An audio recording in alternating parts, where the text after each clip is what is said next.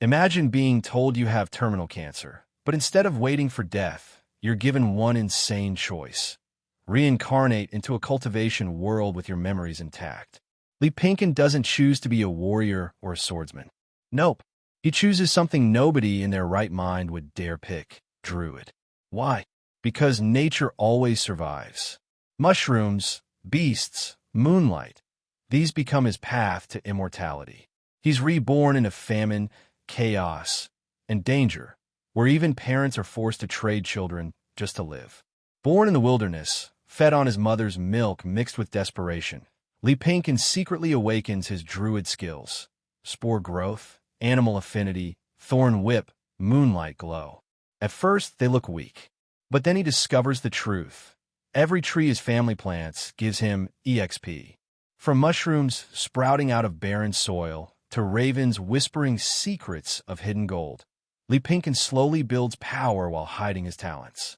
Behind the innocent face of a baby, his resolve is clear. I will cultivate immortality. I will establish an eternal immortal clan. This is the rise of a druid in the cultivation realm, from mushrooms to immortality. Hey everyone, I sincerely appreciate your support. If you enjoy my audiobooks, I would be truly grateful if you could subscribe to the channel. And if you'd like to support even further, you're welcome to become a Patreon member, where you can access audiobooks of novels as long as they are freely available on the internet. Your kindness and support mean so much. Thank you. The doctor's words echoed like a death sentence. It's terminal lung cancer. On the freezing street, Lee Pinkin clutched the railing, each cough tearing at his chest. An orphan with nothing to his name, he had neither money to buy time nor hope in medicine. Modern science couldn't cure the incurable. Was this it? Or could he restart? When he closed his eyes, glowing text appeared in his mind. You may reincarnate into a new world with your memories intact. Scanning small worlds. Destination: the cultivation realm. 10,000 years ago, the immortal court unified the realms. 9 dynasties, countless sects, peace and prosperity under Tao laws. Mortals thrive, while cultivators pursue the Tao. Choose your custom class: mage, warrior, priest, swordsman. So many options scrolled before him. But Li Pingsan's lips curved faintly. I choose Druid. For years, he had tinkered with classes and games, weighed strengths and weaknesses. Warriors and monks burned bright, but faded fast. In a world of immortals, talent and resources determined everything. Druids, bound to nature, grew steadily and endured. Plant growth, beast companions, wild shape, life itself will become his ally. Even at the bottom, a druid could survive. If fate gave him an immortal bloodline, then resources would overflow and class would hardly matter. As the panel pulsed, reincarnation commencing, the stars above collapsed into darkness, dragging his soul away. Year 657, Great Yu Dynasty. Floods, droughts, famine, and plague ravaged the land. The Li family of Qingyuan, once small landlords, now wandered as desperate refugees. On a blood-stained road, a gaunt old man stalked them with hungry eyes. He had eaten human flesh before. Li Rongzhou, carrying his heavy-set wife, stopped and faced him. Spears of intent clashed silently. The old man stepped back, dragging out a skeletal child. His lips curled as he licked them. Too hungry. This is my grandson. Trade me your son. His gaze locked onto Li Pingfu, the eldest. Deal, Li Rongzhou said coldly, thrusting forward his weaker, second son instead. The exchange never happened. A dagger flashed from the old man's sleeve, but faster still was Li Rongzhou's spear. Blood sprayed. Within 3 steps, my spear is faster. He finished the man without hesitation, then turned to his trembling sons. Your turn. Stab him. Learn courage.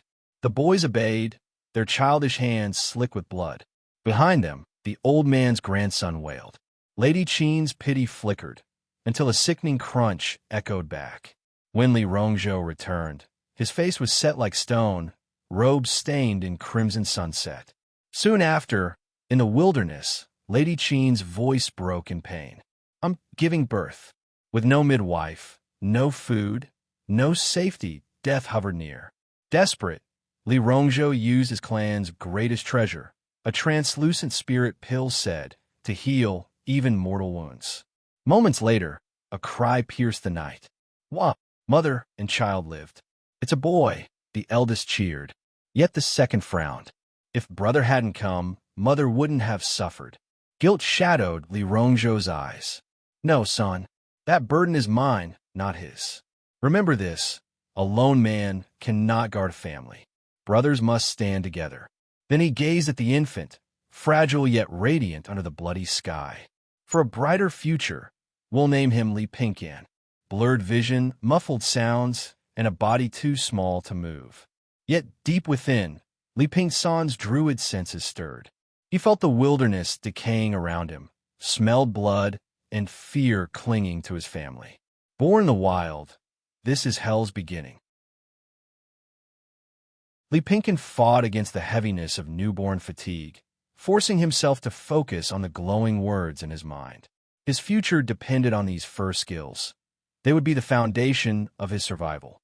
Congratulations on your successful reincarnation.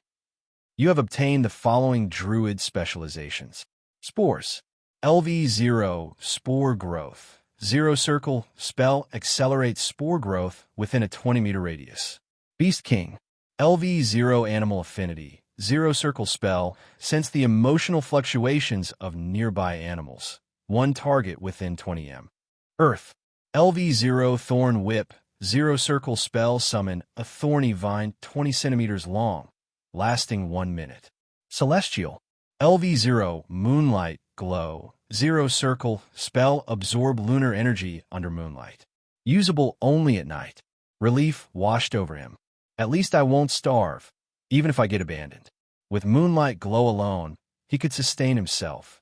Imagine being a newborn mage whose only skill was small fireball. He would have died within hours. The Druid path gave him a baseline, affinity with beasts, a meager attack, a way to nourish himself, and spores whose true purpose he didn't yet understand. Enough to survive. Enough to grow. Open status panel. LV0 Druid 0/50. Skills. Spore Growth 0/99. Animal Affinity 0/99. Thorn Whip 0/99. Moonlight Glow 0/99. Skill proficiency rises through usage. Trees planted equals 1 EXP. Direct family planting trees also contributes to your EXP. Li Pingyan blinked. So druids really are tree planters. But then a thought hit him, sending excitement through his tiny body. If my whole family plants trees, doesn't that mean generational growth equals faster leveling? A druid could raise an entire immortal clan. His limbs flailed in giddy baby babbling, before hunger dragged him back to despair. Born in the wilderness with no milk, this is bad. At least he hadn't reincarnated into a restroom. That would have been a real disaster start. Weary and uneasy, he activated Moonlight Glow, letting pale energy drip into him from the sky until he fell into a fitful sleep. That night, the Li family huddled in a cave. The spirit pill had worked miracles. Lady Qin, who nearly died in childbirth, now looked as though she'd never suffered at all. She gazed at her infant bathed in moonlight, her heart overflowing with love. Arcaner is so obedient. May he grow up safe and happy. Li Rongzhou sat beside her, his voice steady. Don't worry. I'll protect you all. You fool, you wasted the entire pill on me, she scolded lightly. Even a little powder would have saved lives later. I panicked. He winced, remembering her bloodied face. A lifetime of hardships had taught them frugality, but in that moment he'd chosen life over reason. Talk shifted to the journey ahead. 200 li left to Peach Blossom Mountain, with only 5 days' rations remaining. The famine had stripped the land bare. Still, Li Rongzhou clenches fists. If I must, I'll hunt in the deep mountains. I won't let you or the children starve. The couple's whispered bickering softened into laughter and murmurs, while their infant quietly tested his gifts. Moonlight Glow was weak but steady. Thorn Whip was too short to matter, so Li Pinkin tried animal affinity. At once, a thrill of hunger surged through his senses. Target, vulture, mood, ecstatic. His tiny body shuddered. The scavenger was watching his family, delighted by the scent of death. 2 more casts revealed the same. Vultures circling, dancing on graves. No fluffy kittens, no loyal dogs. Just carrion eaters waiting for them to fall. Damn it, no cute animals at all? His strength drained, and exhaustion overwhelmed him. When he woke again, he tested spore growth. Energy surged, invisible currents coaxing life from the soil. Tiny mushrooms began to sprout, but the drain nearly killed him, leaving him dizzy and starving. His wails pierced the cave. Wah! Gentle hands lifted him, and a mother's lullaby soothed his cries. Eat well, sleep tight. Mother's milk's sweeter than honey. Baby laughs when the belly is full. For now, he was safe. But Li Pinkin knew, if he wanted this family to live, his Druid path had to blossom quickly. At dawn, the first light of day emerged. The air was moist and cool, with strands of sunlight intertwining with morning mist, forming a gradient rainbow arching over dewy white mushroom caps. Lady Qin opened her eyes to this delightful sight and excitedly shook her husband awake. Husband, mushrooms have sprouted from the ground. Indeed they have. Li Rongzhou was equally astonished. At this season without rain, how could mushrooms grow?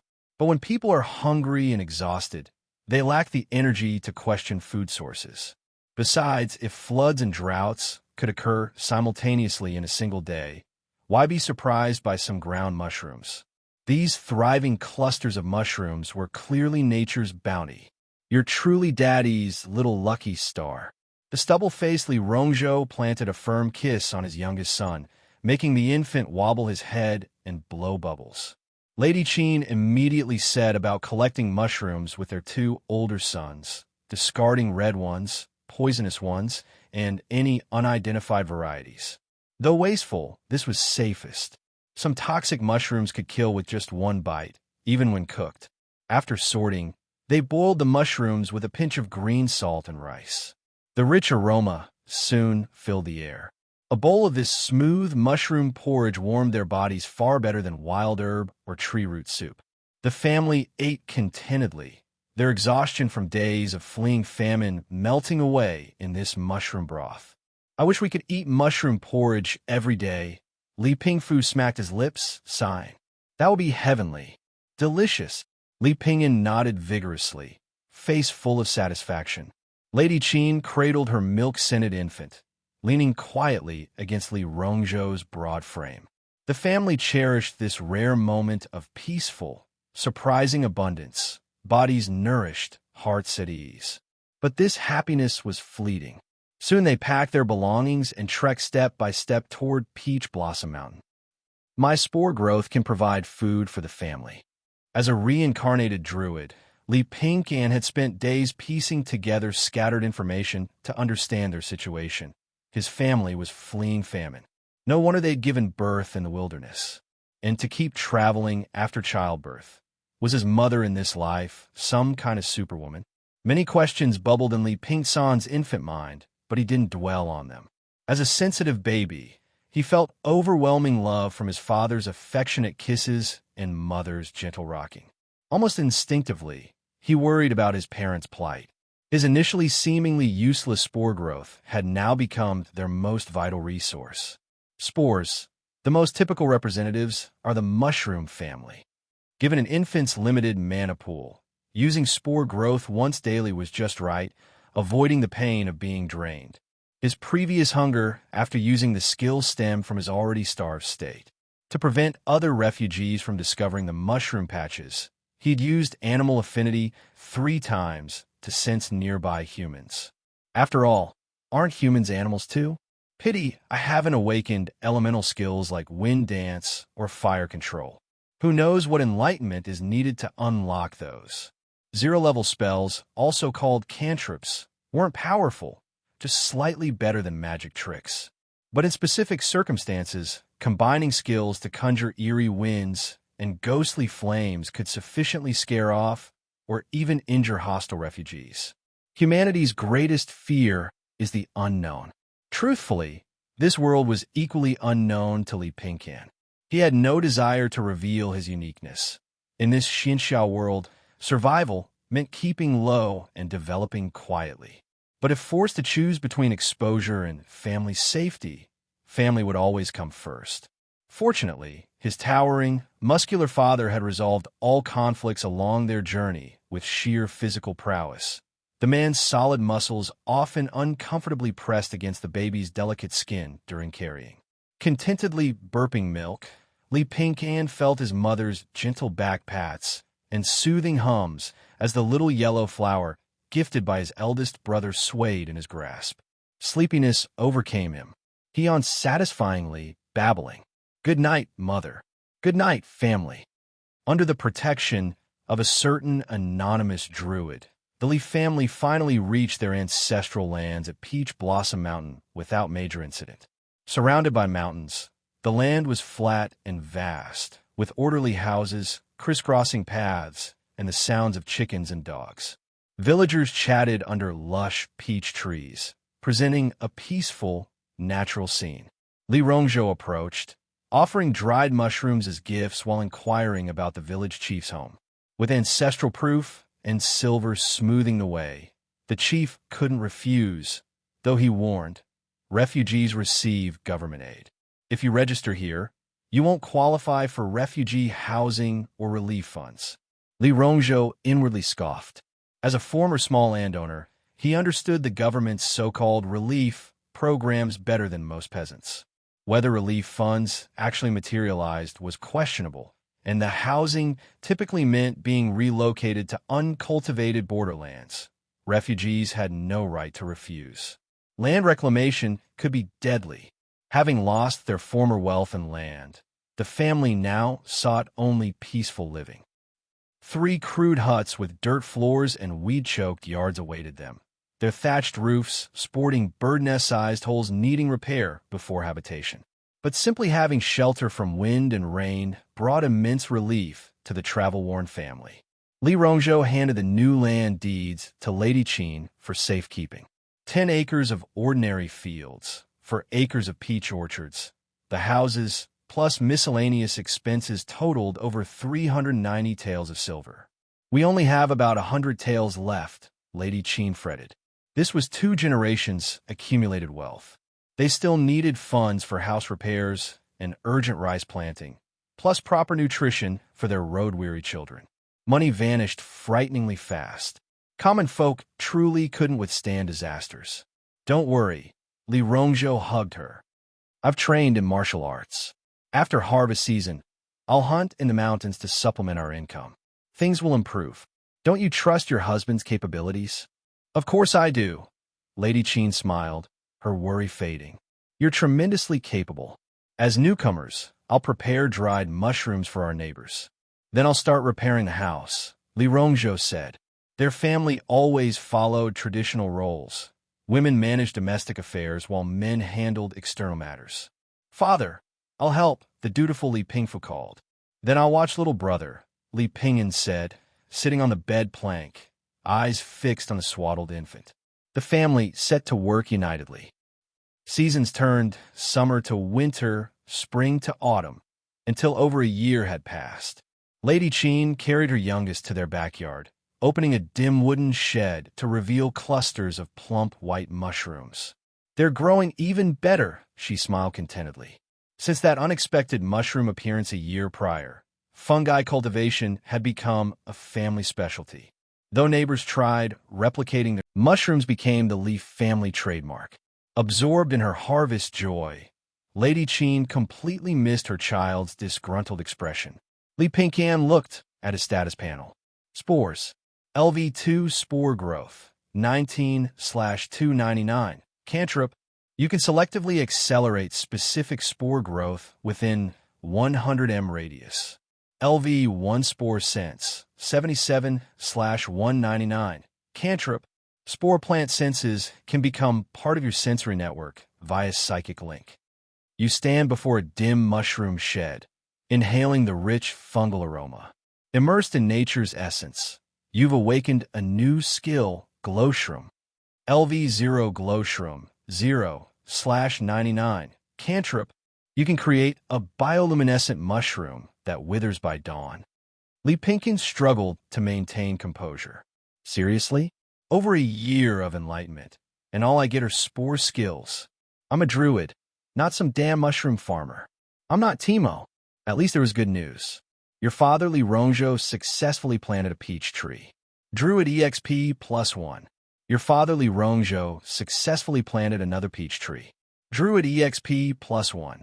You've reached 50 EXP. Druid level increased. You'll gain new specialized branch skills. Lee Pinkin beamed with joy. Finally, I can escape this mushroom hell. Those living near mountains live off mountains. Those near water live off water. Peach Blossom Mountain was rich in peach fruits, and every household grew some peach trees. The Lee family was no exception. As an infant, Lee Pinkin had no chance to go outside, let alone plant trees to level up. His experience points came entirely from shearing his father's efforts. The 4 acres of peach trees the Lee family had taken over were already 14-year-old orchards. Had it not been for this, and the urgent need for money, the previous owners wouldn't have sold the land at a reduced price. Old peach trees often suffered from pests, disease, and withering, requiring healthy saplings to be replanted during spring and autumn. This became an important source of Druid experience. After painstakingly accumulating experience for over a year, he finally leveled up. Lee Pinkin excitedly processed the information flooding his mind. You have successfully leveled up to LV1. You have acquired new branch skills. LV0 Dancing Wind Cantrip Element. You can summon a gentle breeze by consuming energy. LV0 Speak with Animals Cantrip Beast Lord. You can communicate with animals. Conversations with those having high affinity may yield unexpected surprises. LV0 Earth Pulse Detection Cantrip Earth. You can sense changes in the earth. Emergency auto activation. LV0 Swarm Breeding Cantrip Swarm. You can summon a swarm of fleas, cockroaches, pill bugs, centipedes, etc. within a 20-meter radius. These insects have no direct lethality and will disperse after 1 minute. No plant growth. Looking at the 4 skills, Lee Pinkin couldn't help feeling disappointed. Plant growth was undoubtedly a divine farming skill. Not only could it provide crucial help for his family, but it could also increase tree survival rates and allow more efficient leveling. Was a druid without plant growth even a druid? Ever since learning that his family had been reduced from minor landowners to common farmers due to the famine, he'd felt deeply troubled. Ancient farmers had extremely weak resilience against natural disasters, let alone the ability to access immortal cultivation and aspire to longevity. Thus, he desperately yearned to grow stronger, though rushing wouldn't help. Food must be eaten bite by bite. Stay low-key, develop, endure. Lee Pinkin clenched his tiny fists to encourage himself. That said, the druid branches had expanded to include element and swarm. Although dancing wind and swarm breeding seemed more like playful tricks, this meant he could acquire such skills by comprehending nature. Besides, the new skills weren't useless. Earth Pulse Detection could at least provide early warnings of earthquakes and mudslides. Speak with Animals was standard for druids, and as for Swarm, if that Granny Wong dares trouble Mother again, I'll summon southern cockroaches on her. Seeing Lee Pinkin's serious expression, Lady Cheen pinched his fair cheeks with a smile. Good boy. Mother will finish gathering mushrooms soon. Her youngest son was clever, well-behaved, and adorable, with pure, bright black eyes. His childish yet amusing words made him seem like a soft, glutinous rice ball, melting hearts effortlessly. Mother, wear mask, Lee Pinkin said, pointing to the slipping cloth on Lady Cheen's face. All right. Lady Cheen responded with indulgent helplessness.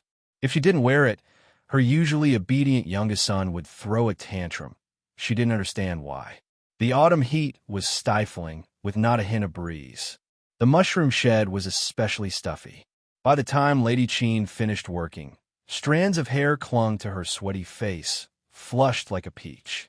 She hurried outside, unwilling to stay a moment longer. A refreshing breeze unexpectedly swept over her, this natural gift extinguishing every trace of heat and irritation in her body. Picking up her youngest son outside, she sighed contentedly, so cool. Mushrooms again today, Li Pingfu wailed. On the 8 Immortals table were 3 dishes and a soup: stir-fried mushrooms, egg-fried mushrooms, mushroom buns, and mushroom soup. There was a time when he'd considered mushroom soup a heavenly delicacy, but now, after eating it so often, it felt like torture. The idea of never getting tired of it was a lie. Mother, Canner says he doesn't want mushrooms, Li Pingfu tried. Li Pingcan, sitting on a specially made high chair, glanced at his eldest brother. I'll just quietly watch your performance. Lady Qin carefully poured the oily rice water from the congee into Li Pingsan's small bowl, smiling as she exposed her eldest. Your brother never eats mushrooms to begin with. Li Pingfu's scheme failed, his disappointed voice dragging out. Li Pingyan fastened a bib around Li Pingcan, acting like a proper little adult. Praised by Lady Qin, he puffed out his chest proudly and gave Li Pingfu a triumphant look, earning a mock-threatening fist from his eldest brother, which he defiantly returned. Enough. Keep it up, and no dinner for either of you. Lady Qin feigned anger. Watching his brothers lower their heads in chastisement, Li Pingcan shook his head silently. My foolish brothers. The courtyard gate creaked. I'm back. Li Rongzhou's burly frame was covered in dust from his coarse cotton work clothes. His stern expression softened upon seeing his family, and he immediately picked up his youngest son to plant a kiss. Was Canna good today? Li Pingcan pushed his father away with a look of disgust. Dad, do you know how scratchy your beard is? This is torture. Let's eat. Lady Qin handed her husband chopsticks with a smile, subtly studying his expression. Li Pingcan tensed. He'd noticed something off about his father's expression when he entered. Something big must have happened. His mother, who knew his father best, had likely noticed too. He cast animal affinity on his father. After a brief drain of energy, a surge of intense emotion erupted in his heart, like the precursor to a volcanic explosion. Name: human. Li Rongzhou. Mood: heavy with anger. Something. Li Pingcan finished his rice water uneasily, the food tasteless in his mouth. A year together had given this former orphan a taste of familial love he'd never experienced before. Sometimes, he even felt that nothing mattered more than his family living peacefully and safely. Please don't let anything bad happen. Dinner ended. The Pingfu and Pingyan brothers returned to their room to rest. As for Li Pingcan, a 1-year-old naturally slept with the adults. He burrowed under the thin quilt, pretending to be sleepy while listening intently to his parents' conversation. What happened? Lady Qin asked softly. Li Rongzhou shed the composure he'd shown in front of the children. The disaster in Qingyuan County wasn't natural. It was caused by immortals. The matter was simple. Young disciples from an immortal cultivation family were testing magical artifacts when they lost control, causing an immortal disaster. A year later, the culprits had already been severely reprimanded and fined a massive sum of spirit stones as compensation for the victims, according to the Tao laws. As for those who tragically perished, their remains have been buried deep in the silt by the floodwaters, never to resurface. Lady Qin was silent for a long time. She thought of their former 100-acre farmland, their worry-free life, their harmonious neighbors, then of the suffering and fear during their flight from famine. Hate. Of course she hated. But who could she hate? Those were lofty immortals. All her emotions condensed into a helpless sigh. This is how the world has always been. Seeing her husband's bloodshot eyes, she spoke with both sorrow and reason. Don't hold grudges against the immortal lords. If anyone notices, it'll be a grave crime. I know. Li Rongzhou clenched his fists, then released them. All trades are lowly. Only cultivation is exalted. Pingyan is 7, old enough for spiritual root testing. I'll take him on an auspicious day. Then I must get him a divine talisman for protection. Lady Qin clasped her hands in prayer. Testing a child's spiritual roots was the most important event for commoners. If they were lucky enough to detect spiritual roots, it would be like a carp leaping over the dragon gate. The entire family would rise to heaven. Li Pinkin remained silent for a long time. He realized he'd been immersed in the illusion of familial happiness.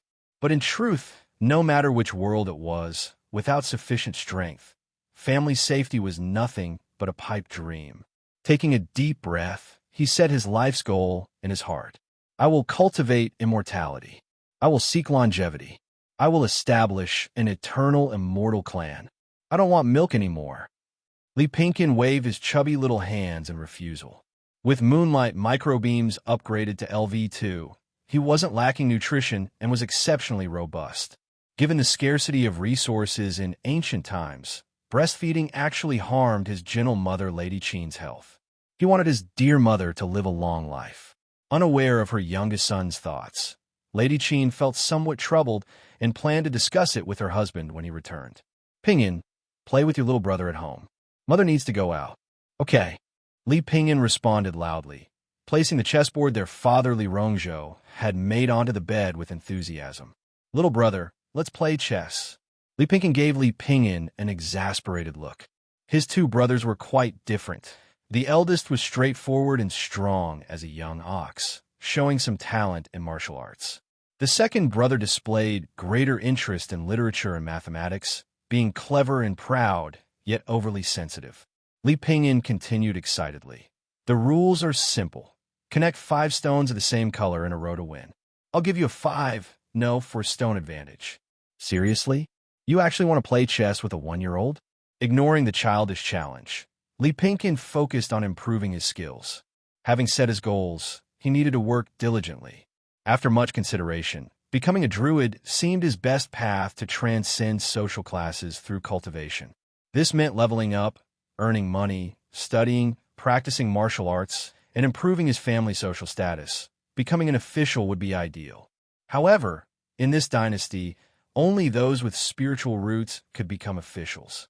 No matter how outstanding one's literary or martial achievements were, commoners could only become clerks at best. Why would immortals want to be officials? This puzzled Li Pinkin. Shouldn't immortals abstain from worldly affairs to focus on cultivation and longevity?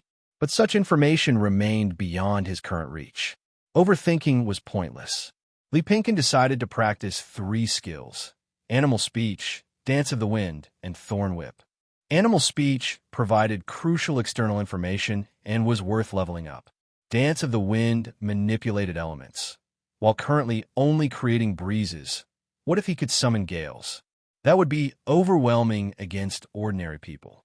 Accumulating elemental insight might even unlock fire control, allowing him to create powerful gunpowder or ignite fires remotely, potentially effective even against martial artists. Thorn Whip, his only offensive skill at LV3, now extended 2 meters with dense barbs, perfect for ambushes. Skill practice required gradual progression. He cast Animal Speech on a raven under the eaves. Instantly, its harsh caw transformed into human speech. Caw, hey, scary big bird. Without engaging, Li Pinkin ended the spell and continued practicing on the same raven. Caw, me strong. Choose me. Oh, a mating season raven. Caw, food. Food here. So this thief ate mother's mulberries last time. Caw, like shiny gold stone. Li Pinkin paused mid-spell cancel. Gold. If the raven could describe it, it must have seen some somewhere. Excited, he poked Li Pinkin's arm. Brother, mulberries. Want mulberries?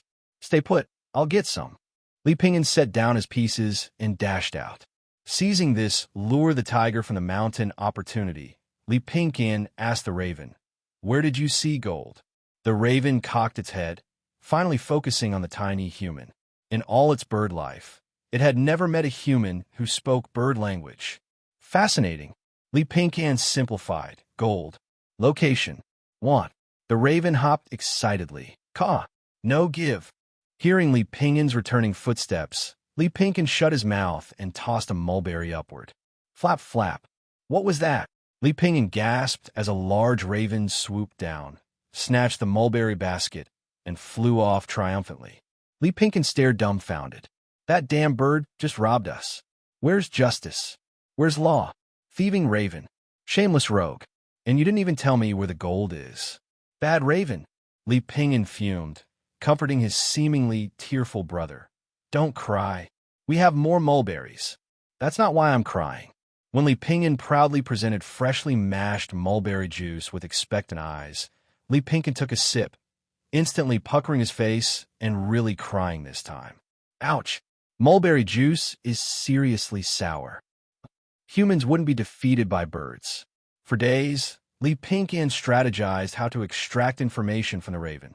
Extreme measures like binding it with thorn whip for interrogation proved futile. The raven only felt instinctive fear without comprehension. If force failed, bribery remained. He diligently fed it berries to build rapport. A druid's natural affinity worked wonders. Despite initial fear from the torture, the raven gradually warmed to Li Pingyan's sugary tactics. Obtaining the goldstone location was now just a matter of time. Kenner made a new friend. At noon, Li Rongzhou watched his youngest interact with the raven, still amazed. After days observing the harmless, intelligent bird, he stopped interfering. Rumors said children with immortal potential displayed unique talents young. Maybe Canner has spiritual roots? Delighted but discreet, Li Rongzhou subtly concealed his son's peculiarity. Touched by his father's acceptance, Li Pingyan felt relieved. His intentional hints at uniqueness had been met with understanding rather than alienation. In this era, individual strength was limited. Lasting success required family trust. Stand like pines, sit like bells, sink energy to your dantian. That afternoon, Li Rongzhou trained his son's stances in the courtyard. Though lacking spiritual roots, Li Pingfu showed martial talent. Childhood training could secure his future. Sweating profusely yet determined, he maintained his stance stubbornly. Li Pingyan fared worse. His slender frame couldn't last half an incense time. So Li Rongzhou treated it merely as exercise. Li Pingyan curiously observed the basics, being too young for formal training. With an adult's mind, he memorized everything instantly. As a druid, he even noticed differences between his father's and brother's techniques. Different breathing rhythms. Li Rongzhou practiced the crane style from Pine Crane Dojo, imitating white cranes with complete internal methods. However, dojo rules forbade teaching core techniques without permission. A martial art is taboo.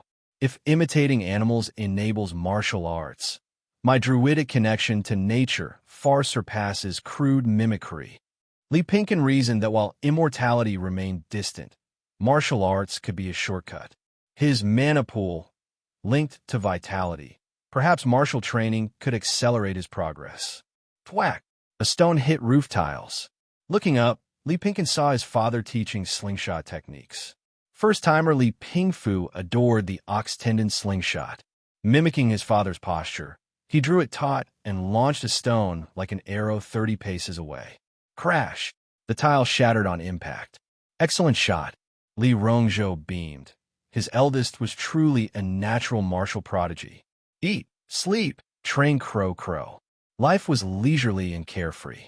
In the blink of an eye, the auspicious day for Li Pingyan's spirit root test arrived. Early in the morning, Li Rongzhou prepared some silver and took his son to set off for Flat Peach Town.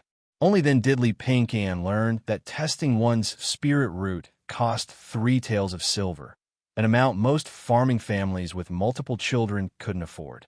Before parting, Lady Qin bent down to tie a divine talisman she had obtained around her second son's neck, solemnly instructing, "Keep this close to your body." Little Li Pingyan's face was tense as he nodded seriously. Even Li Pingfu wasn't his usual playful self, raising a fist to cheer his younger brother on. This heavy atmosphere made even the normally calm Li Pingyan feel nervous. This was more anxiety-inducing than waiting for college entrance exam results in his previous life. At least with exams you roughly knew your chances, but testing for spirit roots was pure luck for commoners. and it was their only chance in this lifetime to defy fate. Testing spirit roots? Don't waste your money. A shrill voice interrupted. Neighbor Granny Wong had always been at odds with the Leaf family. She couldn't stand Lady Qin's pretentious airs and sneered with hands on hips. Dragons breed dragons, phoenixes breed phoenixes, and rat sons dig holes. How could a peasant son ever become an immortal? All 5 Leaf family members' expressions darkened. What an ill-omened thing to say. Li Rongzhou stopped his eldest son from jumping up in anger, whispering, "Don't cause trouble during your brother's important moment." He wasn't unangered, but didn't want to miss the auspicious hour. Li Pingyan's nervousness turned into indignant anger at the insult, lifting his chin proudly to shout at Granny Wong. "Just you wait. I'll definitely become an immortal." Success isn't determined by willpower alone. At dusk, Li Pingyan trailed dejectedly behind Li Rongzhou, causing the welcoming smiles of Lady Qin and others to freeze. Next door, Granny Wong stuck her head out, melon seed shells still stuck to her lips as she crowed loudly. "I told you it was a waste of money. This Li family's second son is as scrawny as a bean sprout. One gust of wind would snap him. How could he bear immortal blessings? Listen, even the hens are clucking at you fools. Brat, go dig in the dirt with your father. Useless thing, watch your parents abandon you." The already humiliated Li Pingyan couldn't take it anymore. With a loud wail, he ran home crying. "You." Lady Qin's lips trembled with anger as she hugged her youngest while moving to chase after her second son, refusing to engage the vile woman. A year in the village had taught her Granny Wong's nature. Unreasonable, cunning, and malicious. Arguing with such people was a waste of time and only bred more anger. "What you? Still putting on airs?" Granny Wong felt as refreshed as drinking iced mung bean soup in summer. That stuck-up Lady Qin, who always acted like some noble madam, had finally fallen into her hands. Seeing Granny Wong's gloating expression, Li Pingyan was furious. Even in his previous life, he'd never met someone so vicious. Just because his family were former landowners who'd fallen on hard times, this woman took every chance to mock them. "A druid like me letting you bully us? Thorn whip." With a thought from Li Pingyan, natural energy gathered as wild grass by the fence glowed green, a flexible thorny vine slithering like a snake. Granny Wong was laughing uproariously with hands on hips, when suddenly her plump body crashed heavily into a muddy pit. "Ow! Damn it! Who pulled me?" She was about to curse when countless bugs emerged, centipedes and cockroaches swarming up her pants legs. "Ah!" Swine-like shrieks pierced the twilight. The Li household was somber. Though disappointed, the parents didn't blame their child. Having spirit roots was already a rare blessing. Not having them was the norm.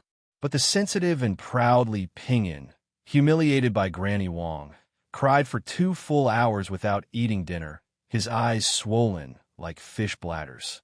Li Pingyan found no satisfaction in punishing Granny Wong, only worry. Lady Qin and Li Rongzhou argued inside. "Husband, go talk to Pingyan.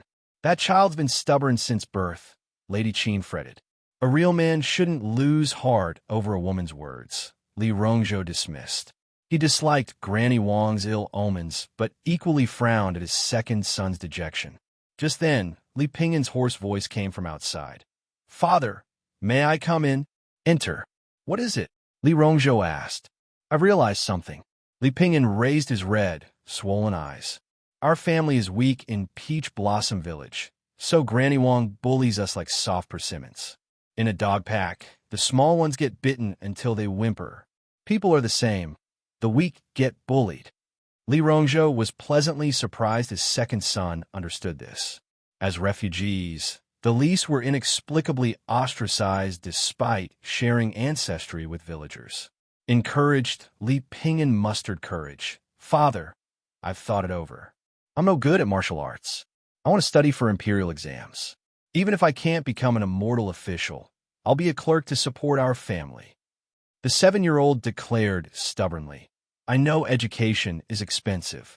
I'll work as a servant for rich families to save up slowly."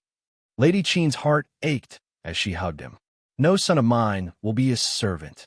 I'll pay for your studies." Li Rongzhou laughed proudly, not discouraged by failure. That's my boy.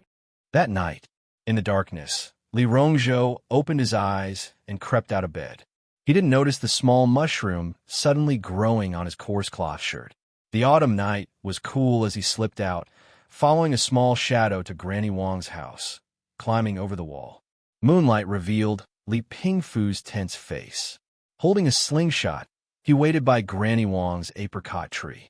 Knowing her nightly habits, his target soon appeared. Draw, release. Thwack!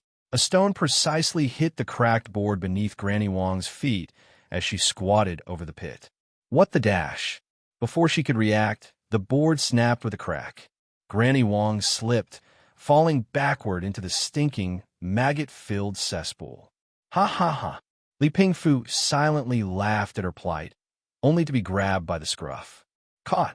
Terrified, he turned to see his father's stern face. Relieved, he grinned and waved the slingshot, whispering, "Father, I avenged Ping'an." Without a word, Li Rongzhou carried him home like a chick. Moonlight cast sharp shadows on his angular face. He stared coldly at his eldest and asked, "Do you want to kill someone?" The moonlight cast a frosty glow as the night wind blew. Father's icy gaze instantly cooled Li Pingfu's excitement. The word murder dragged his memories back to a year ago, to the corpse of an old man on their famine escape route, the sticky sensation of his blade piercing flesh for the finishing blow, his vision stained crimson. That nightmare still haunted his midnight dreams. No, Li Pingfu shuddered violently. I just wanted to teach Granny Wang a lesson. Li Rongzhou pressed like an interrogator. Do you even know what you did wrong? This only ignited Li Pingfu's defiance.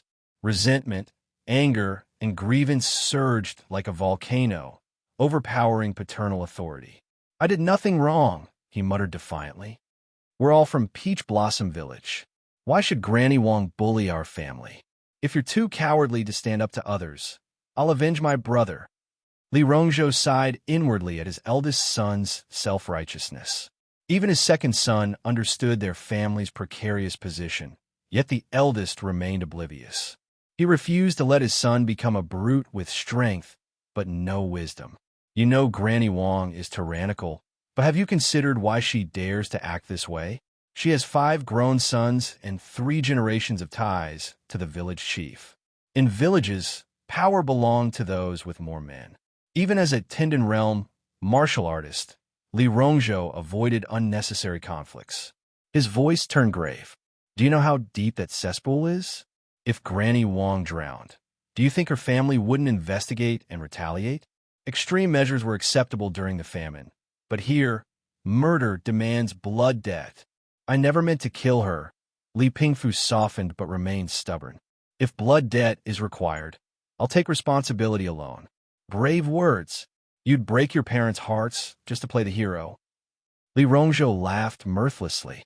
But your sole responsibility would only invite extermination of our entire family. Your mother just had 1 peaceful year. Your youngest brother is barely 1. If you die, where could they flee? Li Pingfu reeled from this perspective. Father, then where's justice? Justice? Who advocates justice for the dead? Li Rongzhou spoke earnestly. Those with power or strength make their own justice. Noble clans, imperial relatives, immortal cultivators, they transcend mortal laws. Sometimes, laws merely legitimize their exploitation. Granny Wang is insignificant, but her sons make her formidable. If you must strike, target vulnerabilities and ensure you can bear the consequences. He concluded coldly, my son Li Rongzhou may not raise a heroic legend, but I won't tolerate a disgraceful murderer. If these painstaking lessons failed, perhaps martial arts should be abandoned to avoid future disasters. Fortunately, Li Pingfu was bold, not foolish. Contemplating his father's words, his expression grew thoughtful. Father, if I reach the innate realm, could I protect our family? The innate realm isn't so easily achieved. Pleased by his son's understanding, Li Rongzhou smiled. I'll train harder than ever. Determination burned in Li Pingfu's eyes. Once, martial arts were mere interest. Now, they became purpose, As father and son bonded further, Li Pingfu suddenly yelped, "Wait! Granny Wang's still in the cesspool. What if she drowned?" "Huh, my foolish boy." Li Rongzhou clapped his shoulder, grinning. "That loud splash proved it shallow. She won't drown." "I'm furious." Lady Qin turned away from her husband at the bedside. "I endured Granny Wang's harassment because we're newcomers. I even smiled through it. But that which targeted Pingyan, a child, you failed to defend us, yet scolded Pingfu for retaliating. A mother's gentleness vanishes when her children are threatened." Logically, she knew her husband's approach was correct. Emotionally, she couldn't accept it. Despite prolonged coaxing, Li Rongzhou couldn't placate his usually gentle wife. Finally, he whispered, "Remember when I went out after dinner? Granny Wang's youngest owes gambling debts. I helped the collectors find him. Did anyone think a father wouldn't defend his family?" Li Rongzhou had merely been strategic. Villagers would blame Granny Wang's misfortune on her son's vice, never suspecting his anonymous tip. En route home, he'd also coincidentally met her third son, delivering internal injuries without visible marks. A son's pain for his mother's sins. Truly, Lady Qin's tears transformed into delight. Gambling rings had brutal methods for debtors. Ordinary farmers avoided them. Imagining Granny Wang's impending turmoil, she beamed. Her gaze turned adoring. "Husband, you're amazing." Their subsequent affection made a certain sleeping Druid's teeth ache. After kissing her cheek, Li Rongzhou grew serious. "Pingfu's martial talent surpasses mine. I can only teach basics. He needs a real master." The four foundational martial realms, skin, flesh, tendon, bone, preceded true mastery at the blood-chi realm, where core techniques emerged. His crane style couldn't be taught without his former dojo's permission. Discovery would ruin future opportunities. Lady Qin added, "Pingyan loves studying. I'll enroll him in the village school." The aspirational parents exchanged worried looks. While scholars thrive in poverty, warriors in wealth, both paths demanded resources. Their fallen family status exacerbated the strain. "Education and martial arts are our only paths," Lady Qin declared. "We'll sacrifice everything.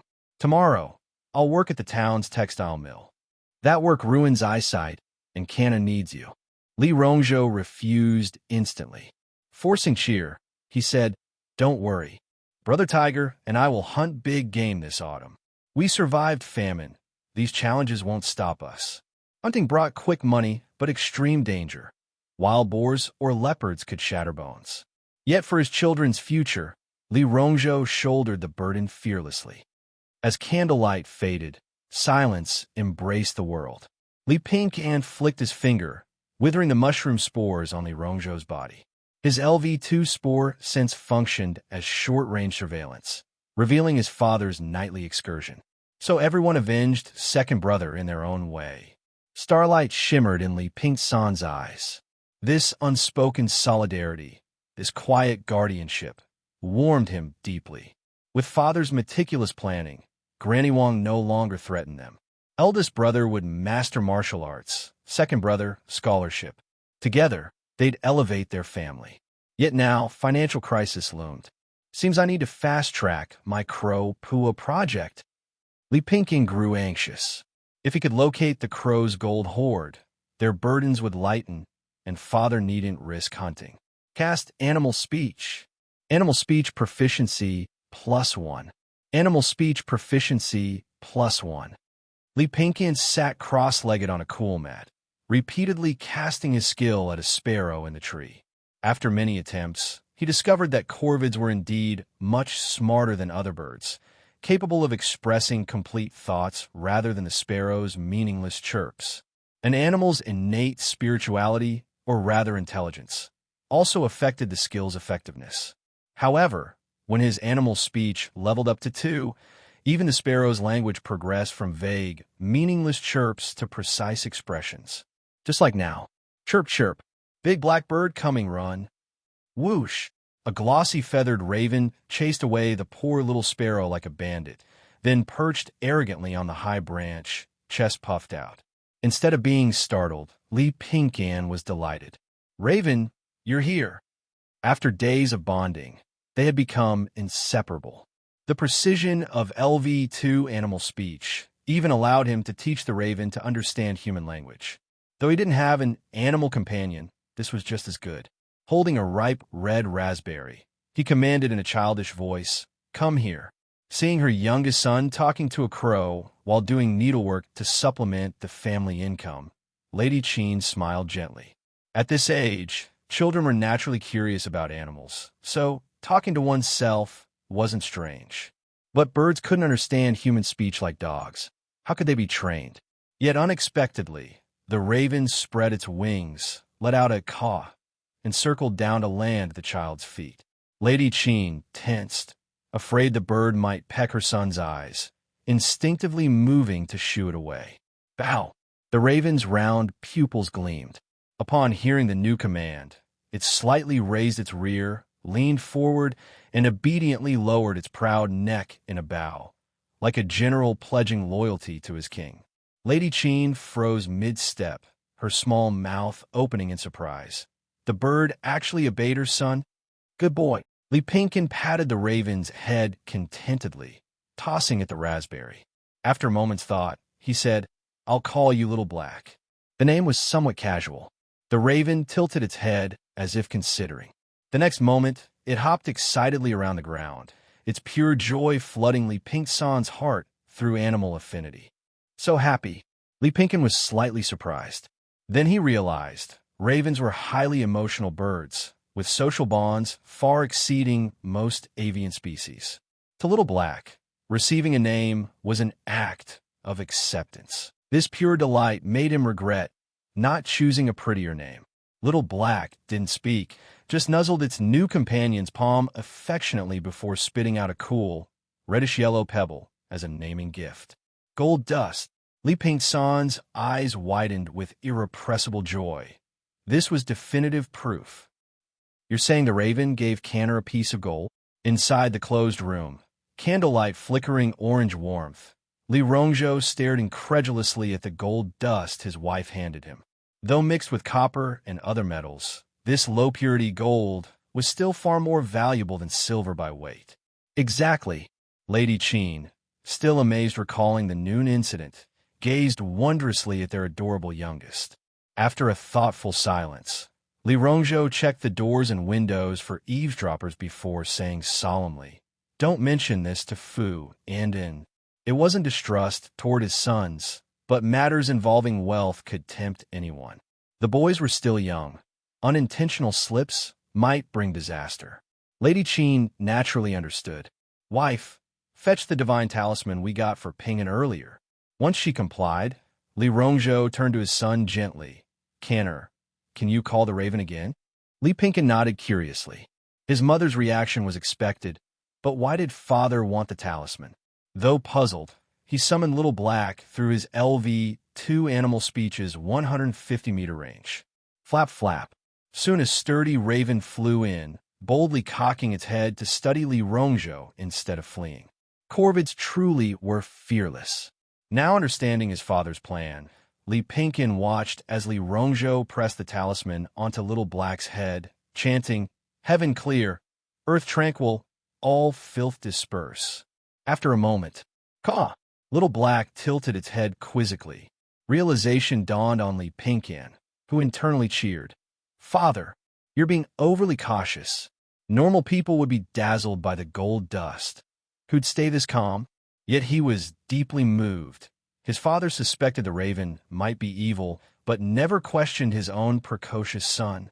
Seeing no change in the raven, Li Rongzhou relaxed. He'd worried some dirty thing was bewitching his child. On second thought, perhaps Canner truly had a gift for communicating with animals? If so, this gold dust might be worth investigating. The thought made his expression odd. Having a raven lead to treasure was straight from children's rhymes. Villagers would laugh themselves silly hearing it. Yet with financial troubles at home and opportunity before them, not trying would be regretful. Flat Peach Town had been gold country 300 years ago. This wasn't entirely far-fetched. Plus, the risk was minimal. He could always turn back if things seemed off. Having successfully led his family through famine, Li Rongzhou trusted his judgment. Pointing at the raven, he asked, "Can it guide us?" Father finally believed. Their first bucket of gold was within reach. Delighted, Li Pingyan clapped his chubby hands. Yes. Little Black's flight, speed multiplied by time, equals linear distance. Using this formula, Li Pingyan easily calculated the gold dust was about 5 li from home in a straight line.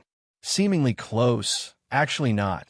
Peach Blossom Mountain's rugged terrain meant traversing peaks required tremendous effort, making the walking distance far exceed 5 li. After sharing this with his father, "How'd you know that?" Li Rongzhou marveled, his son's words again expanding his understanding. With an innocent face, Li Pingyan said, "Little Black told me." A child's privilege, cute evasion. Not pressing further, Li Rongzhou's conviction grew. His son's uniqueness might indeed relate to spiritual roots. Next morning, ancestors protect my husband's safe return.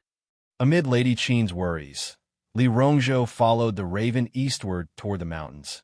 Outwardly disguised as a firewood gatherer with snake medicine, bandages, baskets, sacks, and a machete, the red-stringed raven soared high above. Tracking its path through dense foliage, Li Rongzhou carefully avoided large beast trails marked by droppings, navigating the complex valleys.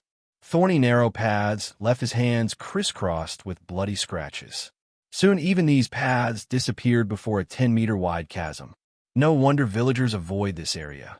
Prepared, he threw a grappling hook to an old tree across, creating a zip line to slide over. Beyond lay trackless wilderness, pushing through vines and grass, stopping frequently. Only the raven's guidance kept him on course. Remarkably intelligent, whenever thick canopy blocked his view, Little Black would drop twigs as markers. We're reliable, clever raven. This bolstered Li Rongzhou's confidence in finding the treasure.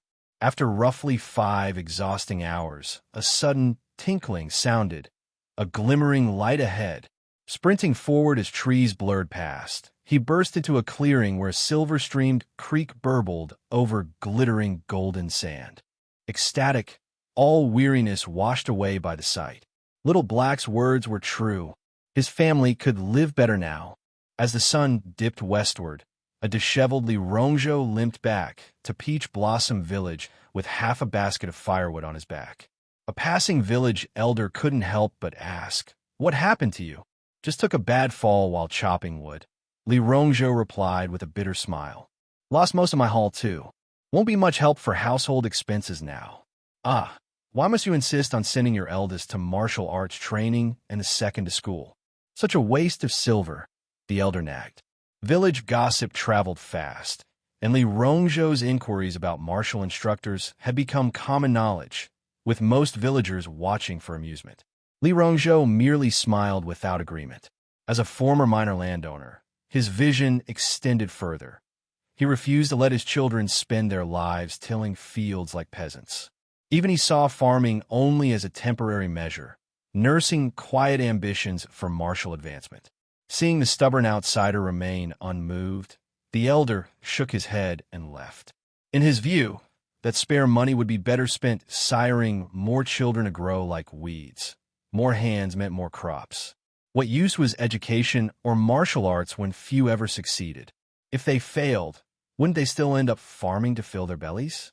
This Li fellow was truly squandering his family's future. The Li household stood with doors tightly shut. Li Rongzhou's limp had miraculously disappeared as he and Lady Qin spread their washed gold dust across an indigo cloth. Rustle, rustle. The glittering particles resembled a miniature golden beach, dazzlingly beautiful. "We've struck riches." The couple's hearts pounded wildly. Even the family fortune they'd carried while fleeing famine hadn't stirred such exhilaration. That fortune represented 2 generations of accumulation, but this gold came from secret panning.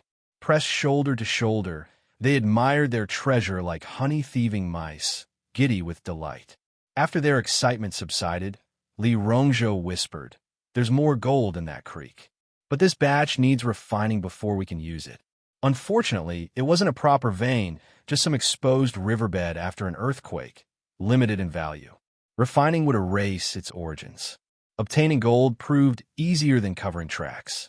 With shallow roots in Peach Blossom Village, the lease lacked connections to trustworthy smelters.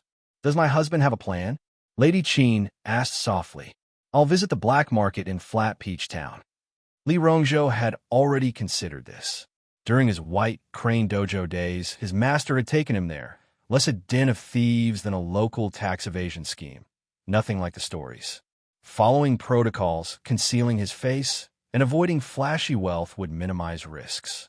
Compared to certain lucrative businesses, his modest family heirloom gold dust barely warranted notice. Today's affairs must never reach a third soul.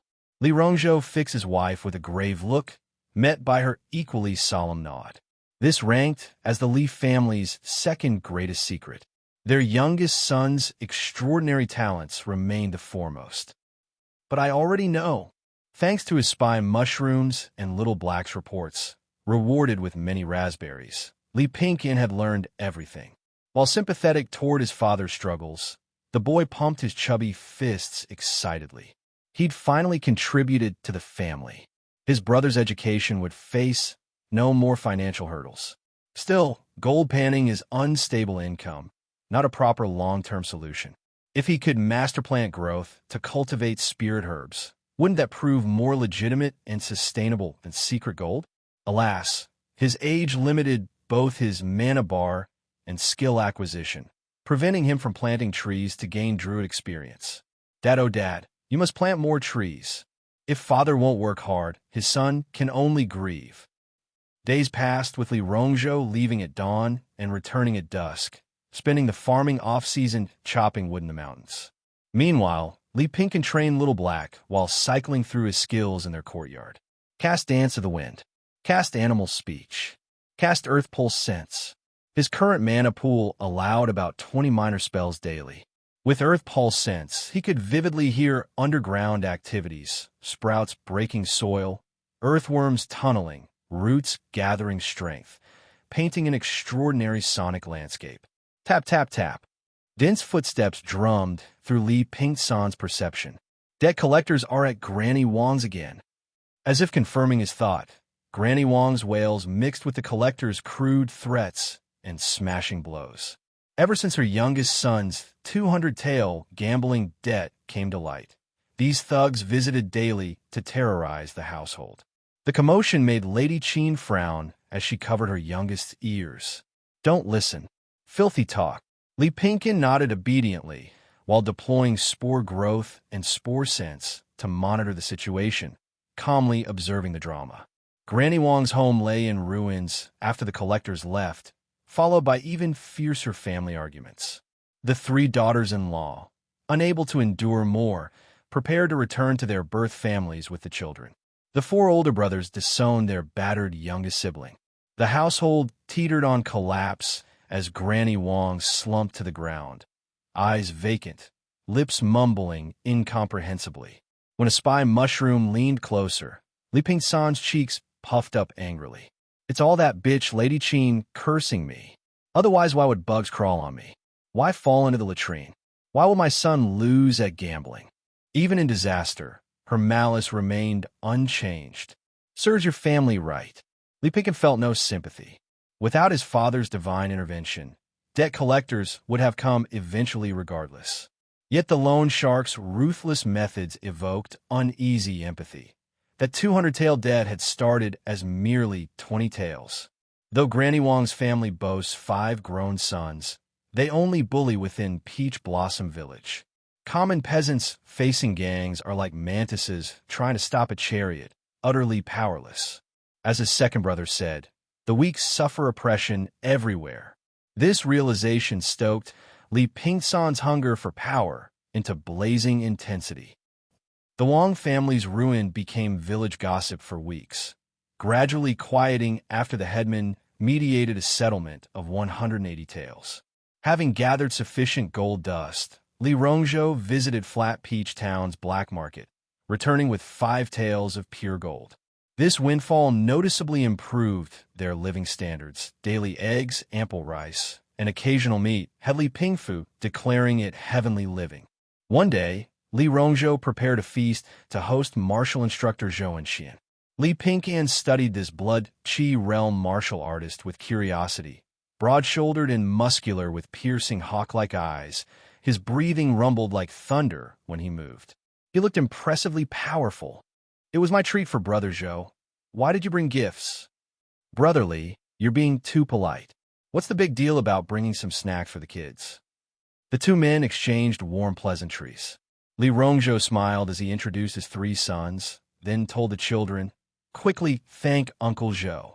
"Thank you, Uncle Zhou," Li Pingfu shouted with full vigor, though a closer look revealed subtle nervousness.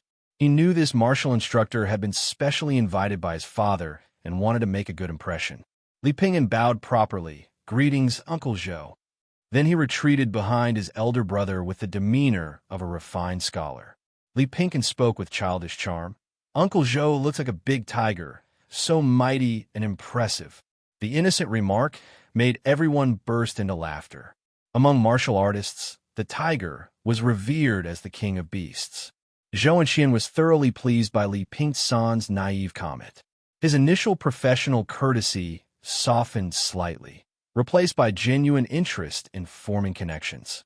Not only had Li Rongzhou made a good impression, but judging these children at 3 years old, one a martial arts prodigy, one courteous and sharp, the last exceptionally clever, the three brothers supporting each other would surely achieve great things. "How fortunate Brother Li is," Xianxia said with slight envy. "Your legacy is secured." Li Rongzhou felt proud but showed none of it, humbly replying, "Not at all. For them to succeed, they'll need guidance from skilled masters like you." "Don't just stand there talking," Lady Qin interjected cheerfully while serving dishes and pouring wine. "Let's eat and drink." After several rounds of drinks, the atmosphere grew warm and friendly. As one of Peach Blossom Village's few blood-qi realm martial artists, Xianxia was someone Li Rongzhou had wanted to befriend. After examining Li Pingfu's bone structure, Xianxia found himself quite satisfied with this potential disciple. Decent bone quality, upper intermediate grade. For martial arts, bone structure was paramount, especially for commoners who couldn't afford expensive medicines. Still, Xianxia cautioned, martial training isn't accomplished overnight. It requires relentless dedication. Remember, scholars can be poor, but martial artists must be wealthy. Training demands not just more meat, but medicinal soups to replenish qi and blood. The expenses will easily exceed 100 taels. Brotherly, as a martial artist yourself, you understand what I mean. This was his standard disclaimer to all prospective disciples. Li Rongzhou nodded. "Naturally." Li Pingfu declared with determination, "Don't worry, Uncle Zhou. Hardship in training is a blessing. I'll never give up." After the incident with Granny Wang's family, he'd realized how childish his previous tricks were, and the gang's brutal methods had chilled him to the core. To protect his family, he must master martial arts and make a name for himself. "Excellent spirit," Xianxia smiled, accepting the tuition fee. His standard rate was 10 taels annually, with an additional tael for each minor realm advancement in flesh, skin, bones, or tendons, medicinal costs separate. While he thought highly of the Li family, professional fees couldn't be waived. He'd simply teach this disciple with extra care. Xianxia addressed his new student.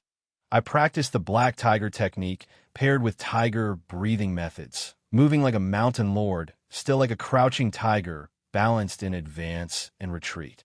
Starting tomorrow, you'll begin foundational training with me."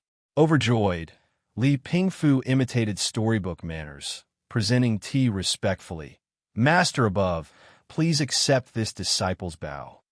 2 days later, "Then I'll trouble you, village chief," Li Rongzhou said gratefully. Peach Blossom Village had its own school with literate teachers. He'd personally investigated old Master Xie's character. Impoverished but not bitter, strict with etiquette but not harsh, often helping poorer students, and most importantly, highly knowledgeable. The village chief had specifically invited this teacher, showing foresight. No need for thanks over such small matters, the old chief chuckled. Education is good. It brings wisdom. Who knows, they might even escape these mountains one day. This kindness would benefit future generations. If any student succeeded, they'd naturally give back to Peach Blossom Village for reputation's sake. The old chief sipped tea and saw his guest out, his contributions quietly profound. Compared to Li Pingfu's martial arts initiation banquet, enrolling with old Master Xia was far simpler. Just present the ceremonial tuition gifts.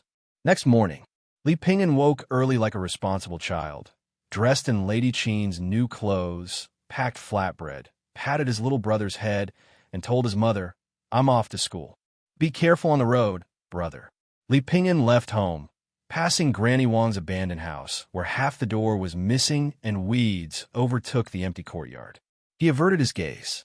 Under the golden morning sun illuminating the land, he walked steadfastly toward the rising sun. The shadows of the past could no longer reach him. Time flowed like water. 3 years passed in a blink. Spring returned to earth. Birds sang amid fragrant flowers. On the field ridge, a 4-year-old child squatted like a duck in loosened soil, laboriously digging holes with a thick wooden stick. His indigo cotton trousers were dusted with mud, arms aching as if filled with lead. Li Pingsan's small face flushed red from exertion as he focused intently on digging, bean-sized sweat droplets soaking into the earth. Finally dug it. Examining the teacup-sized hole, he excitedly planted the peach sapling with solemn ceremony. He tossed the unearthed red earthworms back into the hole, covering them with dark soil. After gently packing it down and watering thoroughly from the river, the slightly curled peach leaves fluttered in the spring breeze. Another tree successfully planted. Li Pingyan raised his chubby little fist triumphantly toward the sky. Exhausting as it was, a sense of accomplishment and satisfaction welled up inside him. Today's planting goal achieved. To level up, he needed to successfully cultivate 200 saplings. For his Druid profession advancement these past 3 years, he'd practically worn himself out. Initially, being young and naive, he tried mimicking natural plant growth by burying leftover peach pits randomly. A few actually sprouted, but the success rate was abysmally low, barely worth counting, forcing him to abandon that inefficient method. Eventually, he realized he'd have to patiently grow up and plant trees properly himself. There were rules to this. No supernatural powers could be used, as that showed insufficient reverence for nature. Fortunately, his father's diligent efforts restoring the peach orchard had provided abundant XP. The experience points for leveling up were nearly complete. He checked his panel. LV1 Druid, 189/200. Current branches: Spore, Beast King, Earth, Astral, Swarm, Elemental. Spore. LV5 Spore Growth, 297/599. Cantrip. LV6 Spore Sense, 486/699. Cantrip. LV1 Glowshroom, 45/199. Cantrip. Swarm. LV3 Swarm Proliferation, 17/399. Cantrip. Astral. LV9 Moonlight Microbeams, max level. Cantrip. Elemental. LV9 Dance of the Wind, max level. Cantrip. Earth. LV4 Earth Pulse Sense, 211/499. Cantrip. LV9 Thorn Whip, max level. Cantrip. Beast King. LV4 Animal Affinity, 13/499. Cantrip. LV9 Animal Speech, max level. Cantrip. Through diligent work over these years, Li Pingyan had finally maxed out his most useful skills. And when skills reached maximum level, they underwent astonishing qualitative transformations. Checking that no one was around, he softly chanted, "Thorn Whip." Instantly, plants around him transformed into writhing thorny vines, squirming across the field ridge like tentacles, a scene of demonic chaos. The max-level Thorn Whip was no longer limited by quantity. If there were vines nearby, they could directly transform into thorn tentacles. making them highly practical for both binding and obstructing. Imagine a life-or-death battle where seemingly insignificant vines at an enemy's feet suddenly turn into a thorny trap. That brief moment of vulnerability could determine victory. From now on, my martial training will incorporate both physical and magical cultivation. Li Pinkin thought cheerfully as he washed the dirt from his hands. In a sense, Druid magic was what ordinary people would consider immortal arts. Max-level skills developed special traits. Thorn Whip gained proliferation, while Moonlight microbeams and animal speech became passive abilities with no energy cost. Dance of the Wind acquired rotation. Now he could create small-scale tornadoes at will. This gave him reasonable self-defense capabilities among mortals. Yet Li Pinkin still adhered to his low-profile survival philosophy, ensuring his development remained subtle and unnoticed. After all, this world had actual immortals. It was essentially a dark forest where exposure meant danger. If only I had unlimited time and energy to max out all skills, he mused regretfully. There were tears even among zero-circle spells. Creation and summoning magic like Thorn Whip and Dance of the Wind demanded tremendous energy, making them exceptionally difficult to max out. With tree planting consuming most of his time, he could only prioritize leveling crucial skills. Caw! Caw! Little Black cawed a warning from the sky. Simultaneously, thudding footsteps approached, detected through earth pulse sense. The writhing mass of thorns vanished instantly as Li Rongzhou returned dust-covered from the mountain peach orchard, calling out warmly, "Kenner, time for dinner. Look at you, playing in the dirt with your father again." Lady Qin efficiently stripped the mud-caked outer robe from her youngest son, replacing it with clean clothes while muttering about how children grew more mischievous with age. Li Pinkin blinked innocently at his father. Recognizing the plea for help, Li Rongzhou interjected. Old saying calls this connecting with earth energy. Kids need this to grow strong and stay healthy. I was the same at his age. You spoil him too much. Lenient fathers raise wayward sons. Lady Qin shot her husband a sideways glance. He maintained a strict father image with their first two sons, but doted increasingly on the youngest, forcing her into the strict mother role. Truthfully, most families favored their youngest, especially one as clever and endearing as Li Pinkin. Even she couldn't resist indulging him sometimes. Father, mother, we're back. Li Pingfu and Li Pingyan arrived together. At 12 after 3 years, Li Pingfu had grown sturdy as a young bull, his father's striking features radiating vitality as he moved with panther-like confidence. Practicing the black tiger technique gave him an intimidating, fierce aura, though this melted into a simple, meat-loving grin at the sight of the dinner table, declaring it heavenly living. Li Pingyan had shed his childhood frailty, shooting up like bamboo, tall and lean, yet muscular from daily martial training with their father. His scholarly pursuits added refined gentleness to his bearing. Mother, I ranked top in the Academy's minor exams again. Our Pingyan is truly exceptional, Lady Qin praised generously. The corners of Li Pingyan's mouth lifted uncontrollably. Watching this, Li Pingyan thought amusedly. For all his composed demeanor, second brother remained that praise-seeking kid at heart. After dinner, in the Li family courtyard, Li Pingyan perched on a small stool watching his father spar with the eldest brother. Come, let's have a father-son match. Li Rongzhou beckoned Li Pingfu.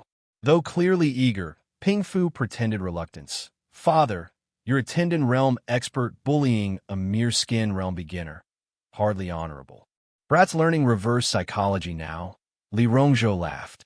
I'll fight one-handed without moving my feet. If I shift, I lose. Li Pingfu flashed a scheme-succeeded grin before shouting, One? Here I come. While this sudden attack might catch training partners off guard, Li Rongzhou was a survival-hardened veteran who'd seen every trick. Chuckling, You little rascal, he stood casually yet alert, his right arm effortlessly deflecting Pingfu's straight punch. When the follow-up uppercut came at his chin, Li Rongzhou raised his arm to block, only for his son to grin and suddenly opened his fist, flinging kitchen ashes into his face. Li Pingsan's eyes stung in sympathy. Crafty devil! Li Rongzhou cursed internally, calmly closing his eyes and relying solely on movement sounds to block the flurry of attacks.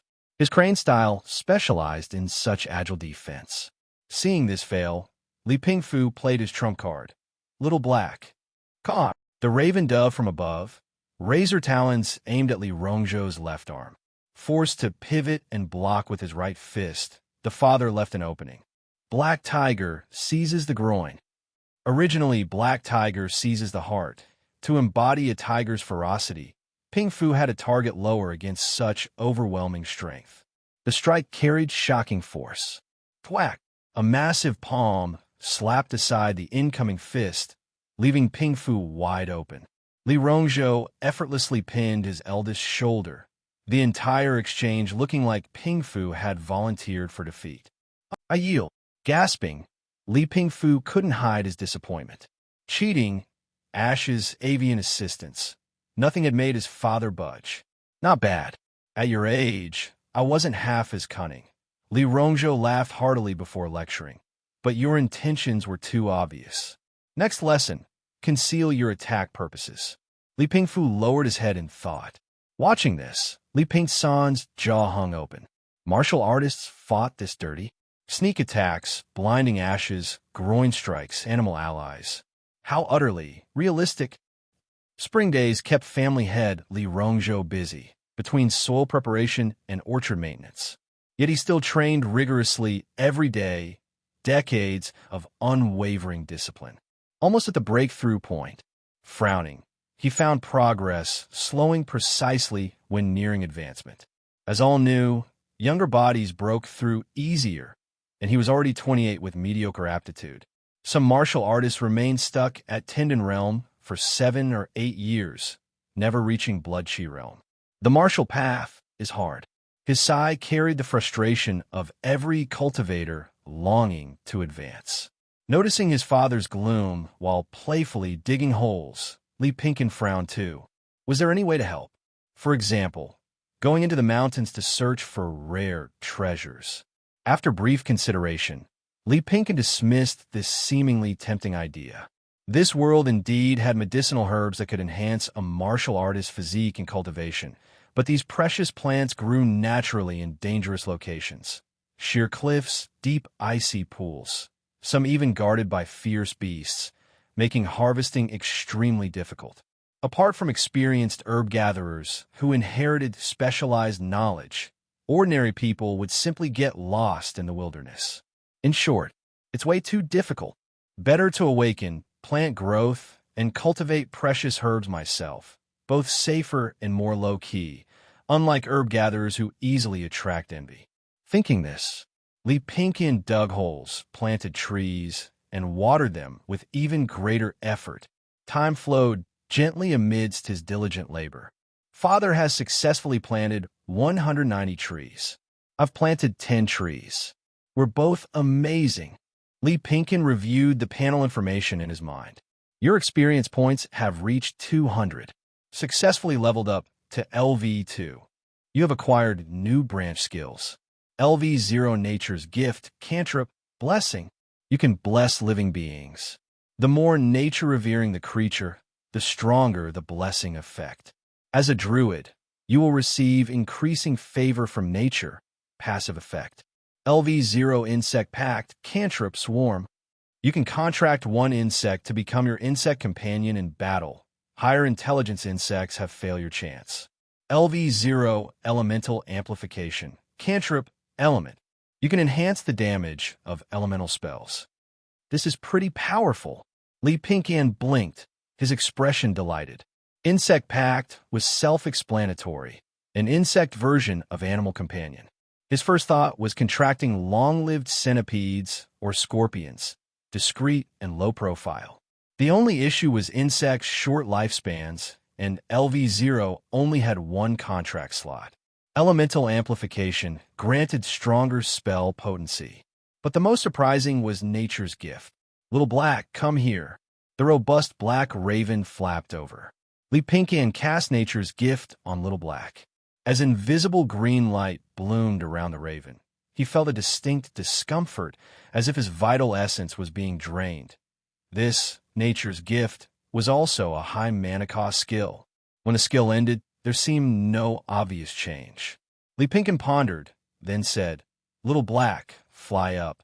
"Come." The raven nodded humanely and soared skyward with the wind.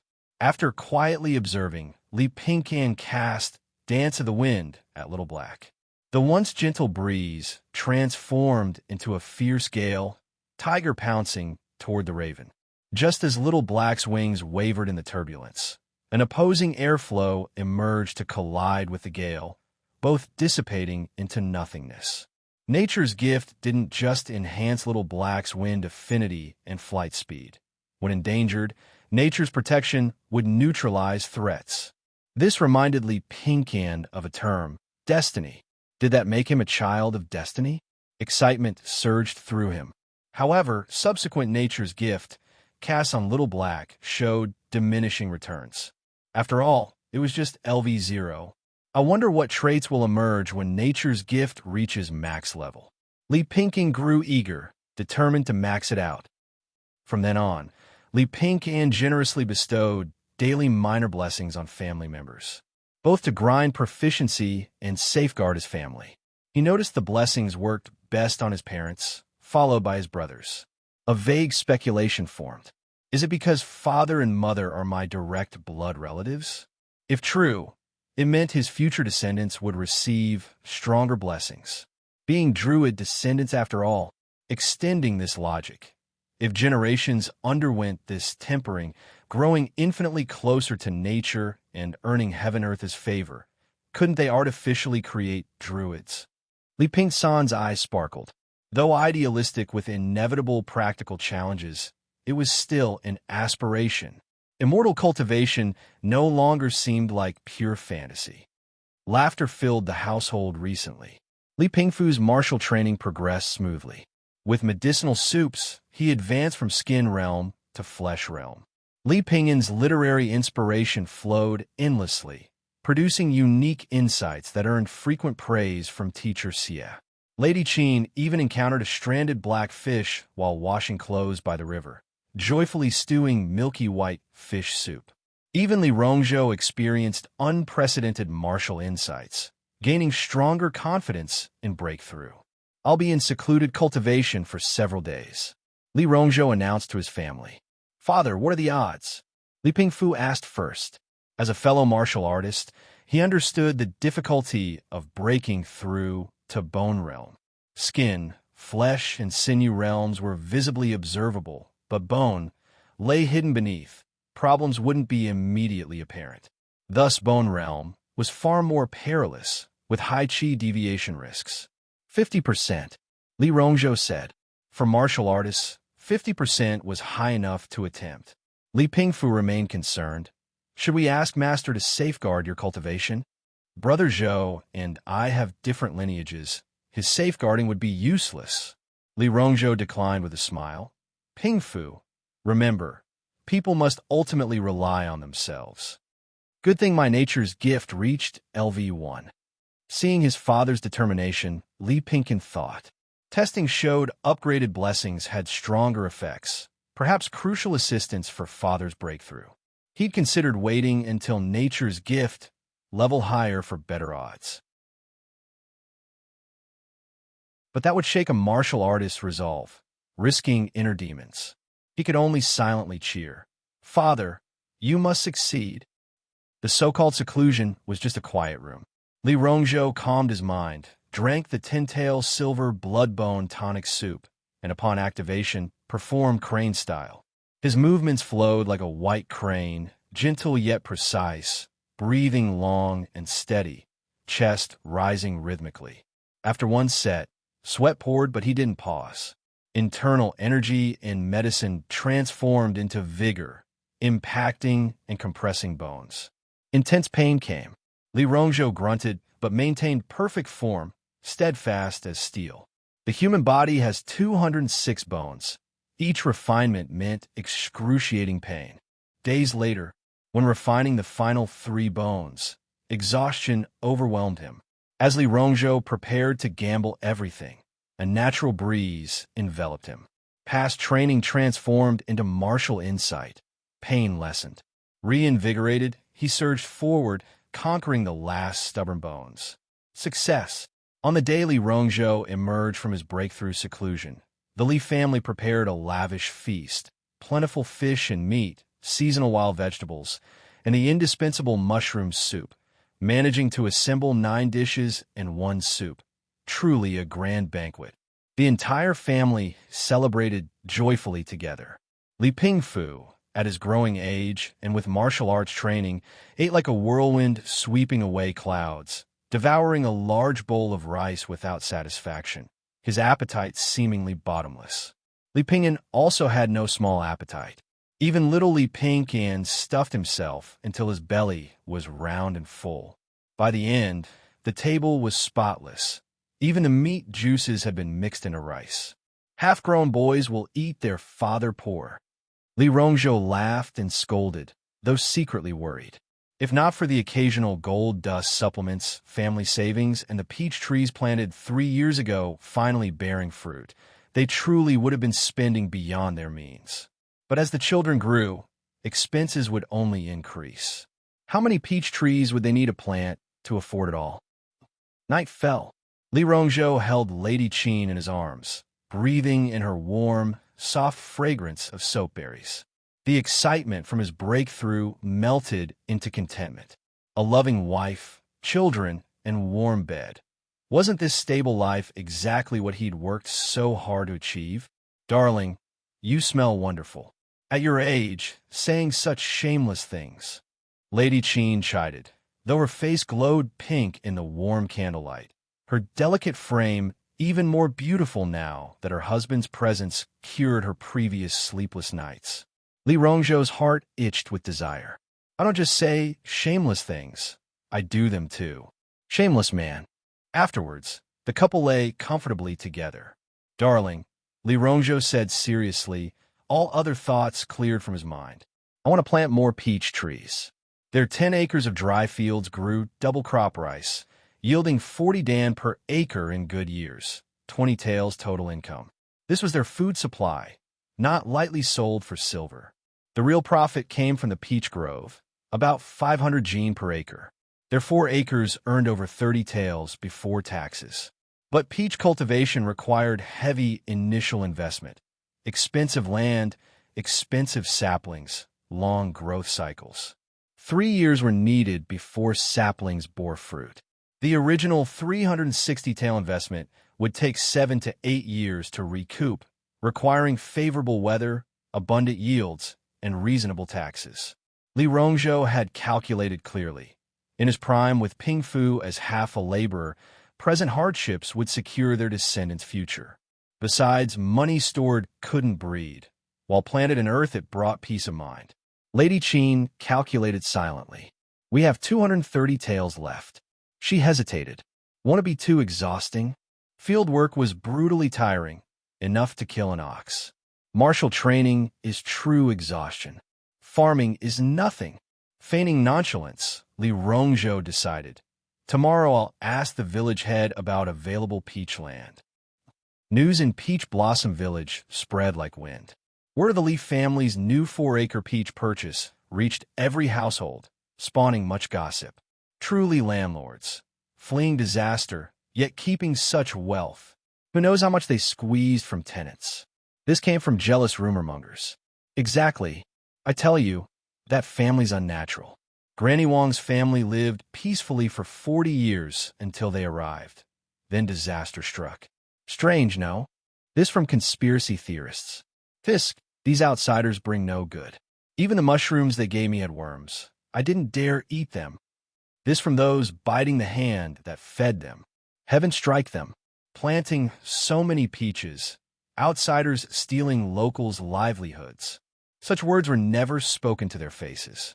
Villagers exchanged polite smiles when meeting. Yet Li Pingsan's little mushrooms heard much. Fuming, his joy over the new peach trees faded. The locals were truly unwelcoming. After Granny Wang's family fell into decline, Relations worsened further, leaving them isolated. Now Li Pingkan understood why his father had avoided conflicts. Words could truly destroy reputations. Forget anger. Better grind skills until they're beneath our notice. Having successfully helped his father's martial breakthrough, Li Pingkan grew even fonder of nature's gift, dedicating himself fully. To increase his mana pool, he began practicing basic martial forms, merely calisthenics he'd mastered 3 years prior. Seeing this, Li Pingfu frowned. "Little brother, you're too young." During physical development, early training risks chi blood depletion and foundation damage. Not worth it. This was common knowledge. "Don't worry, brother. I know my limits." Li Pingkan puffed his cheeks seriously while stretching. He wasn't truly a child. With max level, moonlight microbeams, doubling nighttime growth, his physique surpassed peers, remaining robust and illness-free for years. Knowing his brother's usual wisdom, Li Pingfu still watched carefully until certain he wasn't overexerting before leaving. Watching his elder brother depart, Li Pingkan simultaneously activated spore growth and spore sense. A tiny gray mushroom sprouted on his brother's clothes. This wasn't a spy on family. The villagers' hostility bred unease. Even with martial training, Li Pingfu might struggle against malice. As the central monitoring system, Li Pingkan could respond fastest if trouble arose. Zhou family training grounds. Though surnamed Zhou and Xian earned village respect through his martial prowess. Currently instructing 20-odd village children aged 8 to 16, all from wealthy families, he remained stern-faced. Black Tiger Technique. First form begin. His sharp gaze caught every mistake, punishing errors with stinging bean flicks. "Huh, huh, huh," cries echoed across the grounds as Zhou and Xian lectured. The first form is foundational. Without it, you're building houses without foundations. Martial arts demand persistence. You there? No slacking. Is that hungry tiger pounces? More like lazy donkey rolls. Strikes must be fast, fierce, ruthless. Black tiger plucks heart doesn't mean literally plucking. It signifies the tiger's lethal ferocity. After multiple repetitions and demonstrations, he had them continue practicing. Scanning the group, his eyes lingered approvingly on Li Pingfu. Good bones, but rarer was his endurance for hardship. Diligence brought rewards. Present suffering became future martial advancement. Though impulsive and competitive, unwilling to lag behind, he resembled Zhou and Xian's younger self. Typical youthful flaws. What was youth without spirit? A little tempering will polish him, Zhou and Xian mused. But before he could devise how to refine this uncut jade, conflict erupted. The previously unified shouts of practice instantly turned as chaotic as a marketplace. The group of boys split into 3 factions, one led by Li Fong, son of the wealthy Li family, another centered around Li Pingfu, while the remaining children stood aside watching the commotion. Li Yuan beside Li Pingfu angrily shouted, "Why did you trip Pingfu?" Li Fong sneered. "Who tripped him? Show proof." He turned to his followers. "Did any of you see me trip someone?" "Nothing of the sort. That's slander. Watch your mouth over there." Brother Fong's conduct is impeccable. He'd never resort to underhanded tricks like that scheming Li Pingfu. Li Pingfu grabbed the fuming Li Yuan, who stamped his feet in anger. The two were close friends of similar age, having grown up together through thick and thin. Such genuine childhood friendships, nurtured through shared experiences, were precious, unaffected by adults' prejudices. Yet human bias remained an immovable mountain. Under his fatherly Dahu's influence, the arrogant Li Fong had always looked down on outsiders, especially Li Pingfu, who showed astonishing martial talent. At merely 12 years old, he was already catching up to Li Fong's skills and had become teacher Zhou's favorite. The proud Li Fong couldn't stomach this, deliberately tripping Li Pingfu to vent his frustration, only for the lucky brat to dodge at the last moment. Enough commotion. Everyone run 10 laps around the village. Zhou and Xian's command treated both sides equally. Given Li Fong's connection to a minor official through his father's cousin and his rebellious nature, Suppressing this incident was actually the safest approach for Li Pingfu. Teacher, I accept the punishment, Li Pingfu suddenly declared, stiffening his neck. But I challenge Li Fong first. His cold stare locked onto Li Fong as he provoked. Brother Fong, being 2 years older, surely you're not afraid to fight? Young and hot-blooded, how could Li Fong tolerate the insinuation of cowardice? His foot drew a perfect half-zhong circle in the dirt. Who's afraid of you? With matters reaching this point, Zhou and Xin couldn't intervene. Sparring among students was after all a valid training method. Better to supervise their clash than let them fight secretly where accidents might happen. Still, he worried Li Pingfu might suffer. Li Fong's wealthy family provided constant tonics, and he had 2 extra years of training. This Pingfu boy is too competitive. Zhou Wenxian's furrowed brows gradually relaxed. Well, better he learns his lesson now than lose his life later. Begin. Within the circle, the 2 adolescents collided like fighting cocks upon the signal, kicking up dust in their fierce exchange. Fueled by rivalry, their normally brutal black tiger fist technique grew even more vicious. Fists and feet clashing, bones cracking, exciting the more combative spectators. Li Fong's supporters kept shouting to disrupt Li Pingfu's rhythm, a permitted tactic. Surprisingly, against expectations of quick defeat, Li Pingfu held his own against Li Fong. Zhou Enxian's eyes gleamed with approval. Some stroke of fortune has improved Pingfu's skills. No wonder he dared issue the challenge. Then Li Pingfu suddenly roared, seemingly desperate for victory as he launched a reckless straight punch that left his guard open. I win! Li Fong's eyes flashed as he moved to counter, only for Li Pingfu to faint mid-strike. By the time Li Fong realized the trick, his momentum carried him forward uncontrollably.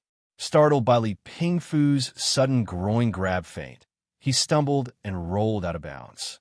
I win! The younger victor struck a triumphant pose, looking down at the fallen Li Fong with incomparable satisfaction, failing to notice the dark fury in his rival's dust-covered eyes.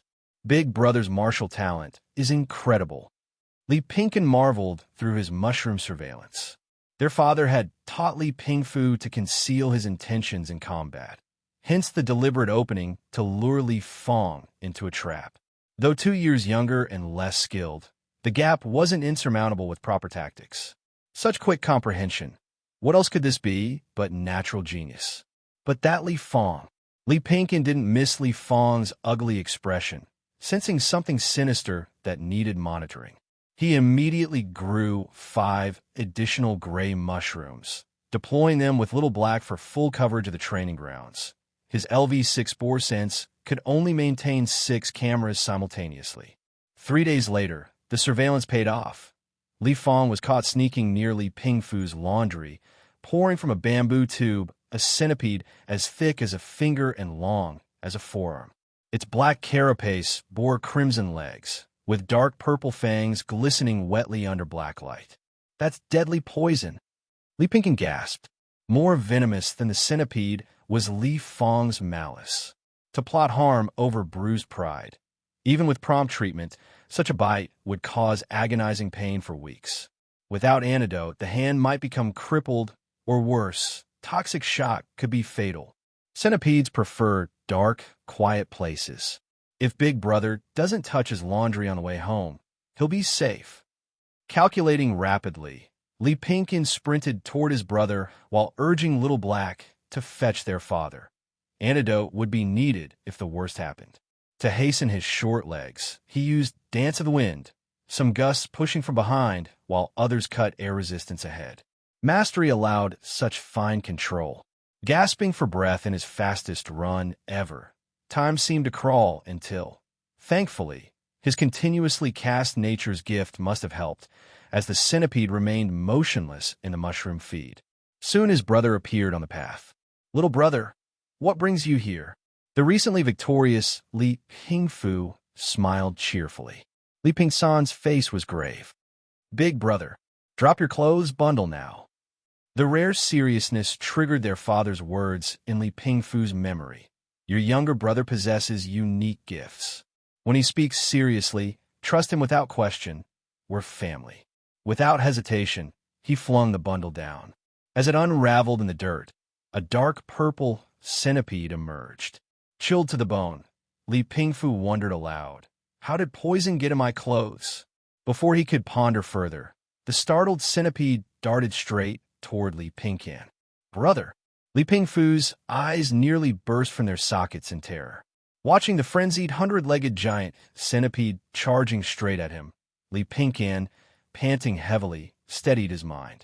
Because he hadn't found a suitable insect before, adhering to the principle of quality over quantity, his insect tribe contract still had an empty slot. Now was the perfect time to use it to tame this hundred-legged centipede. He focused all his attention, casting insect tribe contract. As the gentle breeze brushed over the centipede's body, a spiritual network was established between the two. From the depths of the centipede's mind came emotions of fear, unease, and panic. Li Pingcan grinned, his mindset naturally relaxing. If the centipede was nervous, then he had no reason to be. Using the power of his consciousness to soothe the centipede, probably due to the Druid's affinity attribute, the centipede visibly calmed, its red antennae curiously swaying. The contract was completed smoothly and naturally. The entire process only took a moment. Li Pingfu arrived in an instant, raising his foot to stomp on the centipede. Li Pingcan hurriedly cast a sudden gust of wind to divert his elder brother's stomp and shouted urgently, "Brother, don't. It won't hurt me." Under Li Pingfu's shocked gaze, Li Pingcan performed a true work of art. The fierce, vicious centipede in his hands acted like a harmless silkworm, unbelievably obedient. It actually didn't attack its own brother. Li Pingfu was amazed and proud. His younger brother truly was gifted. Then his brow furrowed. Who exactly wants to harm me? The centipede wouldn't just crawl in by itself, would it? Centipedes like to hide under stones and soil. No matter how big, they could not change their insect nature and certainly wouldn't crawl in a hot clothing.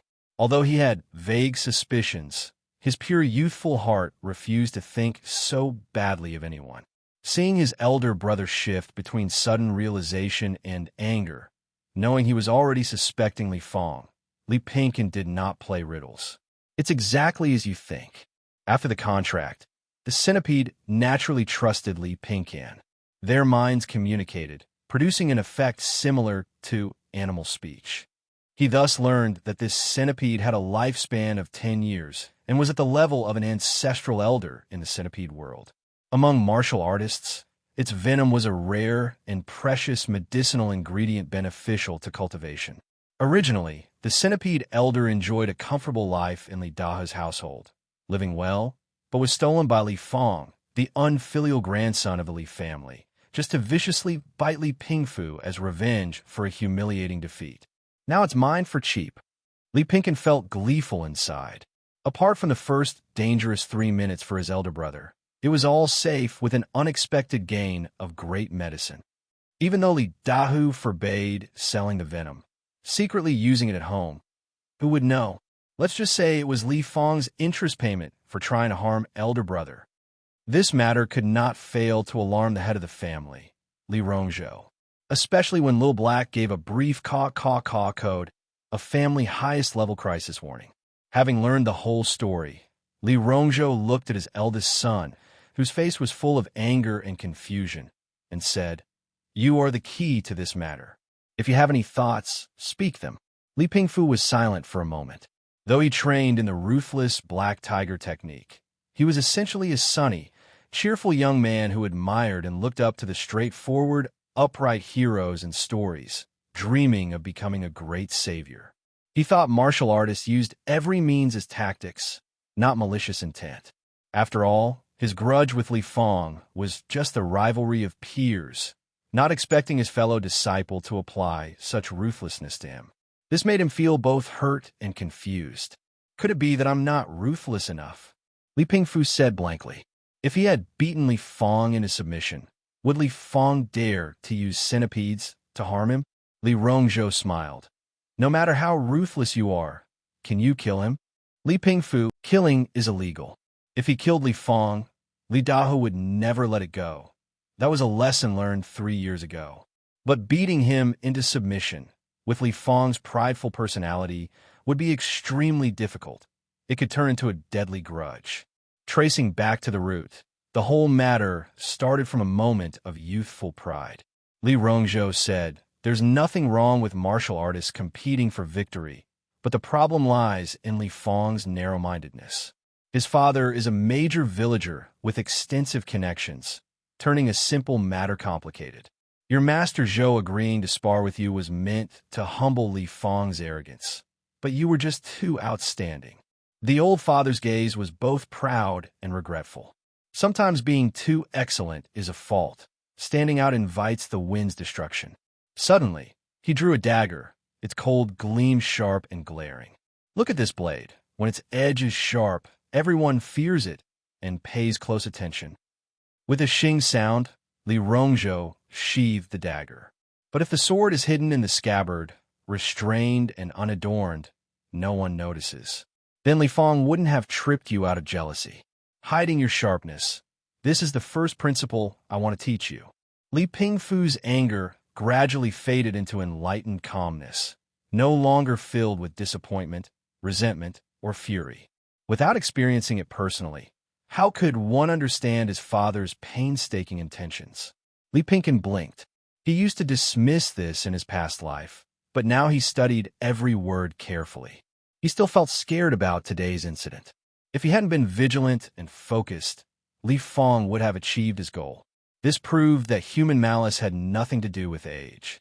But Li Pingkan understood the principle and was still angry and unwilling. "Father, elder brother almost got poisoned. Can this matter just end like this?" Li Pingfu hurriedly said, "It all started because of me. If I had given way to Li Fong earlier, this wouldn't have happened. Now we might even make enemies with Li Dahu's family. How could we bring trouble to the household?" He showed guilt. Then Li Rongzhou laughed heartily, picking up the youngest son. "Kenner is right. We definitely can't just let this go." In Li Pingsan's delighted and Li Pingfu's puzzled gaze, he said, "If it's not a matter of principle, we can let it slide for now." But Li Fong tried to take a life. "That is unforgivable. If anyone dares to harm my family, I'll utterly destroy them. That's the second principle I want to teach you." Li Rongzhou stared at his eldest son solemnly. "Pingfu, never forget the 3 parts of malice in a martial artist's heart." Evening. The night breeze stirred the leaves on the branches. Little Black stood vigilant on a branch, its sharp eyes catching every movement from all directions. The family had finished dinner and was discussing serious matters. Lady Qin tightly embraced Li Pingfu, both scared and tearful, making Li Pingfu feel ashamed and restless. Li Pingyan disdainfully said to his elder brother, "Has your brain been replaced with muscle from training? Why pick fights with Li Fong for no reason? Their family is like dog shit. Once tainted, you can't get rid of it." At the start of school, Li Fong's younger brother Li Yuan had led the isolation against him, but Li Pingyan quietly resolved it all. Now it seemed the counterattack had been too conservative back then. In an instant, Li Pingyan's mind filled with sneaky plans to mess with Li Yuan and give him a taste of his own medicine. Brothers' debts are younger brothers to repay. Elder brother already knows his mistake. Li Pingyan squeezed Li Pingyan's hand and noticed it was covered in cold sweat, secretly smiling. Today's incident had clearly scared the second brother badly. To seek revenge, the key is still on Canner. Li Rongzhou looked at Li Pingyan. "Are you sure you can fully control the centipede?" "Of course." Li Pingsan's confidence shone brightly. Finally, it was time for my insect partner to make its debut. The centipede obediently stayed in the center of the dining table, drawing the full attention of everyone in the Li family. The curious and eager gazes made the centipede nervously retract its legs. "Don't all stare at it.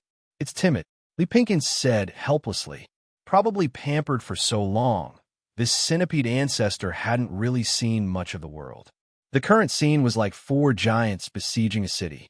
Putting yourself in the centipede's perspective, just imagining it was horrifying. Li Pingyan was extremely surprised. "I didn't expect our little brother to not only communicate with Little Black, but also with bugs. Li Rongzhou then scrutinized the centipede and confirmed, this centipede is nearly 2 feet long. It really is Li Dahu's purple gold blood centipede. It's usually fed with beast blood. I heard a single drop of its venom is worth 10 taels of silver. For certain poison techniques and novice martial artists, it works wonders. People even pre-order it in advance. A drop of venom worth 10 taels? Li Pingfu, Li Pingyan, and Li Pingsan's eyes all widened immediately. Probably only a wealthy family, like Li Dahu's, could afford it, not to mention the sons of noble families. Li Pingyan thought of a crucial point. No wonder immortals thrive in this world, and some martial families continue to flourish. Their children enjoy top-tier resources from birth, and ordinary people can't even dream of catching up. This system only solidifies class barriers more and more, and no one can break through. Good thing I'm a druid. I can recycle resources, accumulate little by little, and create a qualitative change. Just like the centipede that produces a drop of venom per month, under the blessing and protection of a druid, venom production can be accelerated. If more of these blood chi medicinal materials could be contracted, it would be a great way to get rich. Private grudges can't compare to blood chi medicine. The Li family unanimously decided that revenge was secondary. Rationally securing the purple gold blood centipede was the top priority. Li Pingyan reported various pieces of intelligence. Centipedes prefer quiet. They usually feed on beast blood for 3 days, during which no one disturbs them. The last feeding was just last night. There's room to operate, Li Rongzhou pondered. Li Fong handled this roughly. Once Li Dahu finds a centipede missing, he'll definitely know the blood chi centipede is with us. So we can't just secretly keep it. It's best if it disappears on its own in full view of everyone. Li Pingyan quickly thought of a plan. Then, tomorrow, let the centipede stay hidden in Big Brother's clothes bundle. Knowing Li Fong's personality, once he sees Big Brother unharmed, he'll get suspicious and look for an opportunity to release the centipede. Li Pingyan raised a question. What if the centipede runs off and Li Dahu forcefully demands compensation? With that family's temperament, it was very likely. We're just low-key. We're not pushovers, Li Rongzhou smiled. Tomorrow I'll go register my new martial realm with the village chief. This would both get the village elder involved and announce the Bone Realm status. A Bone Realm martial artist under 30 could very well advance to the Blood Chi realm and pose a threat to Li Dahu. They discussed for a while. They also planned several fallback options, in case Li Dahu went all out with no mercy. Escaping deep into the mountains to lay low would also be an option. Anyway, with the centipede in hand and the land contract secured, it was a big win. Besides, their family worked in the shadows while Li Dahu operated openly. This time, with careful planning and a bit of luck, success was very possible. The next morning, Li Pingfu clenched his fists, his expression tense as he prepared to leave. "You're too nervous," Li Rongzhou said. "You're the same as usual today." Li Pingyan laughed sharply. Big brother, did you see that big rooster at the village entrance? Why aren't you standing as proudly as it yet? Dare say your brother's not as good as a chicken." Li Pingfu rubbed his younger brother's soft face, squeezing and playing around until the tension was gone. Poor Li Pingsan's face flushed red as an apple. He couldn't help but hatefully think that when he practiced martial arts, he would kick Li Fong and punch Big Brother. The first step of Big Brother's battle plan was set. Li Pingyan didn't stay idle at home and began the second part of the plan. Spore sense prepare. Little Black adaptive communication activated. Centipede mental network signal strong, ready to strike anytime. Nature's gift super boost. Save the mana of Dance of the Wind and Thorn Whip as escape plan C. At the training grounds, watching Li Pingfu proudly strutting like the village's big rooster without any restraint, Zhou Enxian shook his head and planned to visit Li Rongzhou for a drink. This problem wasn't too big, but not too small either, and it could easily cause Li Pingfu to suffer a heavy defeat. His gaze then fell on the gloomy Li Fong, and he sighed deeply. They were all disciples. He didn't want Li Fong's heart to be broken, and had tried to counsel him. But Li Fang only went through the motions. No teacher-disciple fate. As the saying goes, forced things don't taste sweet. Xianxia stopped managing him from then on. In the blink of an eye, noon approached. If Li Fang doesn't act, we'll have to let this kid go. As the controller, Li Pingqian was anxious. Just letting the centipede attract attention and escape wasn't smooth enough and risked being caught again. But soon, a turning point came. Li Fang's expression grew increasingly sinister. The oppressive atmosphere he gave off kept his usual friends away. He still couldn't figure out, after a whole night, why is Li Pingfu unharmed? While Li Pingfu was practicing martial arts, Li Fang secretly opened his change of clothes bundle. A huge centipede lying in wait suddenly sprang out fiercely. Ah! A piercing scream echoed throughout the training grounds. Countless martial artists rushed over, only to see the purple-black centipede biting Li Fang's thumb and shaking it in the air. His once pale skin instantly turned the color of pig liver.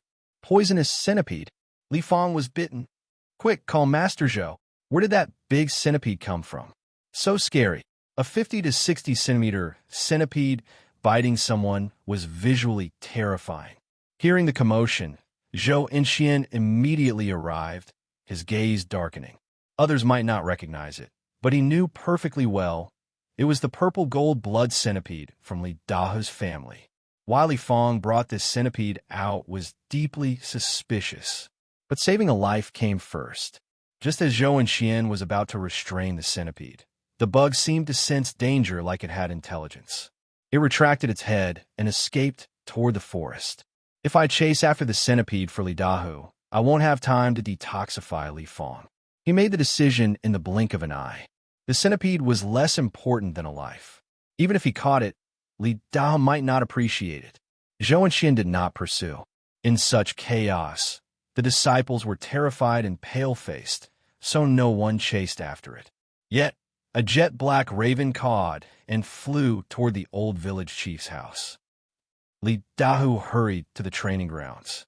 Seeing his son's swollen finger, which looked like a radish, and the angry expression on his thick-fleshed face, he roared, "Who hurt my son? No one hurt your son." Zhou Enxian frowned and stressed, but Li Dahu ignored him entirely, glaring like a wolf at Li Pingfu. "My family's ancestral centipede. How did it end up in your bundle? Did you steal it to harm my son?" Li Pingfu's expression was panicked, but inside he sneered. Just as little brother suspected, this family was downright unreasonable. Just as he was about to reply, a cold and hard voice sounded from behind. "I want to know why your centipede ended up in my son's bundle." Li Rongzhou's words weren't meant to reason with Li Dao. Reasoning with scoundrels was impossible anyway. His purpose was to expose the absurdity of the situation, clear his family's name, and claim the moral high ground. He dissected the inconsistencies. "Your household has guards, Li Dahu. My son is barely 12. How could he possibly sneak past your guards to steal your ancestral centipede?" Li Dahu sneered in response. "Outsiders might have all sorts of underhanded methods we don't know about. Now that the blood centipede is lost because of you, you'll compensate me with your land deed."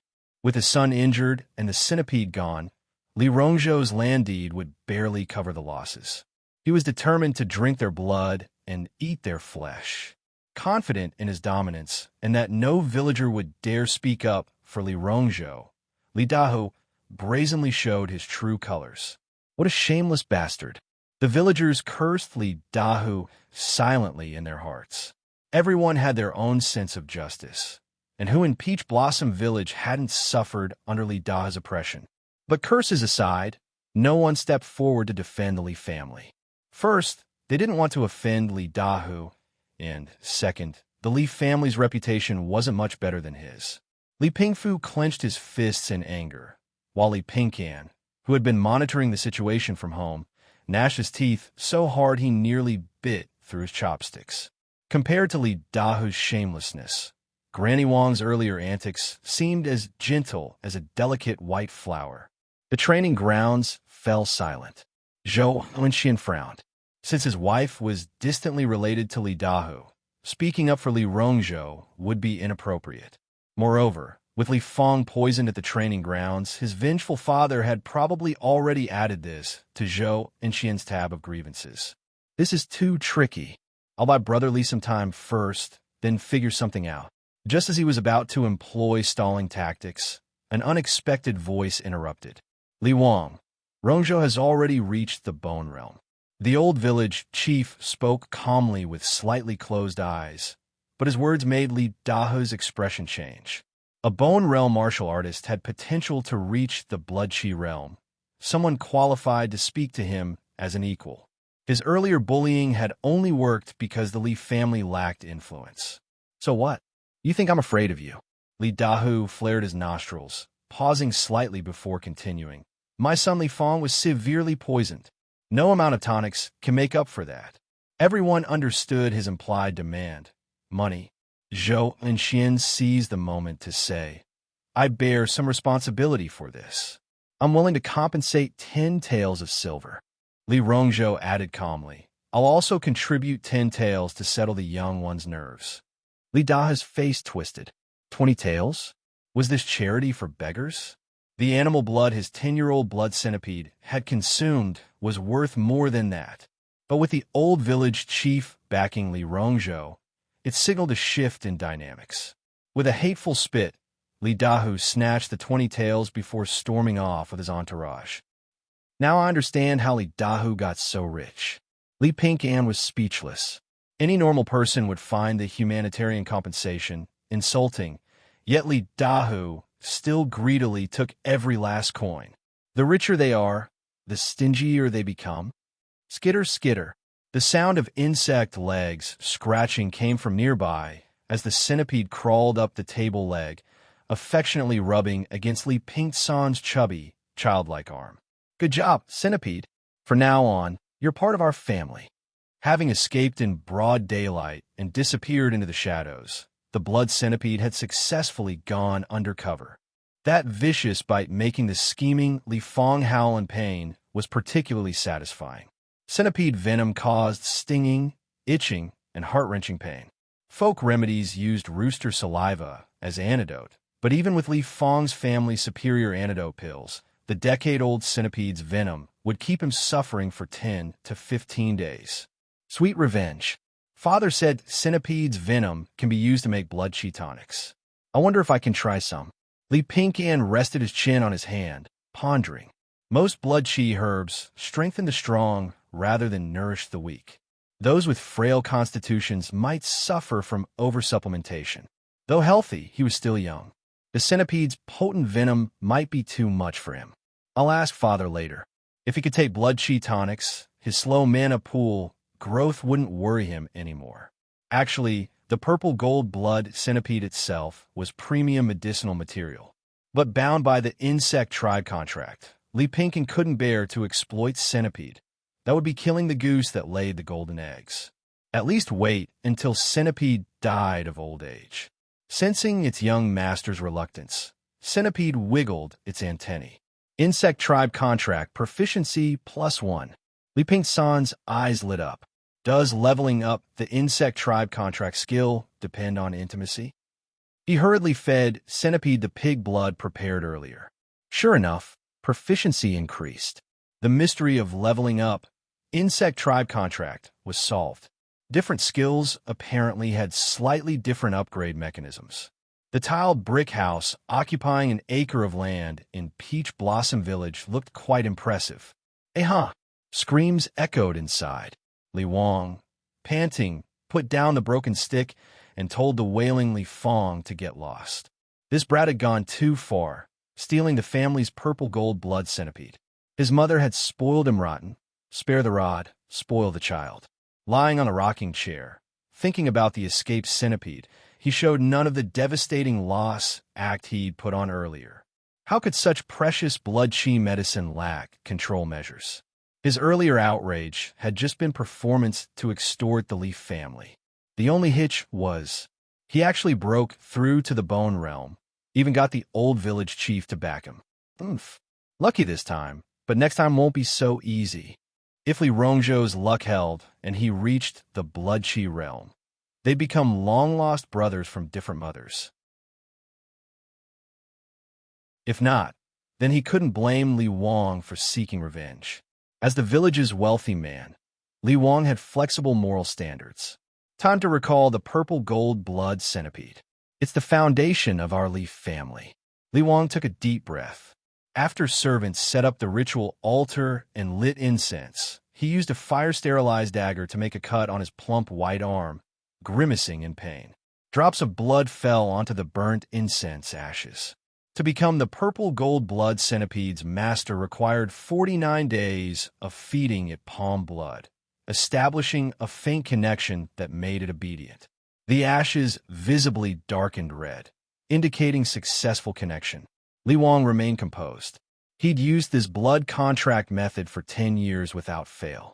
Sure enough, he sensed the centipede's emotional fluctuations. "My precious, come home. I've got your favorite tiger blood waiting."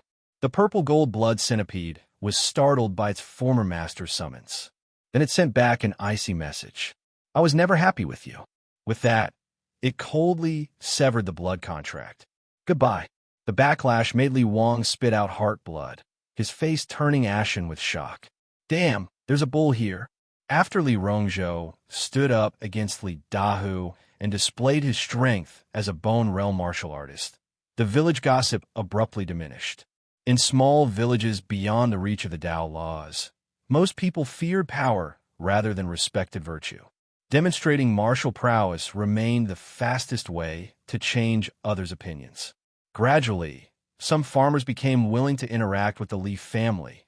"Today you give me a basket of wild vegetables. Tomorrow I present you with mushrooms." As matters settled down, Li Rongzhou disguised himself and went to the black market in Flat Peach Town to purchase auxiliary herbs for neutralizing centipede venom, preparing a potent medicinal brew at home. Buying martial artist-specific herbs on the black market actually cost 10 to 20% more than regular markets. But for safety and secrecy, Li Rongzhou preferred paying extra rather than exposing his identity.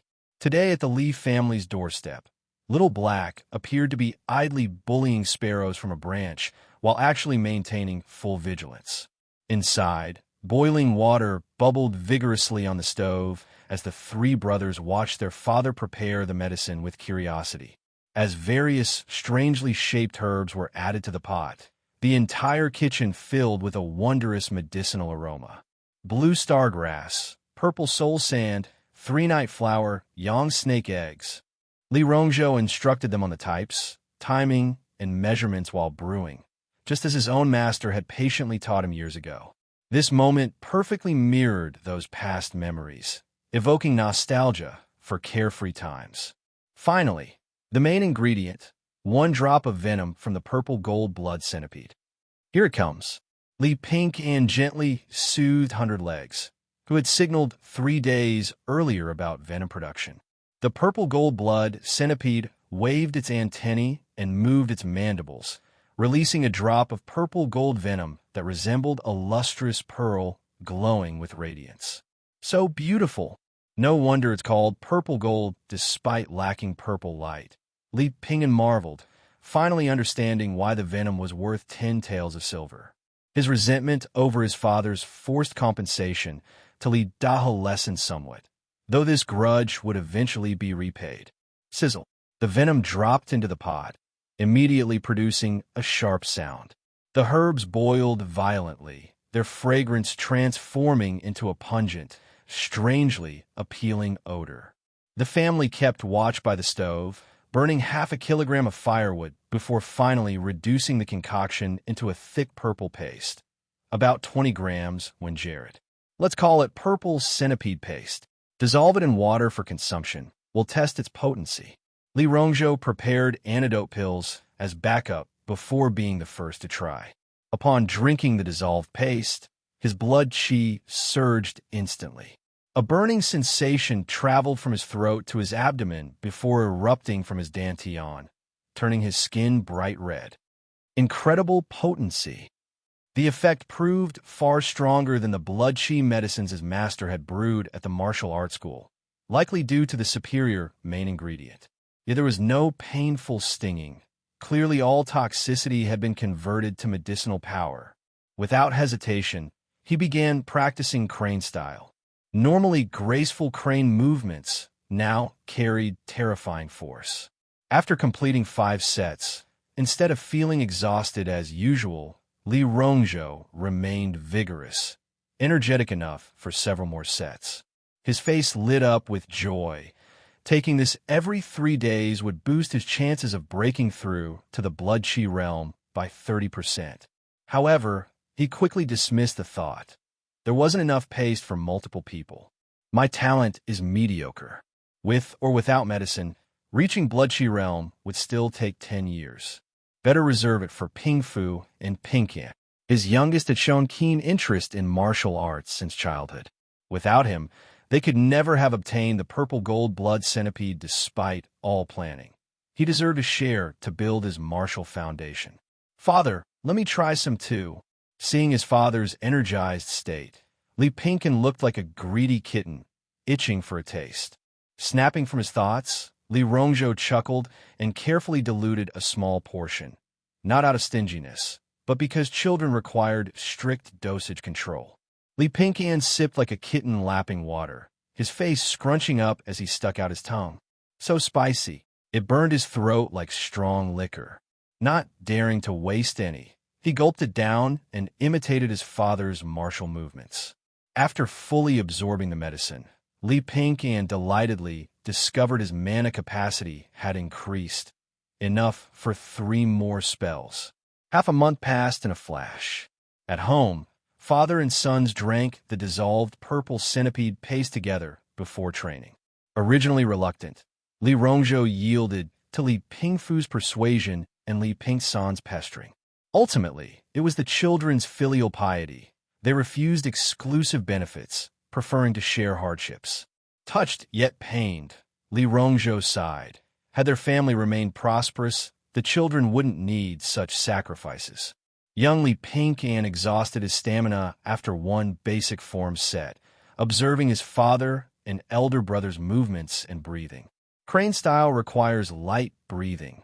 Black tiger technique demands vigorous breaths.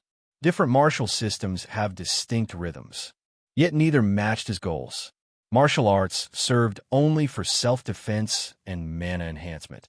He never forgot his true pursuit was immortality. After all, why should a druid engage in combat? With sufficient lifespan and family connections for planting trees to level up his profession, his future path was clear. What I truly need to emulate is a long-lived species breathing method, like the mystic turtle. Regarding longevity, turtles immediately came to mind, preferably enlightened mystic turtles. This couldn't be rushed. It required fate's arrangement. Stretching his muscles, he continued watching his father and brother practice. Even after his father finished, his elder brother kept going. What's happening? Martial training required moderation. Overexertion could deplete blood chi despite the pace assistance. Surely his brother knew this. Li Pingyan glanced questioningly at his father, who quietly signaled silence while watching Li Pingfu with tense excitement. They both remained silent as Li Pingfu's movements grew increasingly fierce, leaping and striking like a mountain overlord until he finally roared like a tiger, instilling fear. Roar! When his skin turned from crimson to deep black, Li Pingfu exhaled contentedly, refreshed and beaming. Father, I broke through. Good lad. Li Rongzhou cheered. That's my son. Li Pingsan's eyes sparkled. Even with the pace help, his brother achieving meat realm after just 2 years of training was truly remarkable. In martial families, he'd be considered natural talent with general potential. When Lady Qin and Li Pingyan heard the news, the family celebrated with extra meat dishes. After dinner, Li Rongzhou privately advised Li Pingfu, "Keep your breakthrough quiet for now. Only your master should know." This reflected veteran martial artists' habit of keeping cards close to their chest. Don't worry, father. I'm not who I used to be. Having learned from the Li Fong incident, Li Pingfu fully understood the value of discretion. Zhou family training grounds. Pingfu Ge, say something else? Let me hear that duck call. Quack. Li Yuan draped his arm over Li Pingfu's shoulders with a mischievous grin. Li Pingfu glared at him but kept his lips tightly sealed, refusing to utter a single word. The reason was simple. He had hit puberty, and his once clear voice had turned shrill and high-pitched, earning him the nickname Duck Call from his friends. Seeing the usually proud and fiery Li Pingfu acting so timid, Li Yuan burst into laughter while holding his sides, only stopping when Li Pingfu punched him hard on the shoulder. Damn, Pingfu Ji's punches feel like hammers now. After their playful scuffle, Li Pingfu took out 3 packets of medicinal herbs from his robe. These were basic, nourishing decoctions called Four Seasons soup, relatively affordable, but still costing him a full 300 copper coins. His entire New Year's money savings had been wiped out, and he'd had to take on several odd jobs for over half a month to gather the remaining sum. He presented the Four Seasons soup to Li Yuan. During the incident with Li Fong, it had been Li Yuan who had discreetly fetched the village head when things turned dangerous, accidentally encountering Li Rongzhou and explaining the situation. True friendship shines in adversity. Li Pingfu deeply cherished this brotherly bond and was determined to repay it through actions, not just words. Go. For me. You're the best.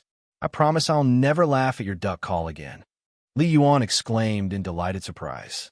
His recent martial training had hit a rough patch, and he desperately needed this boost, so he accepted without hesitation. Mention duck call one more time, and I'll punch you for real. Li Pingfu growled in his deepest voice, which still couldn't mask his high-pitched tone, sending Li Yuan into another fit of laughter. What's so damn funny? Furious, Li Pingfu gave Li Yuan another hammer-like punch, making the latter yelp in pain. Thanks to his voice change, Li Pingfu had naturally become more silent and low-key recently. Within just half a month, he'd blended into the crowd of training youths, no longer drawing attention. These boys will become martial brothers from the same school in the future, Zhou Enxian mused with a smile, stroking his beard as he watched the youths interact warmly. He felt deeply gratified. Even if they gave up martial arts later, these relationships would form valuable connections when they grew up. At this thought, Li Fong's face suddenly flashed through his mind. Zhou Enxian's expression darkened immediately. Since the poisoning incident, Li Fong had stopped coming to the training grounds, effectively dropping out. Li Dahu had stormed over once, suspiciously inspecting the Zhou family compound before leaving in a foul mood. Could they really have lost that purple-gold blood centipede? After some consideration, Zhou Enxian made an educated guess. He had originally avoided searching for the centipede precisely because he knew Li Wang's methods. But seeing Li Wang's purplish complexion and pale lips, clear signs of severe internal injuries likely caused by a broken contract, which could shorten one's lifespan. The wheels of justice turn slowly but grind exceedingly fine. If Li Wang falls, young Li Fong and Li Yuan won't be able to uphold the family. Meanwhile, Li Pingfu broke through to the meat realm at 12, even slightly surpassing my own achievements at that age. His future looks promising. Fortune turns like a wheel. It seems to have rotated to old Li's family now. That old village head has stood firm for so many years. His vision remains sharp as ever. With these thoughts, Zhou Enxian had the village kitchen prepare a feast and happily brought it to the Li family for drinks. They poured out their grievances and drank to their heart's content. Spring passed into summer. The weather grew increasingly hot. The leaves of the newly planted peach trees wilted, while insects shrieked incessantly in the grass. Li Rongzhou, his bronze upper body glistening with sweat, looked up at the blazing sun with a grim expression. This year might bring a drought we haven't seen in years. But compared to the Immortal's calamity, for years ago, when the river reversed its flow, even this impending drought seemed mild. After surviving that ordeal, no hardship seemed insurmountable, just meant more labor fetching water from distant streams. Returning home at dusk. Dad, you're back. Li Pingfu had grown accustomed to his father's sweaty odor and didn't mind it. He asked, when are we planting more peach trees? How can we possibly plant more? You trying to work your old man to death? Li Rongzhou flicked his youngest son's forehead, both exasperated and amused. Canner was remarkably gifted. Despite his young age, he not only showed promise in martial arts, but also grasped academic concepts instantly, often deducing new knowledge from what he learned, making Li Pingyan frequently feel inadequate. Most impressively, the boy wasn't impulsive. Even when facing difficult tasks, he tackled them methodically until success came naturally. Such maturity was rare, even in adults, let alone a 4-year-old. Like all fathers hoping their sons would excel, Li Rongzhou had high expectations for Li Pingyan. But why did the boy have to be so obsessed with planting trees? If not for the scorching summer heat keeping Canner indoors, he'd probably still be digging holes on the mountainside with him. What kind of strange hobby was this? Ouch! Li Pingyan rubbed his forehead.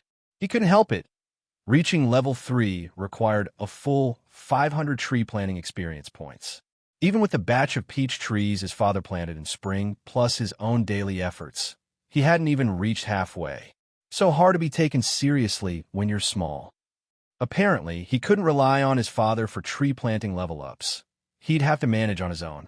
How he wished he could grow to 16 immediately and plant trees all day. Enough playing. Everyone wash up for dinner, Lady Qin called. Peasant households didn't observe aristocratic dining etiquette, so the family chatted about their day over the meal. But with the usually talkative Li Pingfu staying quiet due to his voice change, the atmosphere felt somewhat subdued. After swallowing a mushroom, Li Pingyan reported, "Dad, 100 legs can now produce a drop of venom every half-month. These past months have been spent relentlessly grinding skill levels. Nature's gift had reached level 8, and 100 legs, blessed by this mysterious boon, had doubled its venom production speed. His intimacy with the centipede had also risen from the initial 60 points to 96, nearly maxed out for an upgrade." Huh. Li Rongzhou laughed heartily. That Li Wang raised his purple-gold blood centipede for 10 years. Yet my son surpassed him in just 4 or 5 months. No matter how civil they'd appear before, Li Rongzhou hadn't forgotten the minor slight he'd suffered. He wasn't one to repay injustice with kindness. With the doubled output of purple centipede paste, the three of them could practice martial arts without restraint. Just as they were clearing the table, loud commotion erupted outside, as if villagers were arguing about something. "I'll go see what's happening." After instructing his wife to lock the gate, Li Rongzhou headed toward the noise with Li Pingfu. Li Pingyan tossed a mushroom at his father and brother's departing figures. Through the mushroom's perspective, he saw villagers gathered in a circle under the dimming sky, furious and gesticulating wildly. "Those damned peach leaf village bastards dammed up our water source upstream. The streams run dry. With peach trees withering, they're trying to kill us. This is beyond insulting. Grab your tools, folks. Let's teach them a lesson." Li Pingsan's small face tensed. Although withering peach trees he'd already planted wouldn't deduct experience points, this orchard represented his father's hard work and their family's main income source. Li Rongzhou and Li Pingfu listened carefully to the whole story, their hearts growing heavy. Peach Leaf Village was upstream from Peach Blossom Village. Though they could be considered competitors in selling fresh peaches, they had always kept to themselves without interfering with each other. Who would have thought such dirty tactics would emerge at the first sign of drought? Without the stream water to irrigate the orchards, the 4 newly purchased acres of peach trees would surely wither and die. Forget breaking even, they'd suffer total losses. Cutting off their water supply was an unforgivable offense that threatened the entire Peach Blossom Village's collective interests. "We must go see the village chief." Li Rongzhou's mind raced, realizing this might escalate into armed conflict. He glanced at his eldest son, hesitation flickering across his face. Noticing his father's gaze, Li Pingfu stepped forward resolutely. "Father, I'm coming with you." He was both worried for his father's safety and secretly thrilled at the prospect of real combat. "Very well. A martial artist must have courage. But remember, blades have no eyes. Stay close to me. At home, father and eldest brother rushing off like this is too dangerous, especially with night falling. Even skilled martial artists could be at a disadvantage in darkness and chaos. But as members of the village, they couldn't possibly stay behind. They'd face consequences later. I can't let them go alone." Li Pingyan couldn't shake his worries. He didn't plan to fight on the front lines, just provide support if his father and brother were in danger. Yet Lady Qin vehemently opposed even this idea. She'd rather go herself than let her youngest son take risks, and moved to confine Li Pingyan. "Mother, let us go." Li Pingyan stood protectively before his younger brother, speaking earnestly. "If anything happens to father and eldest brother, little brother, and I would regret it our whole lives. Living would be worse than death." Ken has extraordinary talents. He can secretly command the purple gold blood centipede to protect father and eldest brother. We'll follow from behind, never engaging directly. "Mother, we must go.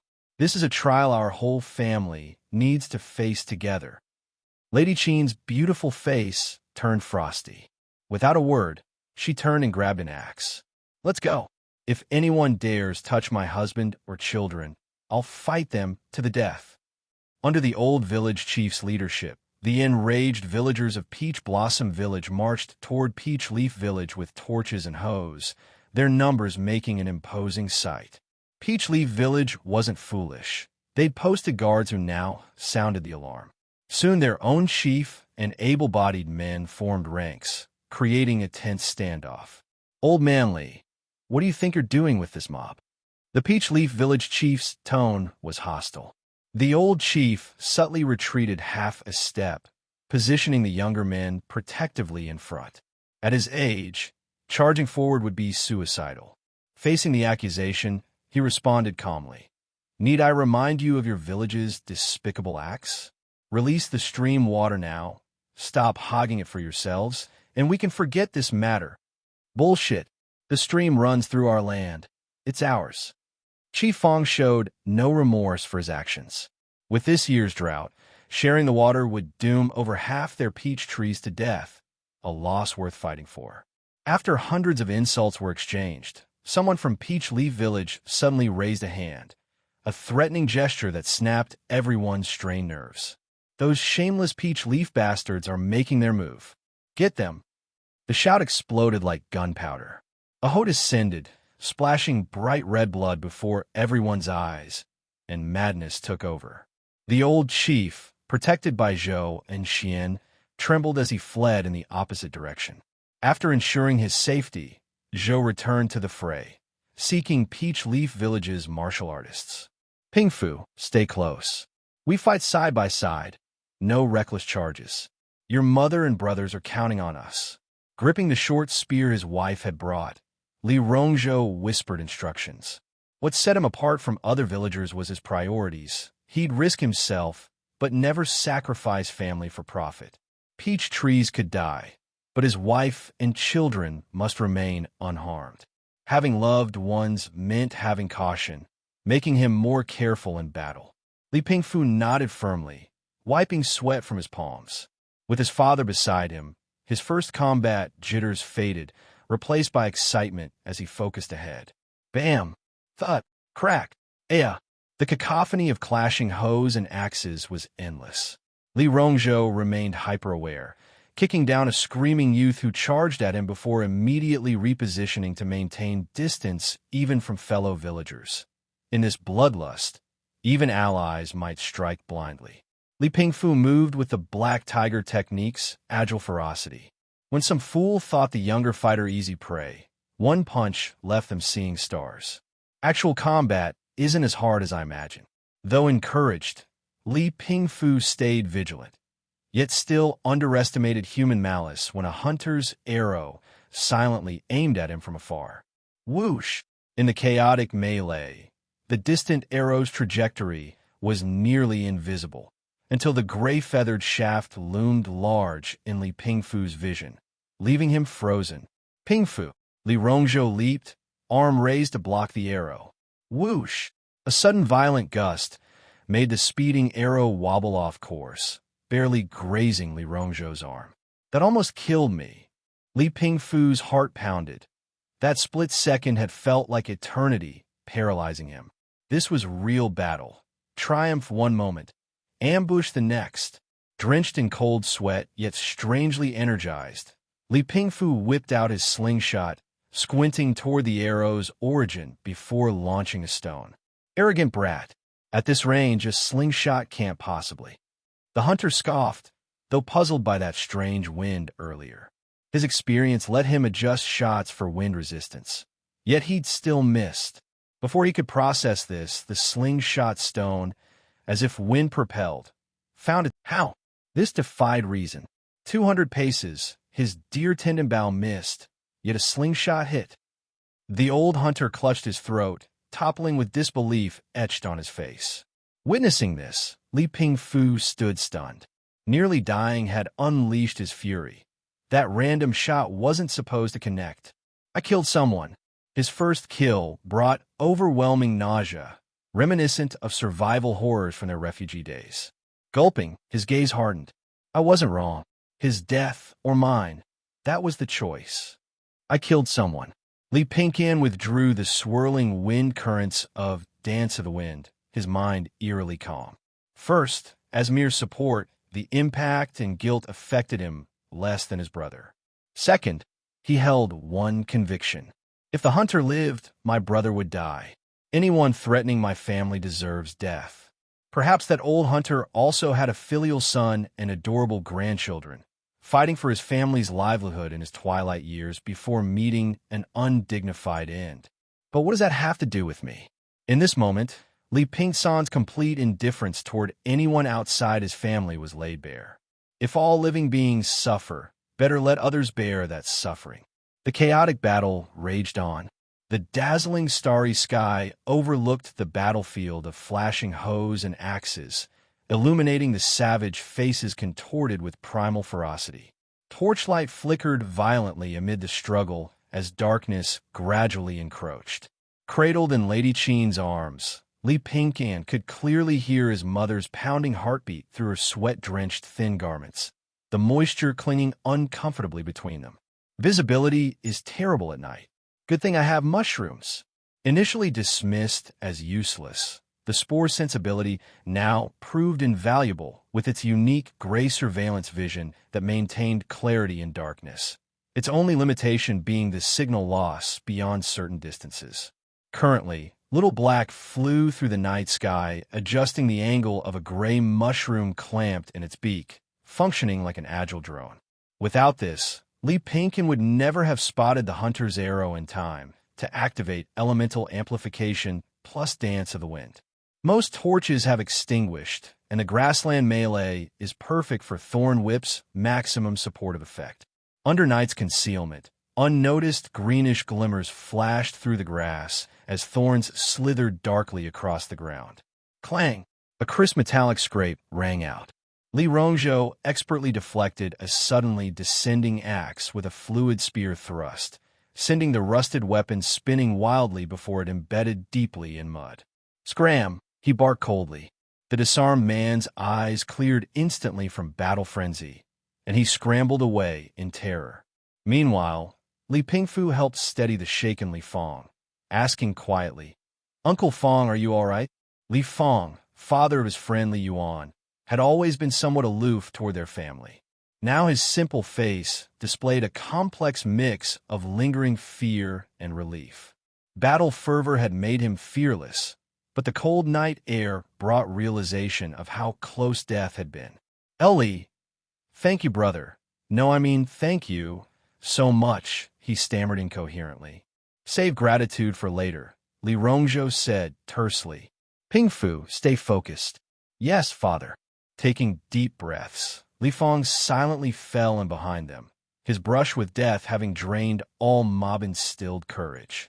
The fierce fighting continued, interspersed with Peach Blossom villagers' triumphant taunts.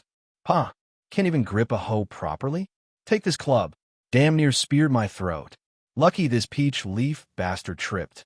Can't even stand straight, and you challenge me?" Conversely, peach leaf villagers grew increasingly frustrated.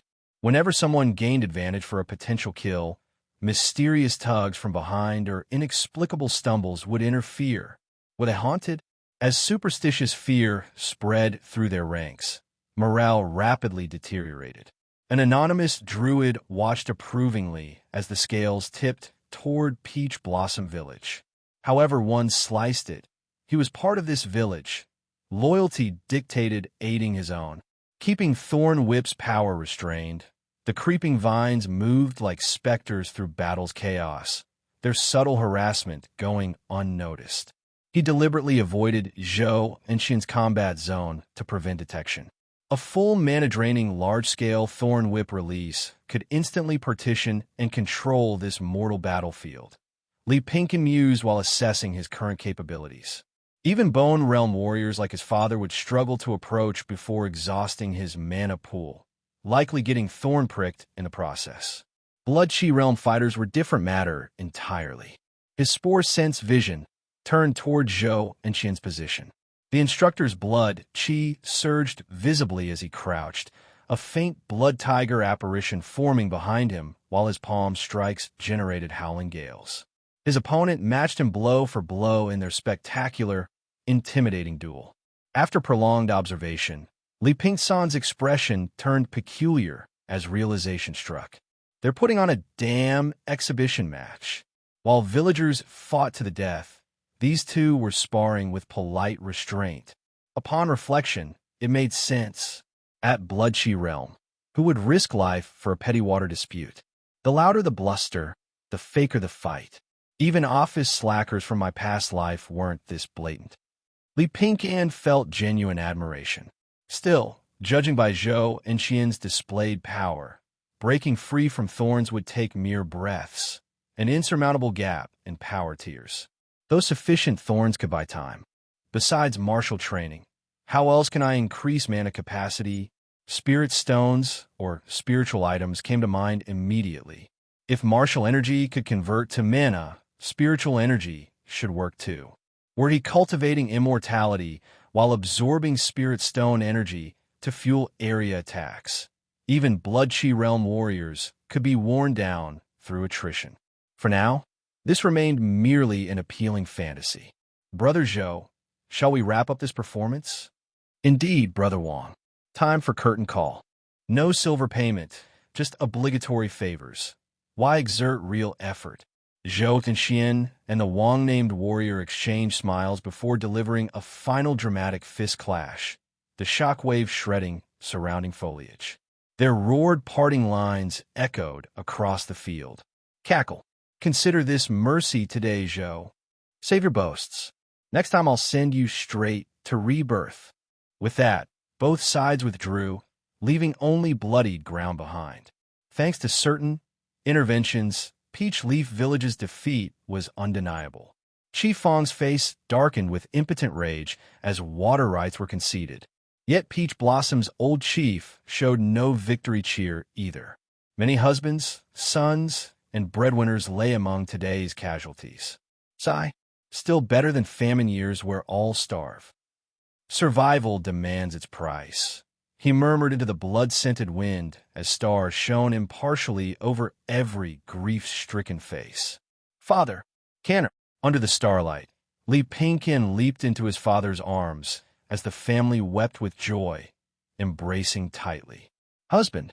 Lady Qin dropped the axe, wanting to wipe her tears with her sleeve when she realized holding the axe for too long had numbed her fingers with prickling pain. Wife, I made you worry. Seeing this, Li Rongzhou immediately put down his youngest son and tenderly took his wife's hand, gently massaging it to improve circulation. Lady Qin clasped her husband's blood-stained hand, anxiously checking for wounds before sighing in relief. You must be exhausted. I'll heat water for your feet when we get home. The couple walked hand in hand. Sandwiched between them, Li Pingkan watched his parents' affectionate display, feeling like an unwanted bonus item from a phone card promotion. So wives get true love, while children are just accidents. Whatever, he wouldn't interrupt their romance. Maybe he'd get a baby sister to play with. Big brother, how did you aim that slingshot so precisely earlier? Any tricks? Li Pingkan looked up. While his wind could alter projectiles' paths, he lacked precision for small targets. He only boosted power. His eldest brother's accuracy was truly remarkable. If he could learn this technique to make every thorn wrap around stones for volley fire, imagine the terrifying rain of precisely targeted rocks. With his current lack of offensive options, it was worth trying. Ugh! Recalling the dying hunter's resentful glare, Li Pingfu suddenly felt nauseous. During their famine escape, he'd seen many corpses, not unafraid, but accustomed. Yet killing someone personally was new. Not trauma, but tempering courage, just slight physical discomfort. Holding his churning stomach, he exhaled, didn't think much then. With boiling blood, the world froze. Only the projectile's path and target existed. Perfect aim, absolute focus. Li Pingcan marveled. His brother wasn't just a martial prodigy, but also a sharpshooter. Using a mere rubber slingshot was beneath him. Sighing, he realized this was pure talent, unlearnable. Changing topics, Li Pingcan asked curiously, "Little brother, that strange wind earlier, was that you?" Li Pingcan scratched his head awkwardly. He hadn't meant to hide it, but how could he explain Druid powers without being mistaken for a monster? Before he could formulate an answer, Li Rongzhou interjected gravely, "Don't ask. Don't wonder." Stopping, he knelt to embrace his 3 sons, whispering, "Immortals are omnipotent. They can extract souls and read memories. The less we know, the safer Canner is." Li Rongzhou always knew his youngest talents would lead him to immortality. Mortal family would only hold him back. On the treacherous immortal path, they couldn't help, so they'd avoid burdening him however possible. "Father!" Tears welled in Li Pingcan's eyes. Prepared for rejection, he was instead met with paternal devotion, considering every angle for his sake. Sniffling unsuccessfully, he wiped his nose on his father's filthy pants leg, then promised never to abandon us 3 again to face danger alone. "Our family shares joy and sorrow, no abandonment." "Good. Well said." Li Rongzhou laughed heartily, lifting Li Pingcan. "Sharing joy and sorrow with no abandonment. This shall be our Li family creed." Peach Blossom Village's simple folk dressed in mourning white. The village funeral chef profited handsomely while pretending grief, pinching his cheeks to maintain solemnity as he cooked. Men set up tables while women served dishes in bustling activity. Village tradition where neighbors helped send the deceased off properly. After mourning, the feast began. Normally, the least wouldn't qualify to sit at table, but today the old chief personally invited Li Rongzhou, who was immediately surrounded by grateful gazes upon seating. "Brotherly, thank you for saving us." "A toast." "Li Fong, no cutting in, I was first." "Stop arguing. Brother Rongzhou, my toast first." "Piss off, X2. While men drank boisterously, young Li Pingcan sat properly at the women's table, eating neatly to impressed murmurs. "What a well-behaved boy, eating by himself so young. Unlike my unruly monkey child, so fair and adorable." With each compliment, Li Pingcan sweetly responded, "Sister is cute too. Auntie is beautiful." Charming all present. "Lady Qin, you're blessed, such a good son and mighty husband," one woman said enviously. Another teased, "Watch your man, that hussy Tsuehua's eyeing him." Lady Qin spotted the green-clad woman staring, but smiled gracefully. "We wives dare not control our husbands." Maintaining Li Rongzhou's public dignity while secretly vowing he'd sleep outside if he glanced back. Finally free from chatter during dessert, Li Pingcan ate heartily, amazed by women's gossip stamina. A funeral had become their family spotlight. They'd need more discretion henceforth. Apart from grieving relatives, funerals were just social events after all. As the feast concluded, dong, dong, dong, 9 majestic bell tolls thundered across the heavens as a golden scroll's phantom image blotted out the sky, casting vast shadows while radiating imperial glory. "The Emperor's edict," the old chief exclaimed reverently. "Quick, all 351 villagers, kneel and kowtow." "The Emperor," Li Pingcan gaped. Immortal realm decrees were announced this magnificently. Only after everyone knelt did the edict reveal its contents. "By mandate of heaven, our beloved heir's birth was heralded by crimson dragons, auspicious celestial signs. Henceforth, we pardon 8,600 minor offenders, excluding unpardonable crimes. The imperial astronomers shall conduct rain prayers to bless the land." What's it say? The emperor's sending immortals to bring rain. No drought. Then old Li's family died for nothing? Someone whispered, quickly shushed. Praise our wise emperor. Cheers erupted. Wah! My poor husband died before tasting the emperor's mercy. Wailing resumed.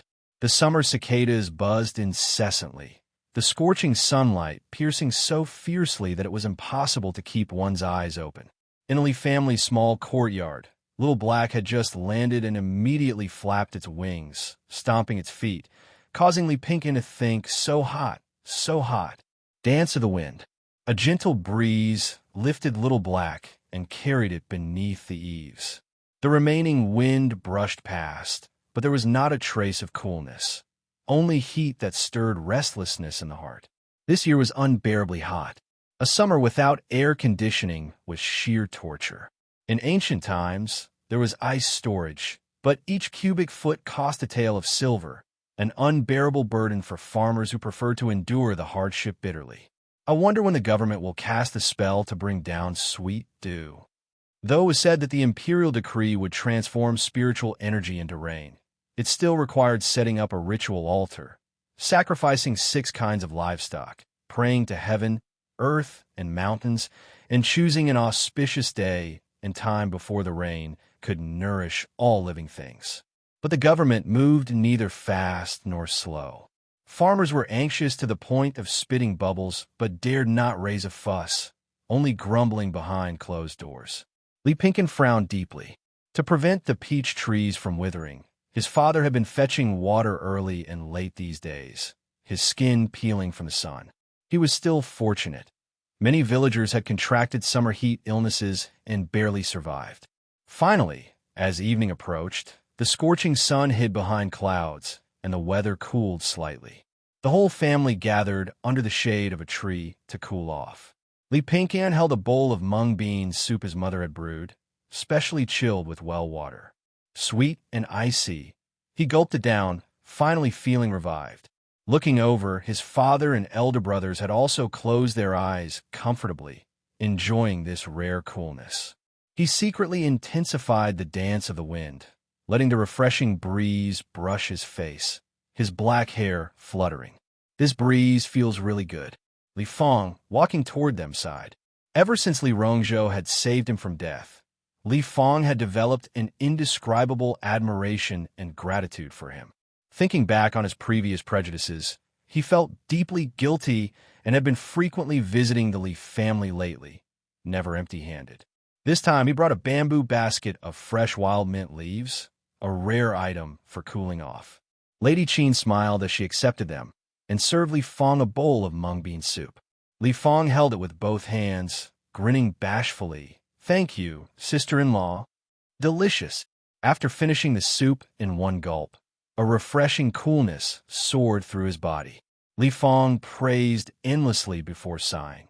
I wonder when the celestial official will finally bring the sweet rain. Why is it so slow? Though his voice was soft, the resentment in his words was as thick as a water spirit's curse.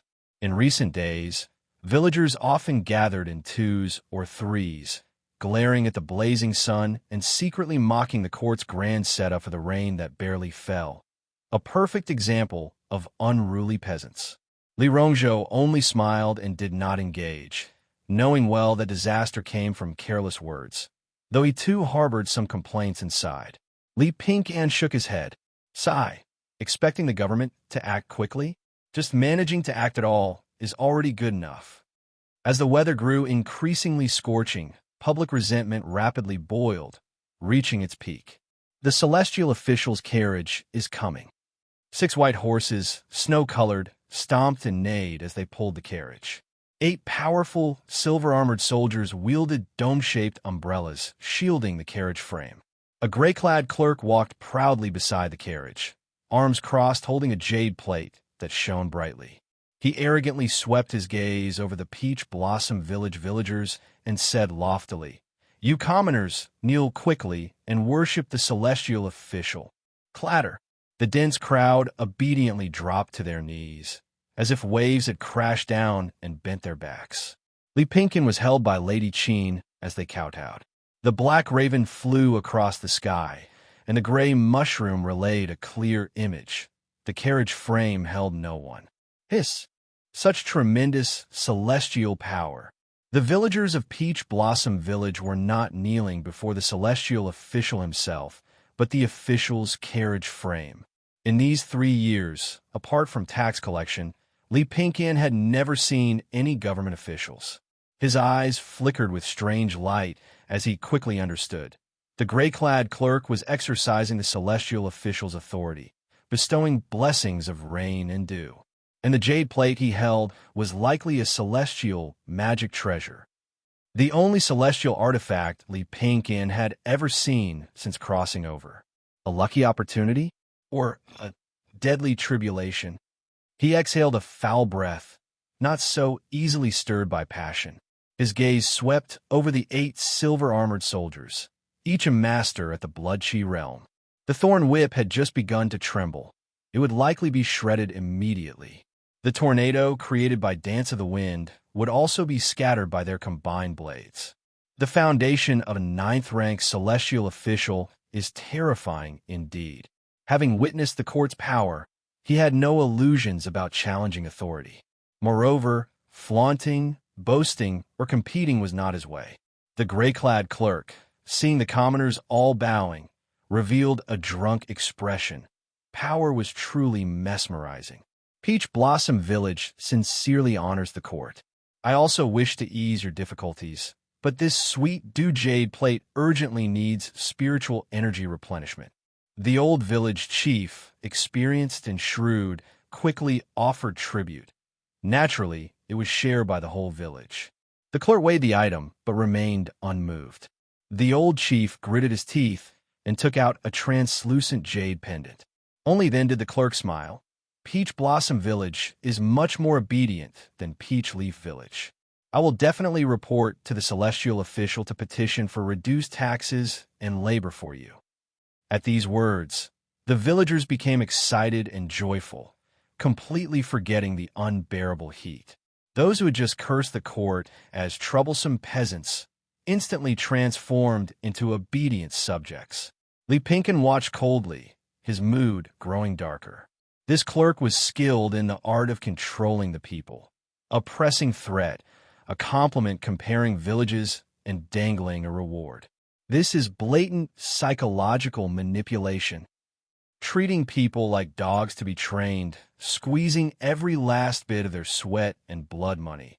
And the villagers still had to thank this clerk, taking all the benefits for himself. If all celestial officials are like this, one can only imagine the character of the immortals above.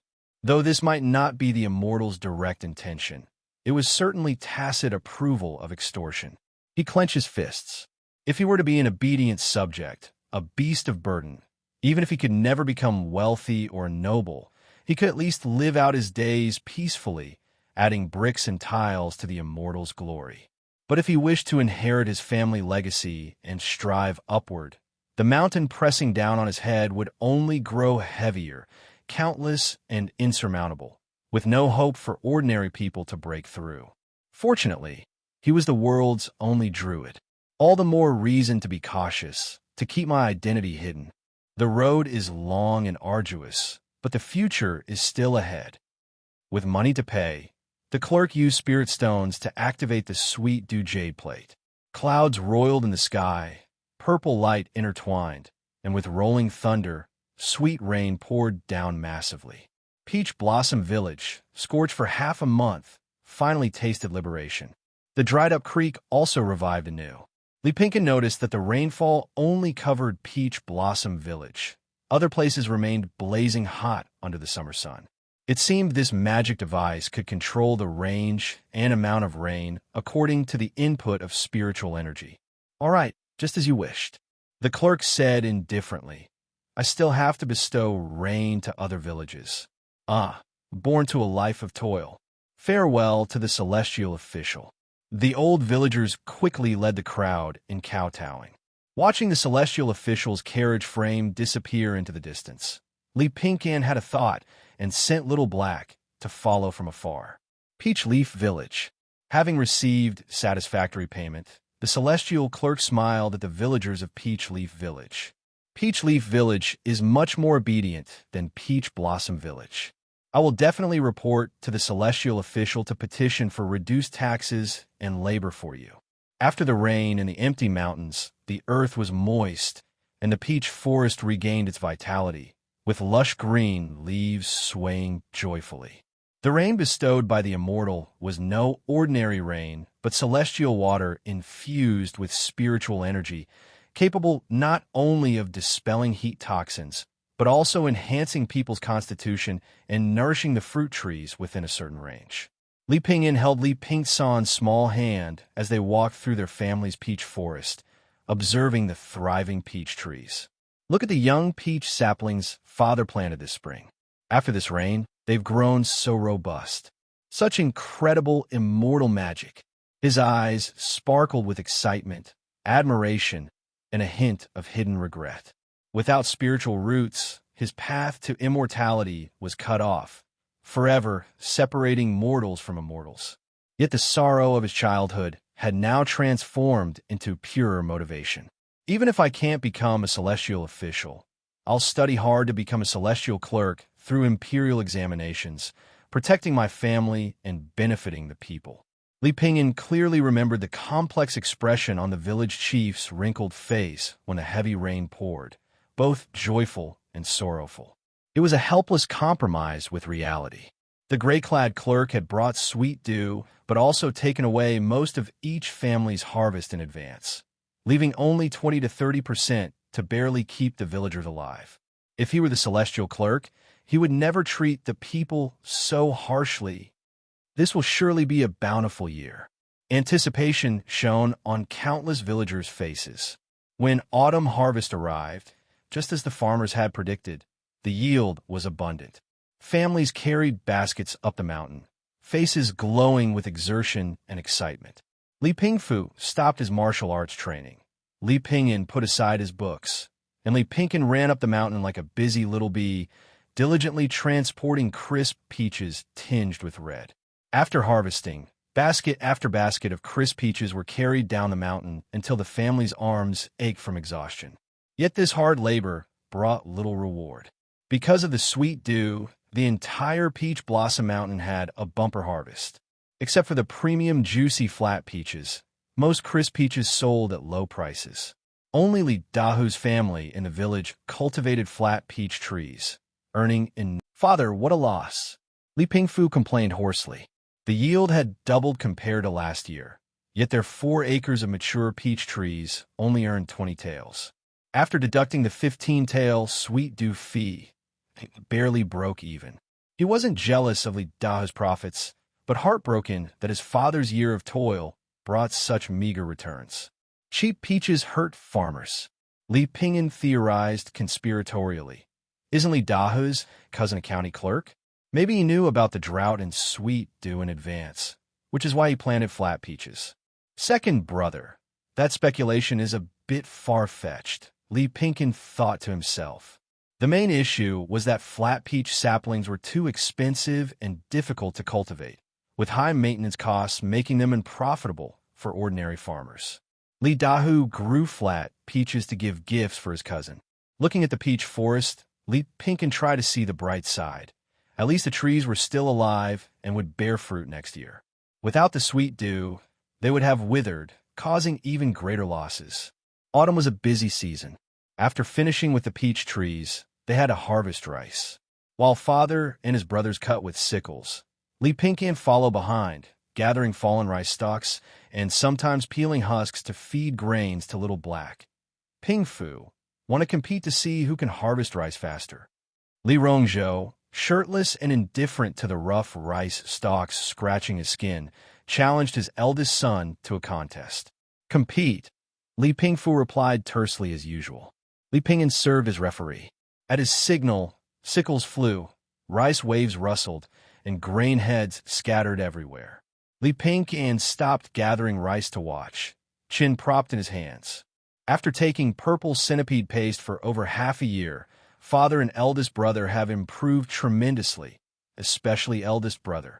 His stamina flowed endlessly like river waves, and when his muscles tensed, even sharp blades struggled to penetrate. In 3 to 5 years at most, eldest brother would likely advance to the Tinden realm, starting from a much higher level than father. As for the competition's outcome, there was no suspense. Eldest brother still couldn't defeat father yet.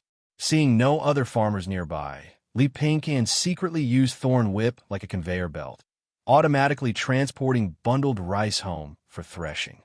Why work hard when you could save effort? When Li Rongzhou and Li Pingfu finished their competition, the once mountain-like pile of rice had vanished. The three exchanged glances while Li Pingqian put on an innocent expression, an unspoken understanding between them. Extra food at night. After heavy labor and empty stomachs, the family devoured their meal, eating meat without restraint. They couldn't afford to exhaust themselves now, with threshing still ahead, another laborious task. After dinner, Li Rongzhou announced regretfully, "We've finished panning the gold dust from the stream. From now on, we'll have to rely solely on ourselves." The exposed stream bed's gold deposits had always been meager. Otherwise, they would have been discovered earlier. Without this supplemental income, future prosperity would require diligent sweat. The family nodded in understanding. "Brotherly, are you home?" "I'm coming in." Suddenly, Li Fang's honest voice called from outside, brimming with unconcealed joy. "I have fantastic news." "What good news?" Li Rongzhou smiled. After months of interaction, he recognized Li Fang as a somewhat stubborn but fundamentally honest man. Li Fang explained, "The village is selecting blessed children to worship the ancestral tree." This was an old tradition in Peach Blossom Village. On Peach Blossom Mountain grew a 1,000-year-old peach tree that villagers worshipped. 6 selected blessed children would receive the ancestral tree's blessings. The millennial ancestral tree has spirits that have protected our Peach Blossom Mountain through countless storms. If recognized by it, your children might have a better chance of awakening spiritual roots. Li Fang said excitedly. Li Pingqian immediately grew interested. A 1,000-year-old peach tree might have developed spiritual consciousness. As a druid, even without plant communication skills, could he converse with it and gain some immortal opportunity, glimpsing this mysterious corner of the cultivation world?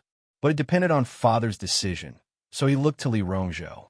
Noticing his youngest son's gaze, Li Rongzhou asked casually, "How does the village select blessed children?" "First by consulting the peach deity, then ancestors, and finally through villagers' approval."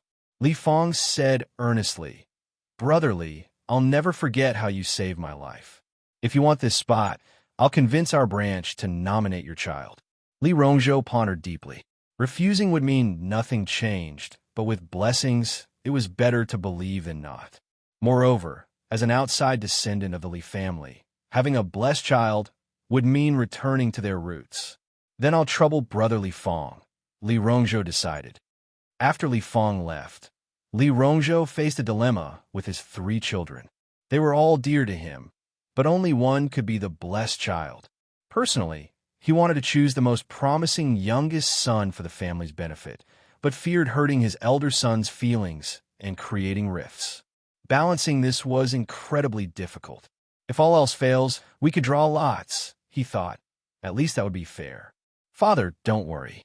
Give this opportunity to little brother," Li Pingqian said seriously, sensing his father's conflict. "Little brother hasn't been tested for spiritual roots yet and has the best chance of becoming an immortal. When he succeeds, would he ever look down on his elder brothers?" His smile held no reluctance as he patted Li Pingsan's shoulder. "I voluntarily give up my chance." Li Pingfu nodded gruffly. "Same here." Peach Blossom Village. Dawn broke with hazy light as the morning mist began to dissipate. In the old chief's house, 6 children stood stiffly in their green robes, wearing peachwood ornaments, listening solemnly as the chief declared, "We shall now pay respects to our ancestors. Only with their approval may you enter the mountains to receive the ancestral tree's blessing." "Yes, Grand Chief," the children chorused earnestly. Among them, Li Pingqian felt an inexplicable solemnity well up within him. The old chief nodded approvingly. None of the children acted mischievous. Clearly their families had thoroughly warned them against disrupting the ceremony unless they wanted a taste of the bamboo rod.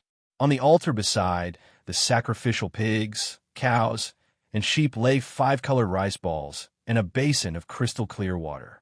The old chief carefully placed an emerald peach leaf upon the water's surface with both hands, then announced loudly, "Follow my movements in paying respects. First bow, second empty bow, third prostrate bow."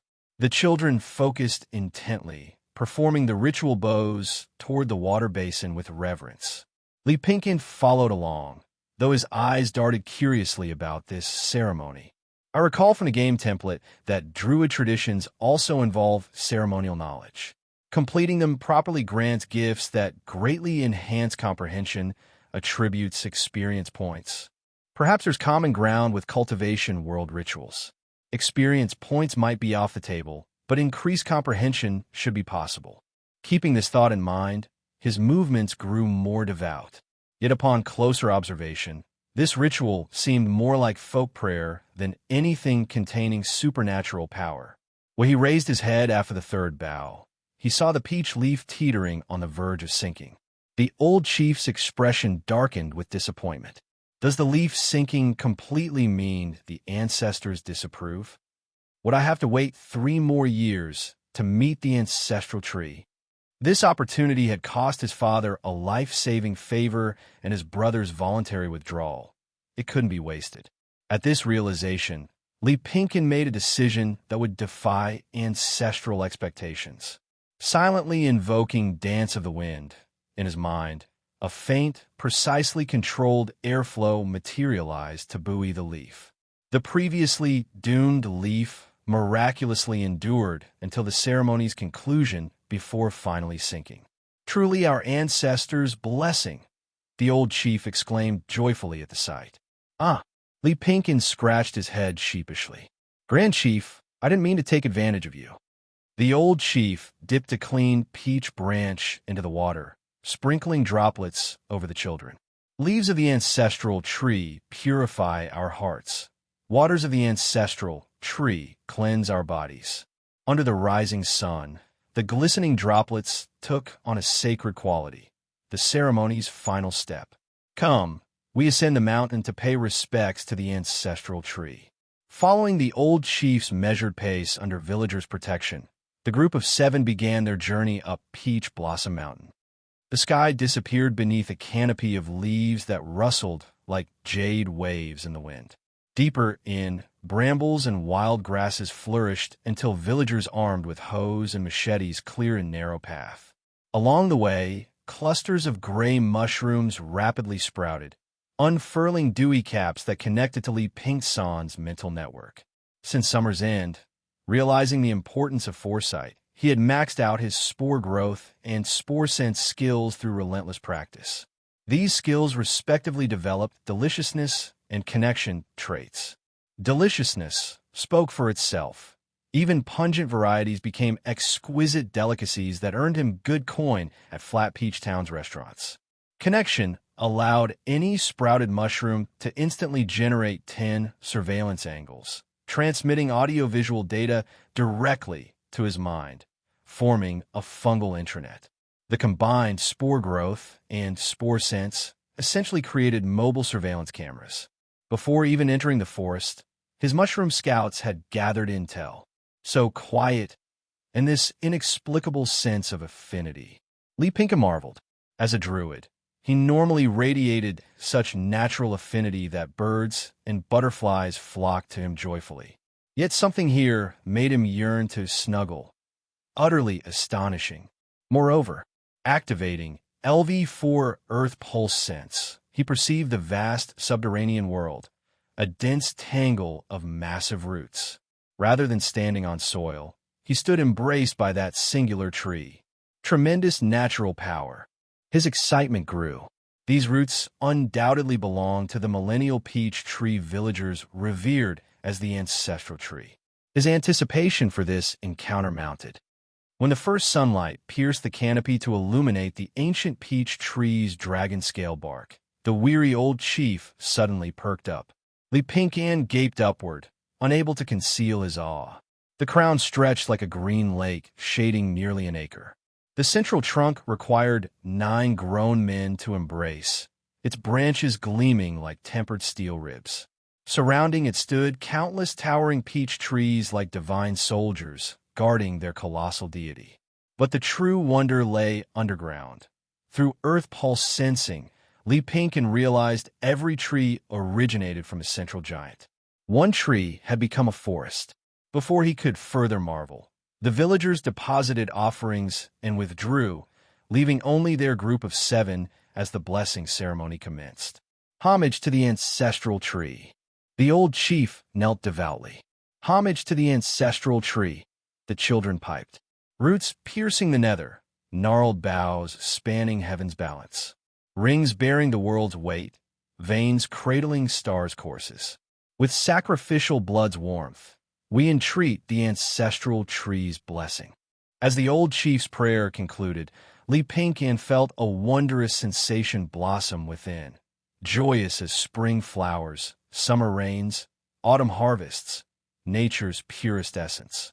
A warm, gentle presence enveloped all the children. Actual blessings. Li Pinkin felt his natural comprehension expand significantly, while his MP increased by about 10%.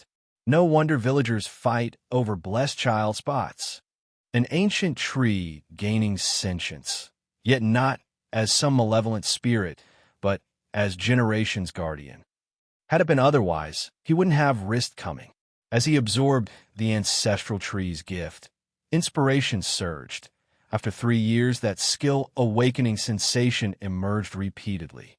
But as time passed, his expression grew strained. However he tried, the final breakthrough eluded him. Peace and patience, no rushingness. Phew. Exhaling deeply, Li Pinkin closed his eyes in meditation. Gradually, a network of luminous veins materialized before him, pulsing rhythmically with his heartbeat in 9 distinct breathing patterns that intertwined until breaking through an intangible barrier. Pop! Clarity flooded his world as radiant light poured in. Something extraordinary had happened. You observed the millennial peach tree's leaf vein rhythms and achieved profound enlightenment, successfully awakening breath of the tree. LV0 breath of the tree.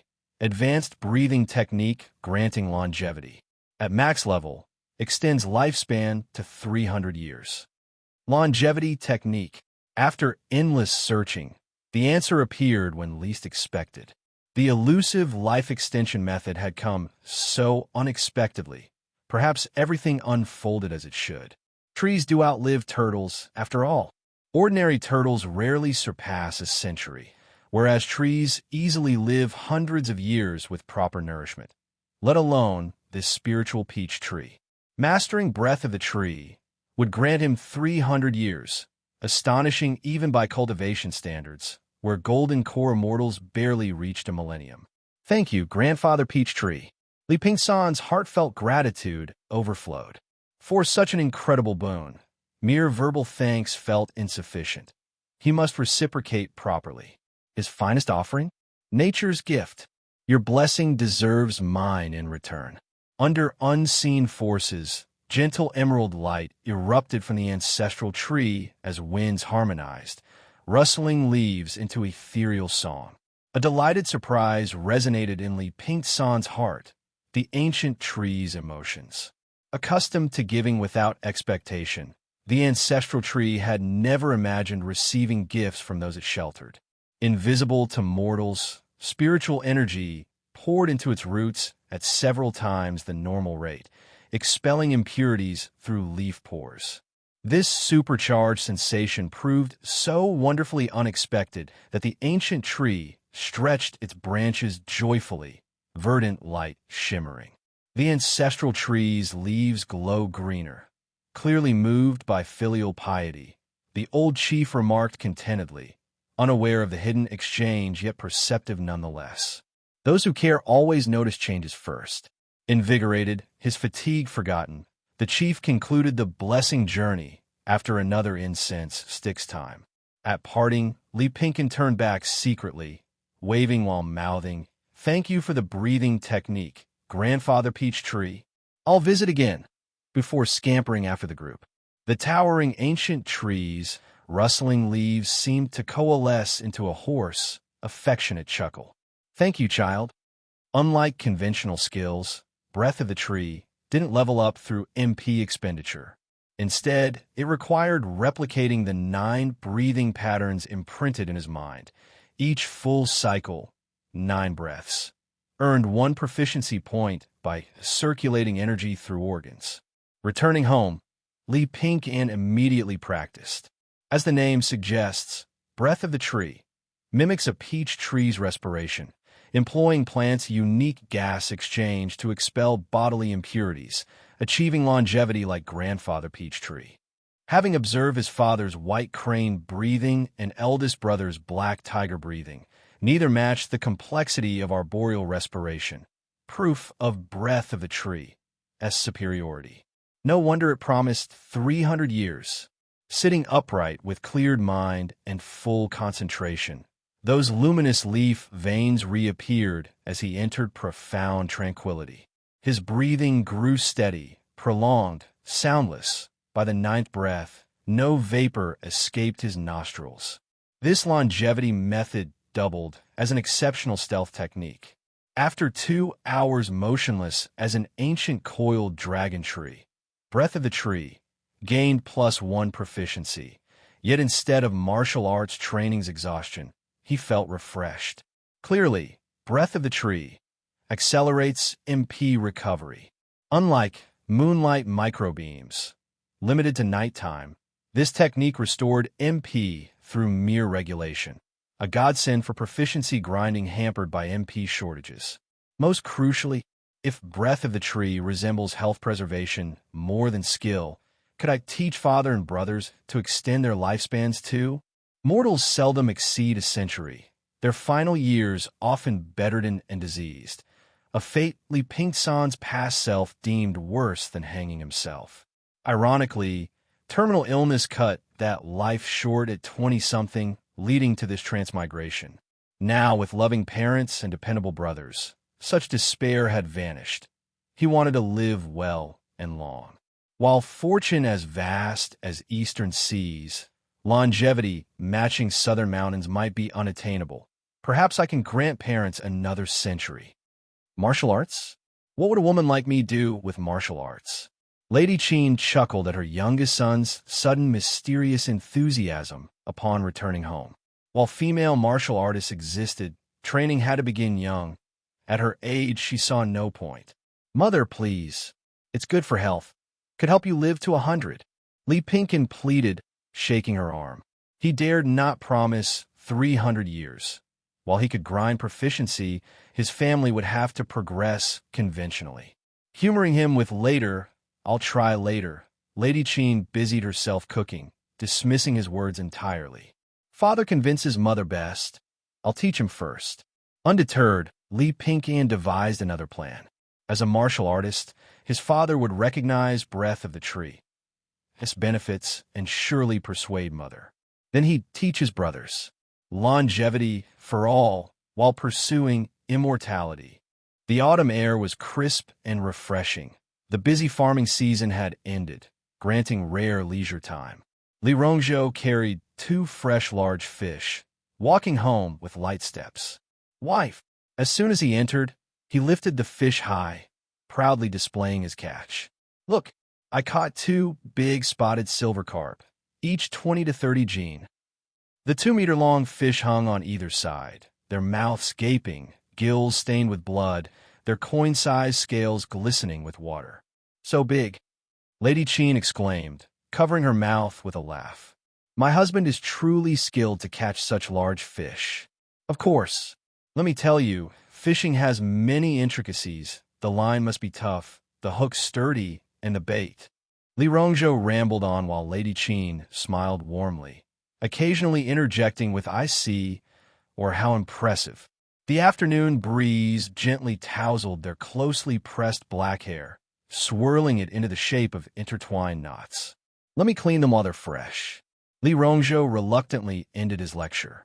His wife disliked mess, so gutting fish, a dirty, laborious task, always fell to him, which was why they kept no poultry. Lady Qin calculated aloud. Salt cure one, gift half of the other. We'll stew the head with pickles, steam the tail, and make mushroom soup with the meat. Half was intended for Li Fang, as thanks for recommending their family to receive the ancestral tree's blessing.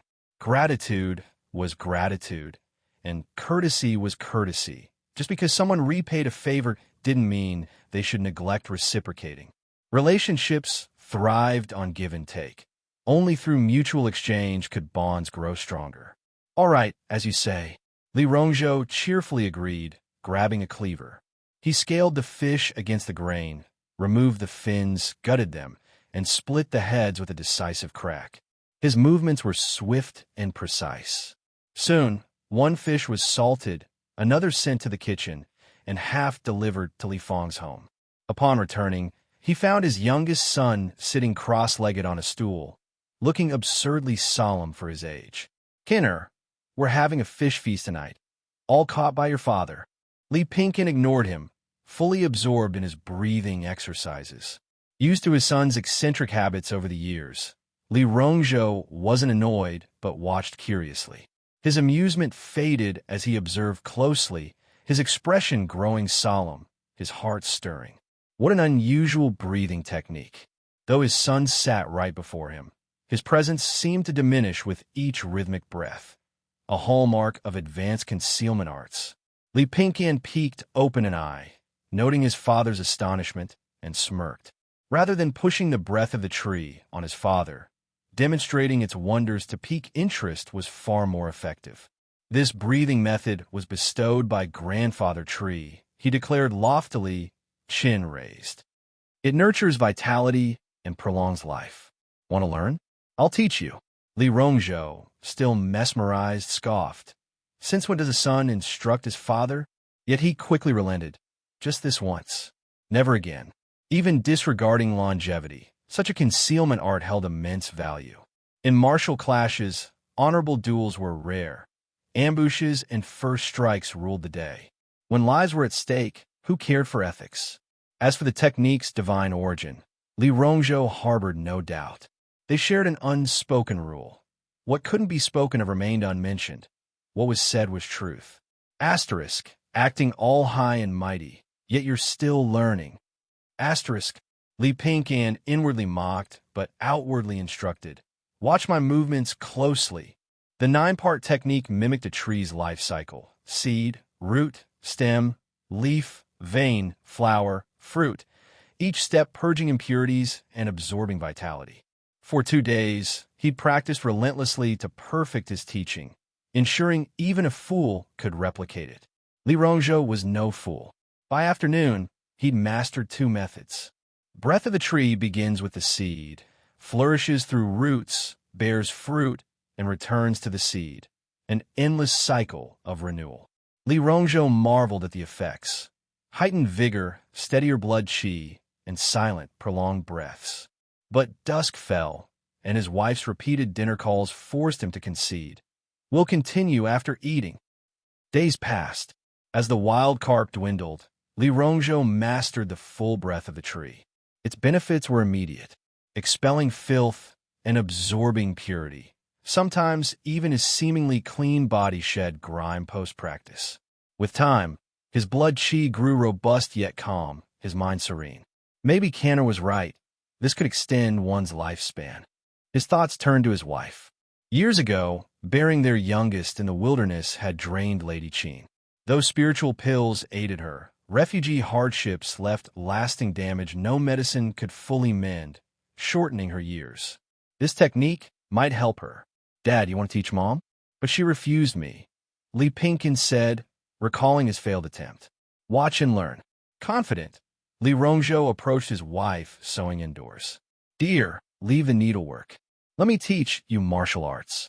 Lady Qin frowned, waving him off. No, thanks. I just sweat and stink.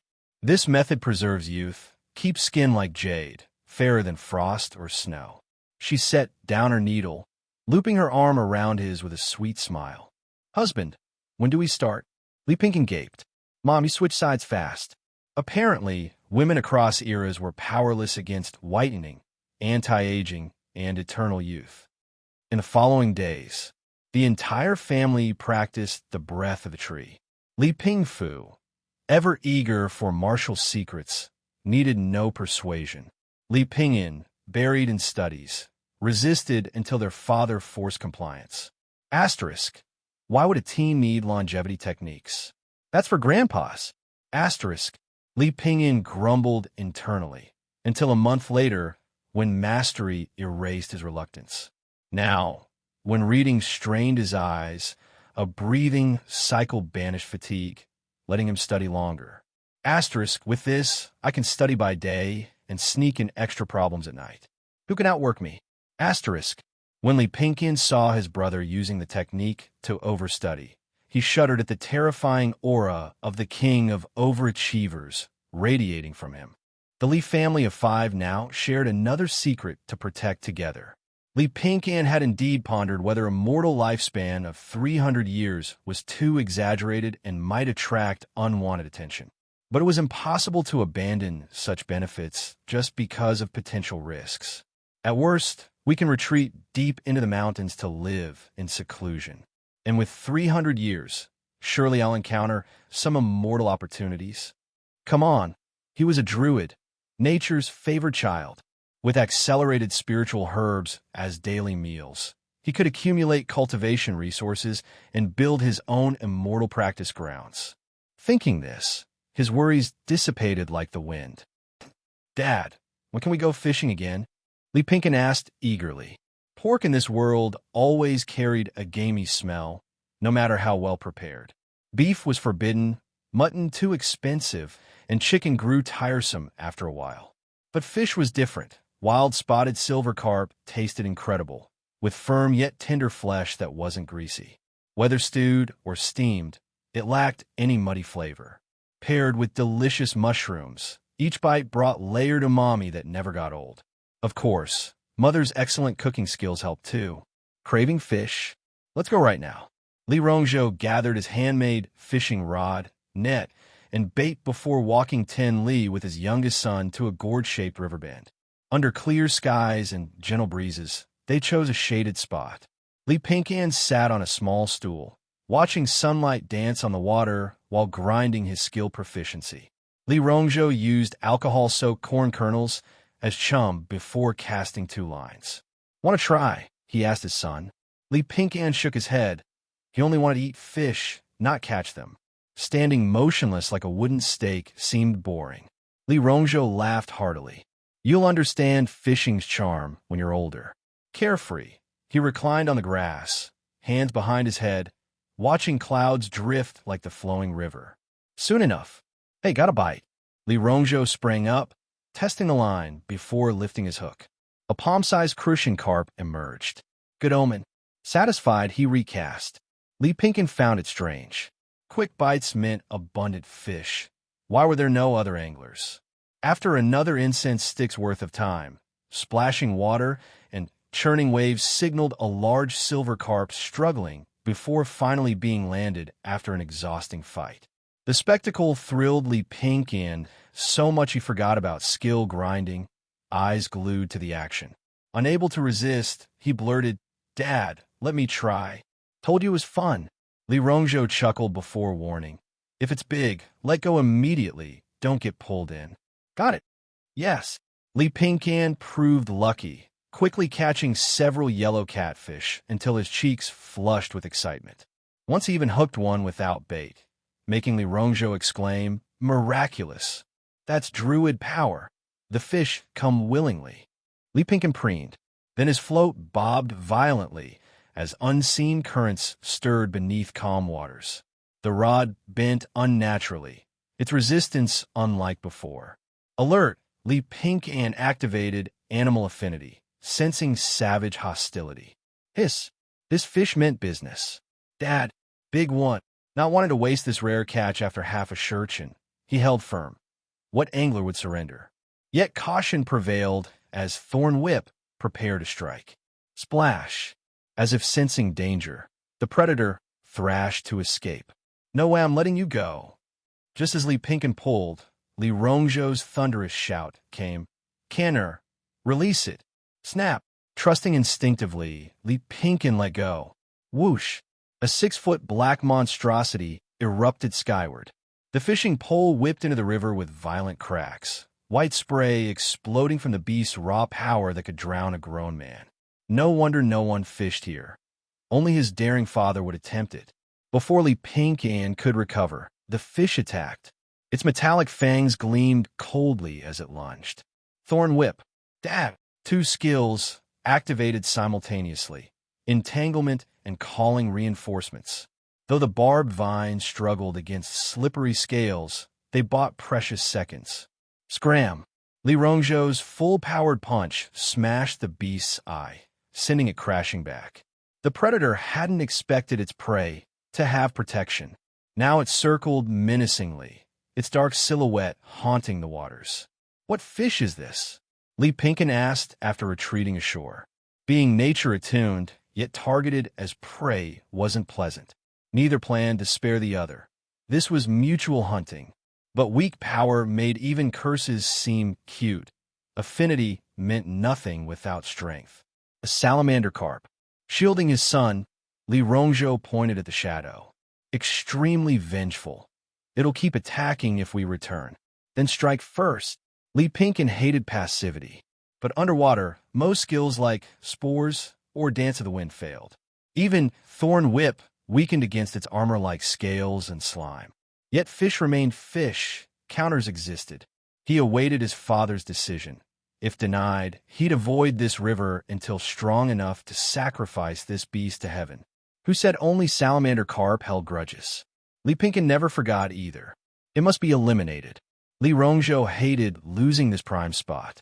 After consideration, he said, hard to fight in water, but we can exploit its grudge, lure it ashore with traps for easier hunting. Even if dragged in my breath of the tree, lets me hold breath underwater. In direct combat, I overpower it, low risk. His eyes gleamed. This fish is rare blood chi medicine, extremely valuable at half a tael per gene. This one's worth 25 taels. 25 taels. Li Pinkin recalculated. 5 fives made 25. Gazing back, the dark shadow now shimmered like silver treasure. The Li household. Li Pingfu and Li Pinyin were shocked to see Li Rongzhou and Li Pinkin returning home covered in grass stains and mud. Lady Qin rushed to Li Pingsan's side, her heart aching as she examined the red scratch visible through the torn sleeve of his cotton shirt. Does it hurt? Mother, I'm fine. Li Pinkin hadn't even noticed when he'd injured his arm, probably scraped by branches while evading the salamander carp. Given another half hour, the scratch would have scabbed over. Lady Qin assumed her sensible youngest son was trying not to worry her. She turned to her husband with narrowed eyes. Li Rongzhou. Li Rongzhou's heart skipped a beat. Though his wife was usually gentle as water, hearing his full name meant serious trouble. Thinking quickly to interrupt her brewing anger, he loudly declared, Dear wife, Canner and I discovered a valuable medicinal ingredient worth 20 to 30 taels of silver. Lady Qin shot him a glare. So that's why Canner got hurt. Rubbing his hands awkwardly, Li Rongzhou was about to offer excuses when Lady Qin sighed. I'll apply medicinal wine to Canner's wound. You all go ahead and eat. Her tone carried unexpected melancholy. The 3 brothers exchanged puzzled glances. While their youngest brother's injury was minor, it was strange to see their usually gentle mother so angry with their father. Ouch! Li Pinkin grimaced, his face contorting momentarily. The medicinal wine disinfecting his wound burned fiercely. Normally he'd complain, but seeing his mother's stern expression, he bore it quietly. Mother, don't be angry with father. It was my own carelessness, he said meekly. Blow on it to make the pain fly away. Lady Qin whispered, gently blowing on the wound, until Li Pinkin giggled from the ticklish sensation. Seeing her son's innocent smile melted her heart, and she hugged him tightly, planting kisses on his cheeks. I'm not angry with your father. I just can't bear to see you hurt. Her youngest had suffered hardships since birth, never experiencing the comfortable life of a wealthy landlord's son. Guilt made her dote on him excessively until age 4. But boys shouldn't be raised solely by women's hands. When Li Pingcan began martial training, Lady Qin realized he would eventually grow up and leave her. Torn between wanting him to succeed and fearing his hardships, she'd reacted fiercely when Li Rongzhou failed to protect him properly. These conflicted maternal feelings, filled with worry and sorrow, were too personal to explain. After dinner, having explained the salamander carp incident, Li Rongzhou secretly watched for his wife's reaction. Surprisingly, Lady Qin, who normally opposed dangerous activities, remained silent. Salamander carp? Li Pingfu grew interested. Master Zhou mentioned consuming them greatly enhances flesh and blood power, more effective than blood qi herbs. While medicines carried toxicity risks, food-based supplements didn't. The purple gold blood centipede's venom paste had similar usage limitations as poison. Li Pingyan angrily added, "That fish nearly hurt little brother. Not avenging this would be unworthy. We must eliminate it to clear our minds." After thinking, he suggested, "We could coat blades with anesthetic. Piercing its scales would slow it down." Li Rongzhou nodded. "Pingyan has a good plan. Luring it ashore would let Pingfu and I flank it easily. Even if dragged underwater, the breath of the tree technique allows extended breath holding. I can help too." Li Pingyan quickly offered, his thorn whip being somewhat effective against the creature. As they discussed details, Lady Qin listened carefully, only relaxing after confirming minimal danger, though worry still lingered between her brows. Next morning at Gourd River, suspicious figures dug pits along the bank, filling them with sharpened bamboo, spears glistening with black liquid, enough anesthetic to knock out a wild bull. After completing preparations, Li Rongzhou and Li Pingfu appeared as bait pretending to fish, while non-combatant Li Pingyan observed. Li Pingyan assisted by activating earth pulse sense. Vibrations and sounds traveling through soil and water would detect any approaching salamander carp. Beneath the swirling currents, a powerful ripple shot toward shore with clear intent. Li Pingsan's heart pounded. "Father, elder brother, it's coming." Li Rongzhou immediately grabbed his iron spear.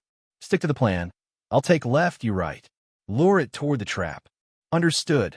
As Li Pingfu responded, a massive black carp erupted from the water, chasing and snapping at them with razor-sharp teeth that nearly caught his clothes. Retreating toward the trap, he was shocked to see the creature flopping ashore in pursuit. Unlike normal fish, it moved aggressively on land, tail slapping and jaws snapping violently. No wonder they say a carp's struggle is fierce. Into the trap. Now, crash! The dried grass covering collapsed under the carp's weight, bamboo spears piercing through scales into flesh. The enraged creature thrashed wildly, its tail kicking up dust clouds. Li Pingyan summoned thorny vines to seal the trap's exit, though many snapped under the violent thrashing. The massive anesthetic dose proved effective. The carp's furious eyes gradually glazed over as its tail drooped limply, mucus dripping from fins. Ever cautious, Li Rongzhou delivered a finishing spear thrust to its head, blood immediately gushing out. Phew! Li Pingfu exhaled. Unlike village brawls, this creature's sheer wildness, especially that terrifying shadow when it leaped, had been overwhelming.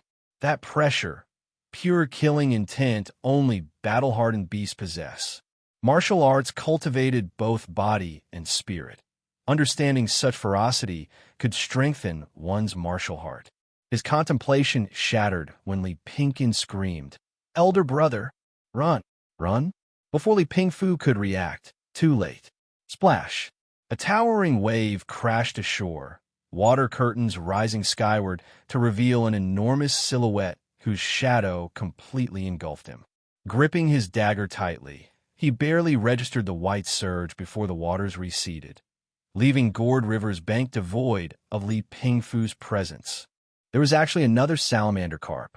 This sudden turn of events caught everyone present completely off guard. This particular salamander carp appeared even more vicious and brutal. It instantly severed the protective rope tied around the eldest brother's waist with a single bite. Stay calm. Panicking won't help in emergencies. Li Pingyan took a deep breath. His eldest brother could hold his breath using the breath of the tree technique, so he wouldn't drown even if submerged for a short while. Moreover, as a practitioner of the notoriously powerful black tiger technique, he might not be much weaker than the ferocious fish. The only thing Pink-And could do now was inform their father of his brother's exact location.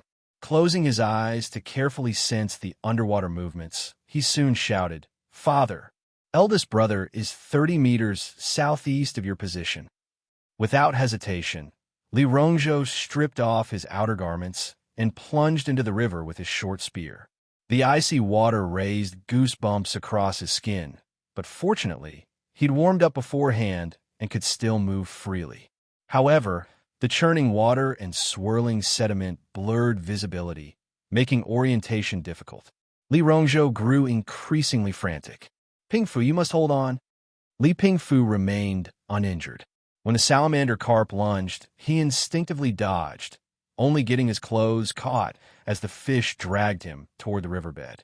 Suspended in the murky waters without touching bottom, his hearing became muffled by the water, and his senses dulled, visibility reduced to just 1 or 2 meters. Yet as a martial artist, he keenly felt the predatory killing intent enveloping him through some primal instinct. It was that salamander carp. Stay composed, panic speeds death. I just need to defend patiently. Father and brother will surely find a way to save me. Keeping his eyes wide open to survey his surroundings, Li Pingfu clung firmly to the family creed of never abandon, never give up. Master Zhou and Xian's teachings echoed in his mind. 3 years of martial training had ingrained focused composure into his very bones. As for taking the offensive, that path had never crossed his mind.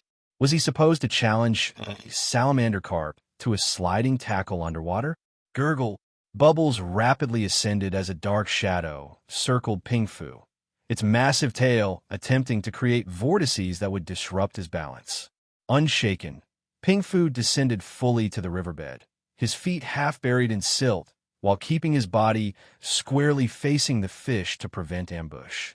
Simultaneously, the carp's unique malevolent aura honed his awareness, tempering his martial resolve.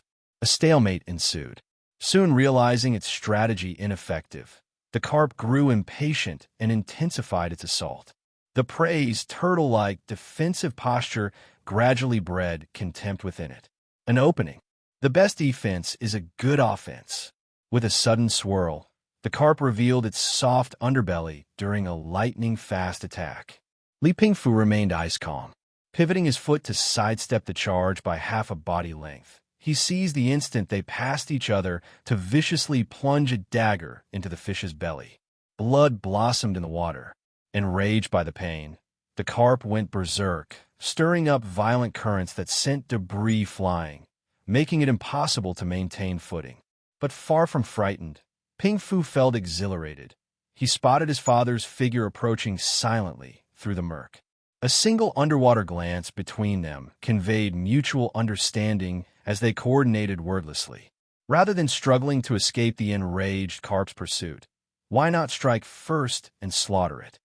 Li Pingfu kept the carp's aggression focused on himself, while Li Rongzhou attacked from behind.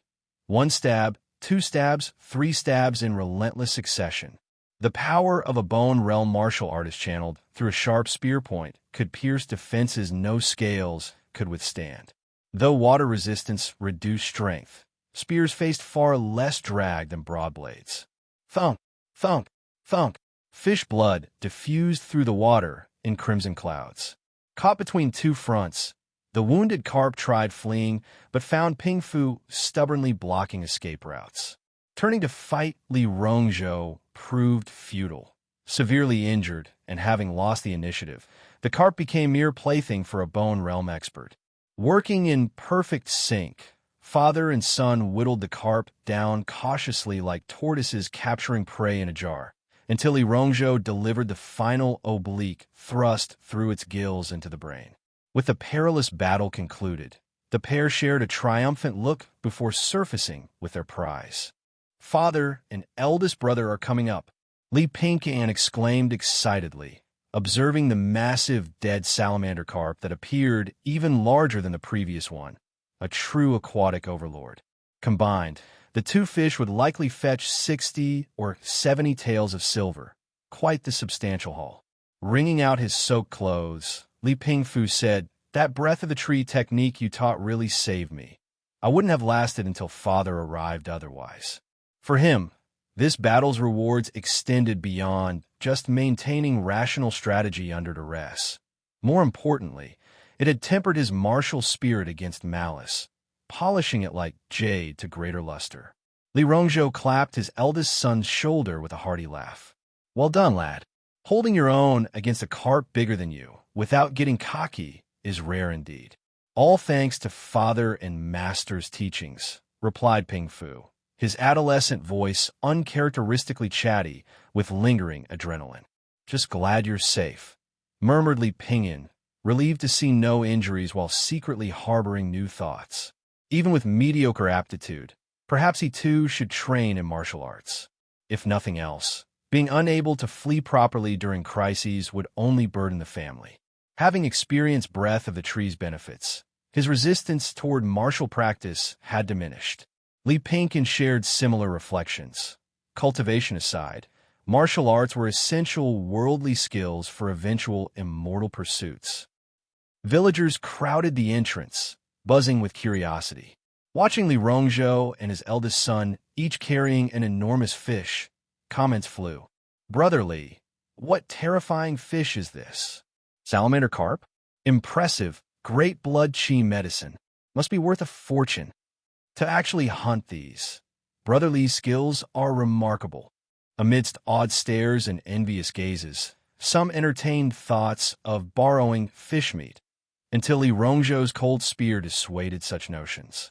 At the Li household, so huge, Lady Qin nearly fainted seeing two giant fish spanning their courtyard, only calming after repeated assurances of no injuries.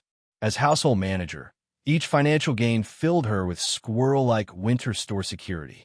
The whole family set to work, portioning fresh fish to gift village chief Zhou, master in Xian, Li Feng and others keeping some, then selling the rest in town for 53 taels.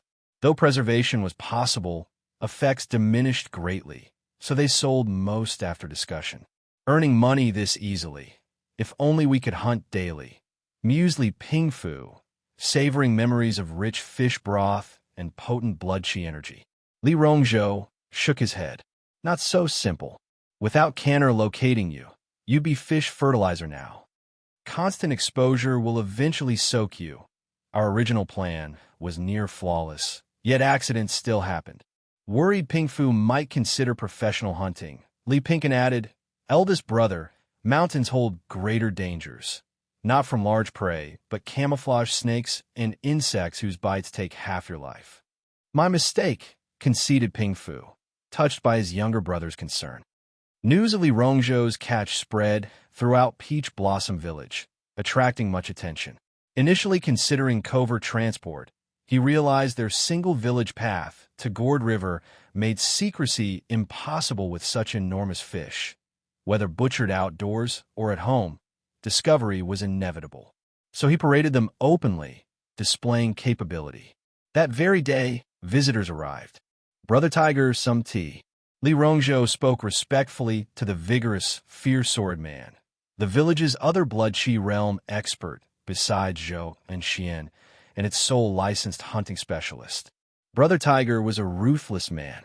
Unlike the ferocity cultivated through Zhou and Xian's black tiger technique, Brother Tiger's brutality stemmed from years of beast hunting, a primal savagery ingrained in his bones, much like how veteran butchers exude an aura of bloodlust that makes dogs cower and flee with just one glance. He sat with deceptive casualness, hand resting on his waist, his body perpetually coiled like a drawn bowstring. At the slightest disturbance, he could spring up and draw his blade like a released spring. This man was extremely vigilant. 3 years ago, when Li Rongzhou first arrived at Peach Blossom Village and faced financial difficulties, he had considered joining Brother Tiger's hunting trips.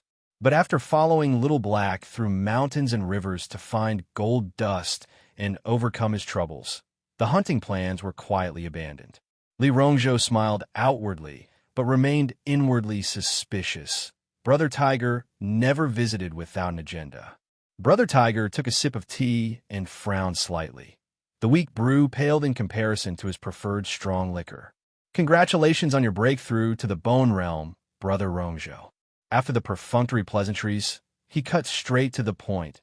Being able to easily hunt salamander carps shows considerable skill. I'm here to invite you on a mountain expedition to hunt a treasure beast. Treasure beast? Li Rongzhou was momentarily stunned. Treasure beasts were far more dangerous than ordinary vicious animals. Their flesh, bones, hides, every part was valuable, often exhibiting obvious mutations that made them premium materials for forging or alchemy, occasionally even catching the eye of immortal cultivators. A successful hunt could easily net each hunter 100 taels of silver. But hunting treasure beasts is too dangerous for my current abilities. Li Rongzhou sighed with feigned reluctance. Only those who bargain mean business. Seeing Li Rongzhou's apparent interest, Brother Tiger smiled. No need to worry, Brother Rongzhou. This hunt is commissioned by the Silver Wolf Merchant Guild to satisfy some noble's hunting hobby. We'll have physicians accompanying us. Absolutely no risk. Just 10 days' work for a guaranteed 50 taels, plus keeping all hunting spoils. Can't lose on this deal. Frankly, if it weren't you, I wouldn't offer this opportunity to anyone else. His friendly smile couldn't mask the ferocity of the claw scar near his eye. Deep forests held deadly beasts, but teamwork mitigated the danger. Li Rongzhou's face brimmed with temptation before finally settling into pained regret.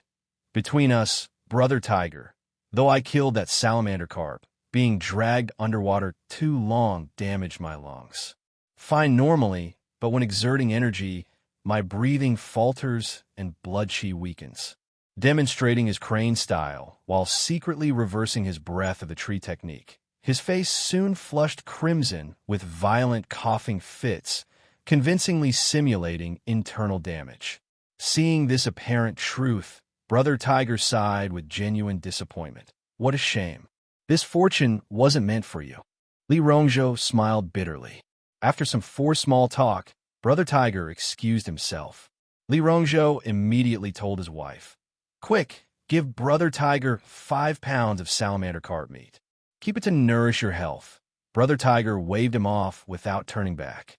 Watching the hunter depart, Li Rongzhou finally exhaled in relief. Something smelled fishy about this whole affair. Nothing in this world came without risk. When someone promised guaranteed profits, you were likely their merchandise.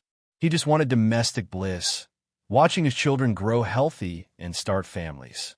No potential gain was worth wading into such murky waters. "Ka, I'll scout ahead." Little Black's cry echoed in Li Pingsan's ears as the raven took flight, a small mushroom now growing from its head like a peculiar gray hat. This was their latest drone upgrade, no longer requiring claw-gripped mushrooms while providing versatile aerial views. "Go, but don't let Brother Tiger spot you." Li Pingkan cautioned. Perhaps due to his Druid instincts, he inherently distrusted Brother Tiger and wanted to uncover the man's motives as precaution. Dance of the Wind. As Little Black rode the currents, Li Pingsan's vision shifted accordingly. Brother Tiger moved startlingly fast along rural paths. Only Little Black's altitude and wind-enhanced speed kept pace as the hunter wove through the wilderness with paranoid caution before meeting a black-clad martial artist deep in the forest. After brief exchanges and headshakes, the two separated, one returning to village, the other disappearing deeper. Li Pingsan's frown deepened. "Follow the black-clothed fighter, Little Black." "Roger that, boss." Wings flapping through dense foliage, the raven trailed the martial artist to a hidden hunter's cabin. Through window cracks flickered candlelight, illuminating a terrifying statue upon a lotus altar, its half-lidded eyes unable to conceal crimson pupils, a vertical third, eyes slightly open amidst its forehead's fissure. The black-clad man kowtowed fervently, eyes burning with fanaticism. Li Pingsan's heart dropped. Holy hell, was this some cult? Local cults have no manners. Try to recruit my old man as an underling. Connecting the dots, Li Pingqian realized Brother Tiger's true purpose. As a blood-chi realm martial artist, Brother Tiger didn't need elaborate schemes for direct harm. This was clearly recruitment. Compared to other villagers, his family lacked deep roots here. His father's bone realm breakthrough showed martial potential, plus having family as weaknesses made him perfect cult material. Knew that old fox was shady. Li Pingqian urgently recalled Little Black. That three-eyed idol looked too twisted, better keep away. Though an atheist in his past life, this world made belief unavoidable. Having cultists nearby made his scalp crawl. He immediately reported everything to his father. But Li Rongzhou's reaction was surprisingly muted. So that's why Brother Tiger was so insistent 3 years ago. After thoughtful silence, he said, "Just keep distance. No need for confrontation or reporting." Li Pingqian was stunned. "But they're harmful cultists. Shouldn't we inform the authorities?" "Authorities won't bother with small fries." Li Rongzhou chuckled bitterly. With the dynasty's destiny protecting order, these groups can't cause real chaos. Besides, his tone turned icy. Once these cults grow large enough, they become merit points for celestial officials. What about the victims? Most cults won't harm believers. Commoners are their faith resources. Aside from worshipping unorthodox deities, some aren't that different from legitimate religions. Li Rongzhou sighed heavily. If some do turn murderous, that's just misfortune. Like the Immortal caused disaster 4 years ago. Hadn't they all just accepted their bad luck? Li Pingqian listened in shock. Cults farming faith, celestial officials harvesting merits. This wasn't the justice system he imagined. The entire Great Yu dynasty seemed like a man-eating pyramid scheme. If immortals discover I'm a druid, a chill ran down his spine as hostility and wariness toward this world blossomed in his heart. Today's events reinforced a truth for Li Pingqian. Beyond blood-related family, no one could be trusted, especially those immortal cultivators. I've been too flashy in my actions before, not cautious enough, Li Pingqian reflected. Though he consciously hid his abilities daily, Little Black's supernatural nature and the mushroom's unnatural deliciousness left traces. With cultivators possessing heaven-defying methods and himself still weak, what resistance could a mere level 2 druid offer if discovered? The more natural and low-key, the better. In other words, family development should rely on ordinary means initially, like genuinely mastering mushroom cultivation techniques instead of using spore growth to generate delicacies, or expanding peach orchards without repeatedly discovering rare treasures through druid skills. Ultimately, the druid heritage was his core foundation, but it must remain a family secret, a secret known by too many ceases to be secret. Li Pingqian resolved that beyond parents and elder brothers, even future wives and children wouldn't witness his druid powers. This wasn't just self-protection, it safeguarded his family too. Days passed swiftly. Since discovering the three-eyed idol, Li Pingqian grew increasingly discreet and steady. Raising centipedes, grinding skill proficiency, and martial arts foundations became his daily routine.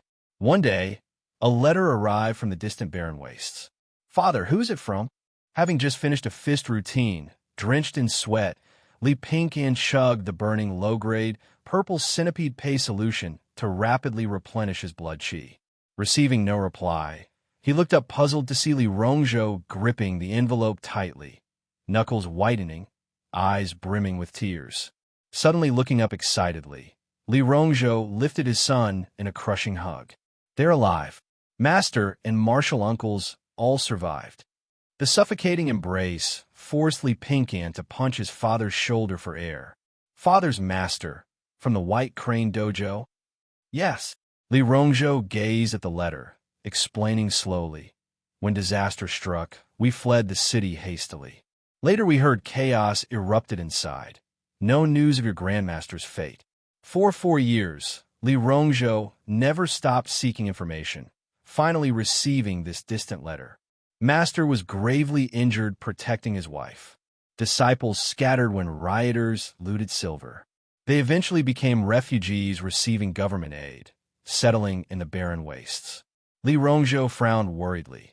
What kind of recuperation could the barren waste provide? Who'd imagine a peak blood chi expert capable of manifesting blood chi dragons would be reduced to this by a casual immortal's palm strike? Father, send Grandmaster some herbs and silver, Li Pingyan suggested, unwilling to see his father distressed. Their family finances had improved enough to help. Li Rongzhou nodded, touched by his son's filial piety, while simmering with fresh anger toward those lofty immortals. Seasons cycled, autumn to spring, summer to winter. 3 years of exchanged letters built bonds worth 10,000 gold. Spring swallows darted through sunlight toward households, while Little Black and his mushroom cap deliberately flew parallel to startle them, cawing mischievously. Little Black, you're at it again. Li Pingyan sighed through their shared vision at the raven, now resembling an eagle. Sharp talons, hawk-like eyes, broad wings, elongated neck, mushroom-capped head. When max level, nature's gift, generated the blessing trait, it no longer just provided mysterious destiny boosts but anchored/enhanced specific abilities. Post-blessing, Little Black became this sky-dominating menace, powerfully fierce yet retaining his obnoxious personality. Of course, blessings had downsides. Little Black's intimidating presence scared off potential mates, leaving only village hens as playmates. Nature's gift also unusually spawned a second trait, good fortune, usable only by Li Pingyan as a passive. Most visibly, he never lost dice bets with brothers. Other max skills included elemental amplification, double effect, glowshroom, marking, producing special fluorescence to secretly tag targets, visible only to the caster at night. Ignoring the raven, Li Pingyan resumed planting. At 7 years old, his sapling survival rate exceeded 60%, far surpassing his 4-year-old self. This one took root. Kneeling, he examined a heart-leafed paper mulberry sapling, a species thriving even in poor soil, perfect for experience bonuses. Of course, to prevent competition with peach trees, he'd periodically remove them, burning bridges after crossing them. His peculiar daily routines gradually earned him a reputation as Peach Blossom Village's eccentric. He didn't mind, it facilitated undisturbed planting. Besides, his rich inner world needed no external validation. These 3 diligent years saw his Druid level surpass LV3, gaining many practical skills. Finished today's planting. Washing muddy hands in the creek, clear water reflected a handsome face. Well-proportioned, soft-featured like Lady Cheens, currently wearing a smug expression. Already this good-looking, definitely becoming a dashing youth. Unlike his sharp-browed, angular brothers resembling their father, he preferred scholarly elegance. Sauntering home post-planting, sudden shrill taunts pierced the air as a pebble whizzed past. Freak! Catching the stone effortlessly, Li Pingyan eyed the bullying children. Those who differ face exclusion. But should he conform to their mediocrity? Smirking, he channeled emerald light into the stone before tossing it back, landing featherlight, yet triggering a howl from the catcher. Activated sting, huh? He mused. This enchanted stone, spell from the transformation tree, randomly imbued mundane stones with magical effects. No visible marks meant no evidence if they tattled. As a druid, I've 100 ways to make you cry, he thought viciously. Nothing improved moods like making Brat sob. Returning home cheerfully, he found Lady Cheen holding a little girl's hand. Kenner, greet your sister, she beamed. Before him stood an exquisite black-haired, lowly peering timidly with luminous eyes. Hello, Brother Can, she murmured sweetly. Perhaps children weren't so A chubby little face with obsidian-like eyes blinking shyly. The girl quickly hid behind Lady Cheen after greeting them, then peeked out while nervously twisting her clothes to steal glances at Li Pingyan. This well-behaved little Mo girl was simply adorable. Nothing like those village brats who threw stones at people with their rude behavior. Hello, little sister, Li Pingyan greeted cheerfully. What's your name? Though inwardly curious, where did this little lowly come from? He didn't recall the Li family having any close relatives. Surely she couldn't be father's illegitimate daughter? Mother would have made father sleep on the floor every night if that were the case. This is your little sister Xianxia, a year younger than you, Lady Qin said with a fleeting trace of sorrow in her eyes, not elaborating further as she led the travel-weary girl inside to rest.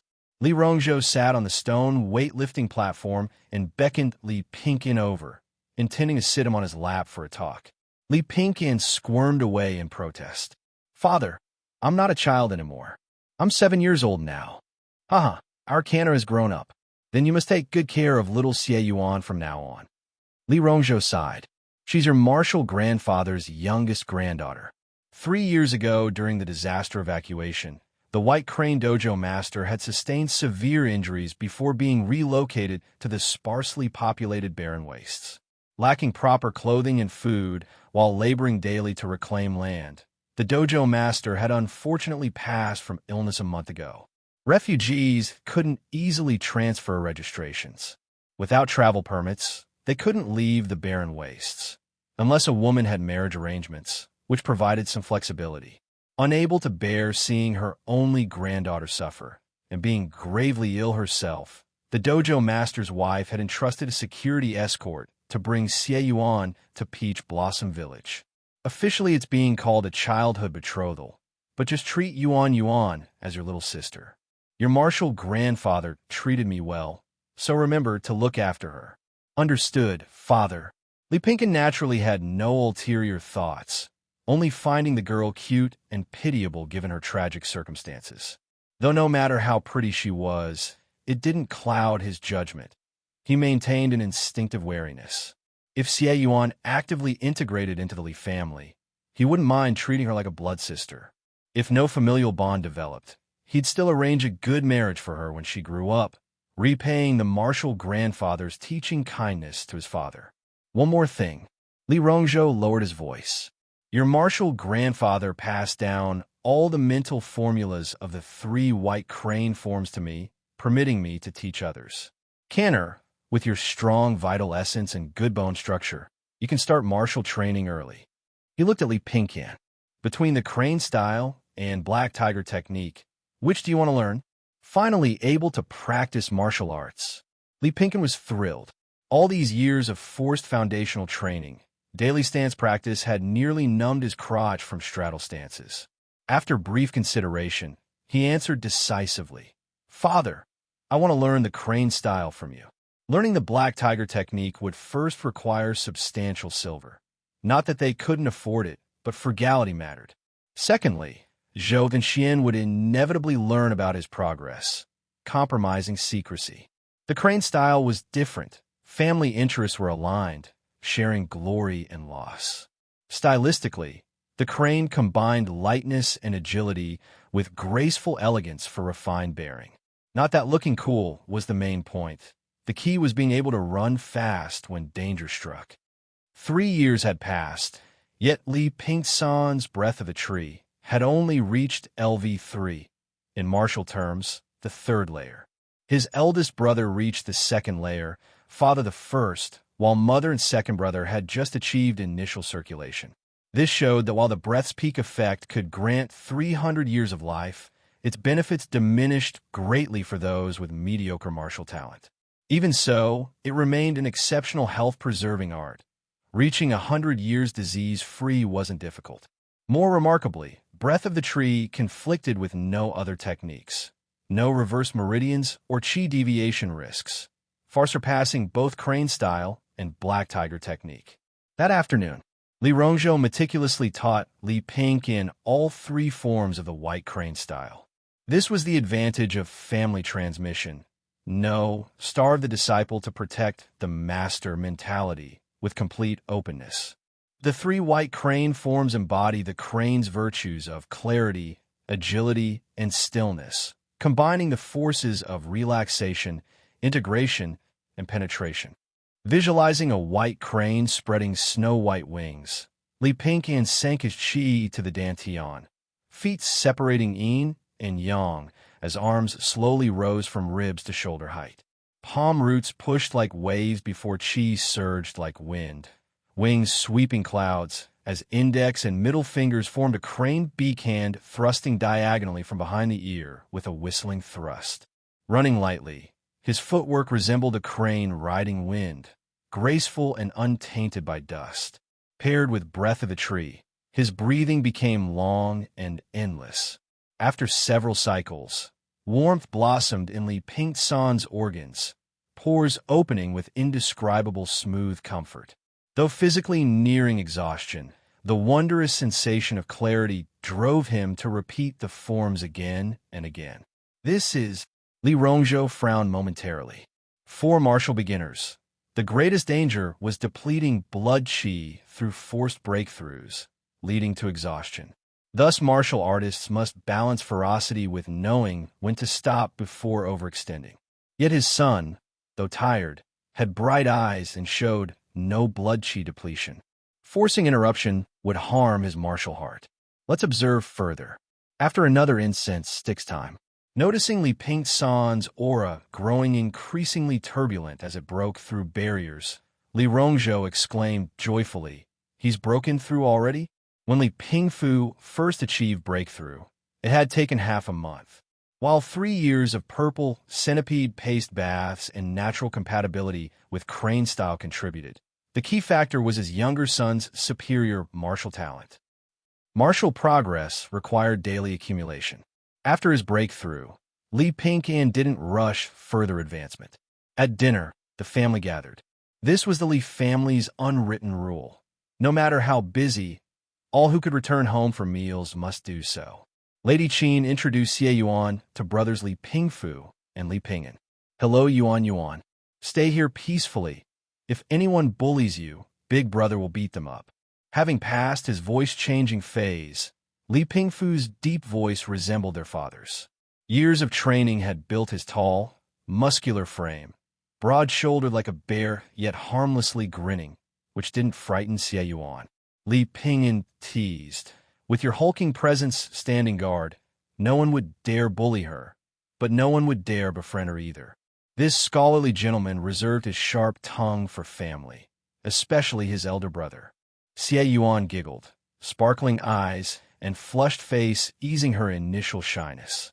Stealing a glance at the handsome Li Pingyan, she said softly, "With 3 big brothers, Yuan isn't afraid of having no friends." Children matured early through hardship. Though young, Xie Yuan had tasted life's bitterness and warmth, making her exceptionally clever and observant. "Such a good girl," Lady Qin said affectionately, stroking her head. But Li Pingyan noticed Xie Yuan's dark eye circles, bloodshot eyes, and abnormally flushed face, masked by the excitement and tension of a new environment. Once the adrenaline fades, she'll likely fall seriously ill. In this era, childhood illnesses remained terrifying. A single misstep could prove fatal. Unable to bear it, Li Pingyan decided to use nature's gift on the little lowly. The max-level trait, blessing, of nature's gift enhanced martial talent for father, while strengthening constitution for mother. For elder brother Li Pingfu, it boosted martial comprehension, and, for second brother Li Pingyan, it improved memory for studying. Thanks to the passive effect, good fortune, nature's gifts blessings would develop in the direction Li Pingyan desired, with destiny naturally aligning in mysterious ways. After dinner, Li Pingyan took out a pine nut candy. Yuan, be good. Want some candy?" The effects of nature's gift were stronger when the recipient was more relaxed. What child doesn't love candy? Xie Yuan's eyes lit up as she fidgeted with her fingers, stammering shyly, "See, can I really?" "Of course." Li Pingyan placed the candy in Yuan's palm. Watching her bloom in his smiles as she happily ate the treat, he silently prayed, "Great nature god, please bestow heavenly blessings. May my sister Xie Yuan grow up safe and sound, free from illness and disaster, protected by heaven and earth." As the words faded, faint glowing light gathered above Xie Yuan's head and slowly infused in her body, flowing through her limbs. Xie Yuan suddenly felt her body lighten. the exhaustion from long journeys and mental tension completely dissipating. After finishing the candy, waves of drowsiness hit. Rubbing her eyes, her little head leaned against Li Pingsan's shoulder as she mumbled sleepily, Yuan sleepy. Xie Yuan became part of the Li family, gradually growing more lively and cheerful. Li Pingkan noticed nature's gift seemed more effective on her than on his elder brothers from the collateral line, almost matching the effects on his direct lineage parents. Yuan couldn't possibly be father's secret illegitimate child, leaving only one possibility. Could it be Yuan has innate high natural affinity? He had vague suspicions. Whether his guess was correct, he could ask Grandpa Peachtree later. Wife, I plan to add 3 more rooms. Li Rongzhou discussed with Lady Qin. Xie Yuan was still young enough to share a bed with Lady Qin, but it wouldn't be proper for long. Their finances allowed for better arrangements. 1 large room and 2 smaller ones to give the children more comfortable living space. Lady Qin agreed. Children do need separate spaces when they grow up. 3 thatch cottages would only cost 3 taels of silver, while brick houses would be twice as expensive. With 3 years of favorable weather, their 8-acre orchard earned 64 taels annually. After accounting for martial training, studies, taxes, and miscellaneous expenses, yearly costs reached about 40 taels. More income meant more expenses. But combined with mushroom profits and salamander carp sales, they'd saved over 100 taels in 3 years. Quite the financial achievement. The brickhouse craftsmen did excellent work, completing 3 bright new rooms in just over 10 days. 1 for Yuan, 1 for Li Pingyan, and 1 for Li Pingyan. Li Pingfu continued living in the old thatched cottage. My skin's thick and rough, anywhere's fine. Second brother's particular, while little brother and sister are young, they deserve better quarters. Lady Qin's heart ached hearing this. As a child, her eldest had been mischievous and troublesome, but now his excessive thoughtfulness was heartbreaking. Such maturity came at a price. Privately, she told her husband they'd renovate again when Pingfu married, building nice brick houses for all without favoritism. After 6 firecrackers bang pops for celebration and warding off evil spirits, the new house was ready for occupancy. Li Pingyan was delighted. Not that he disliked sharing rooms, but elder brother's martial training made his feet reek like pickled rotten fish. 1 whiff could knock you out, requiring constant use of Dance of the Wind for deodorizing. Second brother, the ultimate grinder, burned midnight oil constantly. Only years of martial arts preventing nearsightedness. Now, with private space, practicing skills became easier. Feeding the purple gold blood centipede fresh chicken blood proved challenging in summer heat. The centipede ate less, producing fewer venom drops. Still, under blessing, they harvested 3 drops monthly, far exceedingly Daha's era, sufficient for family martial training. After feeding, the centipede obediently returned to its clay pot. After 1 contracted year, affinity reached 100%, unlocking a second contract slot. Li Pingsan's new contract was with a colonial insect species. In the peach grove, father and elder brother busied with autumn harvest as peaches tumbled down. Li Pingyan whispered, "Summon the ant colony." Dense swarms of black ants emerged from the ground, enough to make scalps crawl. Upon closer look, these ants had robust builds, slender limbs, and antennae constantly collecting airborne information. This ant species, discovered accidentally by Li Pingyan, were thumbnail-sized with exceptional strength, speed, and aggression, resembling army ants. Who'd have thought the original palm-sized colony would grow to such terrifying numbers in 2 years? Li Pingyan contracted the queen ant for practical reasons. As decomposers, ants conveniently disposed of evidence. Moreover, these black ants could construct transport conveyor belts or even living bridges across gaps at his will. After blessing, their strength and speed peaked. As for why not contract another blood-chi venomous insect like the centipede? In his past life, was it because he didn't want to attend Tsinghua or Peking University? Under Li Pingsan's command, the Black Ant Army worked diligently, secretly transporting fragile peaches to baskets when unobserved, saving significant labor. After autumn harvest profits, Li Rongzhou purchased 4 more acres for peach cultivation. Initial planting proved arduous, but maintenance was manageable. Li Rongzhou and Li Pingfu could handle 12 acres together. Li Pingkan never hesitated to bless the peach grove, reducing pests and diseases. Your father, Li Rongzhou, successfully planted a peach tree. Druid experience +1. Notifications kept popping up. The 4 acres ultimately yielded over 500 experience points. Checking his panel. LV3 Druid, 572/1000. Max level skills. LV9 Spore Growth Delicious Spore. LV9 Spore Sense Connection Spore. LV9 Gloshira Mark Spore. LV9 Animal Affinity Passive Beast King. LV9 Animal Speech Passive Beast King. LV9 Moonlight Microbeams Passive Astrology. LV9 Dance of the Wind Rotation Element. LV9 Elemental Amplification Double Element. LV9 Earth Pulse Sense Passive Earth. LV9 Thorn Whip Proliferation Earth. LV9 Nature's Gift Good Fortune Blessing. Non-max skills. LV7 Insect Proliferation 73/799 Insect Tribe. LV1 Insect Tribe Contract Ant Colony 89/100 Insect Tribe. LV1 Enchanted Stone 65/199 Transformation. LV1 Earth Molding 25/199 Element. LV0 Restoration 88/99 Transformation. Enchanted Stone, Earth Molding, and Restoration were new skills obtained after leveling up.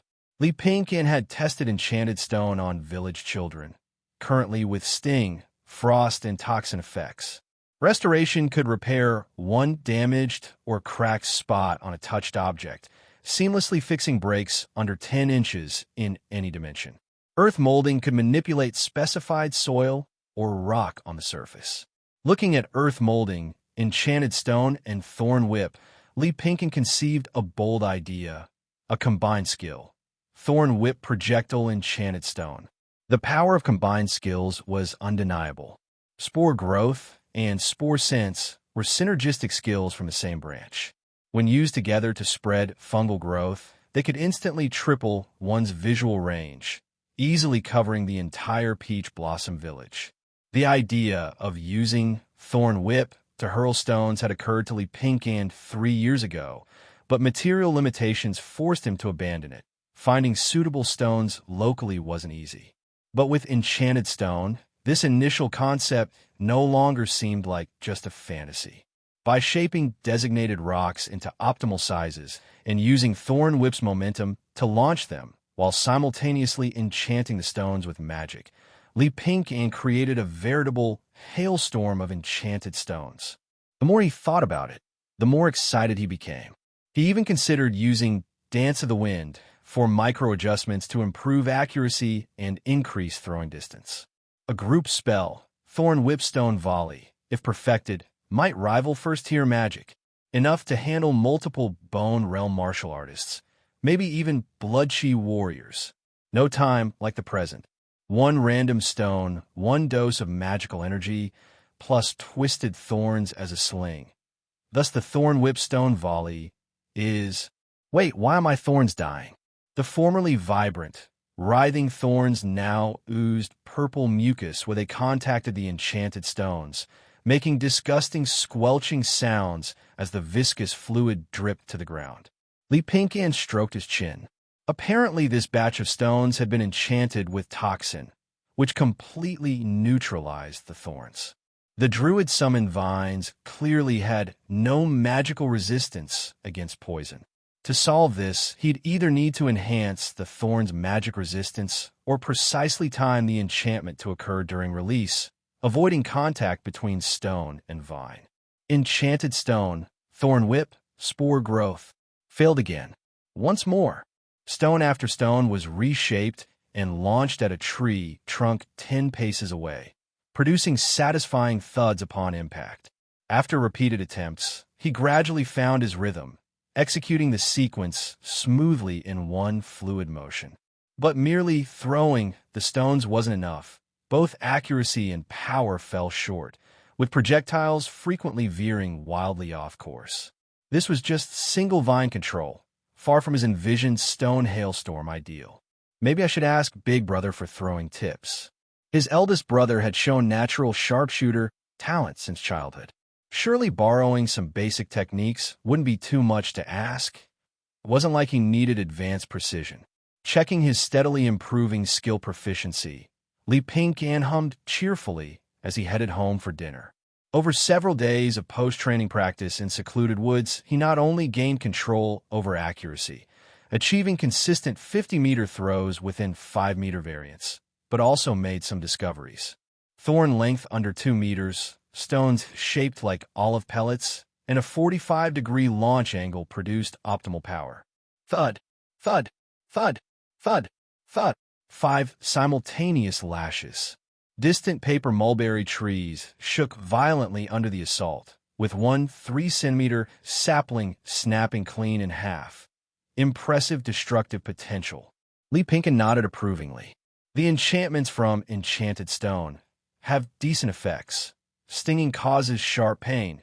Frost slows movement. Poison deals lingering damage. Not amazing yet, but at max level, the enchantment should become truly formidable. Plenty of room for improvement. Most importantly, this combo skill excelled against groups. With sufficient mana, Xianxia could theoretically create a sky-blotting storm of thorn-launched magical stones. Enough research for today. Time for dinner. Chewing on a grass stem, he headed downhill only to frown at a familiar sight. Yuan? Xianxia stood surrounded by village children, engaged in what appeared to be a heated argument. Spotting Xianxia's approach, the kids shrieked monster and scattered like startled birds. Brother Can. Xianxia's eyes were red-rimmed like a little rabbit's, lips trembling on the verge of tears. What does living on others' charity mean? Am I a bad child grandma didn't want? Anger flared in Xianxia, not towards Xianxia, but those cruel brats. Though content to enjoy childhood comforts and fraternal protection he'd never experienced in his past life, his mature, transmigrator's perspective made him immune to such petty gossip. But Xianxia was a genuine 6-year-old. Such venomous words could leave lasting scars on a child's psyche. Yuan, you were Grandma's most treasured darling. Xianxia wiped her face with a handkerchief. You're not living on charity. You're my little sister, Xianxia's sister. He carefully explained how Grandmaster's gift of white crane style proved her grandparents' undiminished love and regard. Xianxia looked up in innocent confusion. So Brother Can is the crane's successor? Xianxia smiled faintly. You could say that, but Grandfather said crane style can't be taught to xianxia family. Her tiny face scrunched in thought before suddenly brightening. I know. When I grow up, I'll marry Brother Can. Then our baby can inherit the crane style. Xianxia didn't know whether to laugh or cry.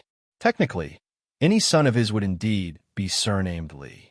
Then again, childish whims hardly needed correcting. By adulthood, she'd likely forget this entirely. After her grand declaration, Xianxia became Xianxia's constant shadow, clinging to him like a devoted duckling. Xianxia watched enviously. Why does little sister only like Can? He adored her too. Why didn't she follow him around? Xianxia shelved books while delivering a brutal assessment. You're built like a black bear. Who wouldn't be scared? His gaze lingered on Xianxia with subtle displeasure. This interloper monopolized their youngest brother's attention. When was the last time he'd had a proper talk with Can? Watching their interactions left an acidic taste in his mouth. Not jealousy, obviously. Whatever. He wasn't about to compete with a child for affection. Back to studying. Unaware of his second brother's sour mood, Xianxia maintained his routine. Train, practice combo skills, rest, repeat. Until one day, returning home, as usual, Xianxia encountered the same trio of village troublemakers. Despite repeated humiliations, These persistent brats kept returning like stubborn NPCs determined to complete their quest line. Probably because Pink-An had never truly punished them. Monster, freak. The 8- and 9-year-olds brandished sticks, emboldened by numbers.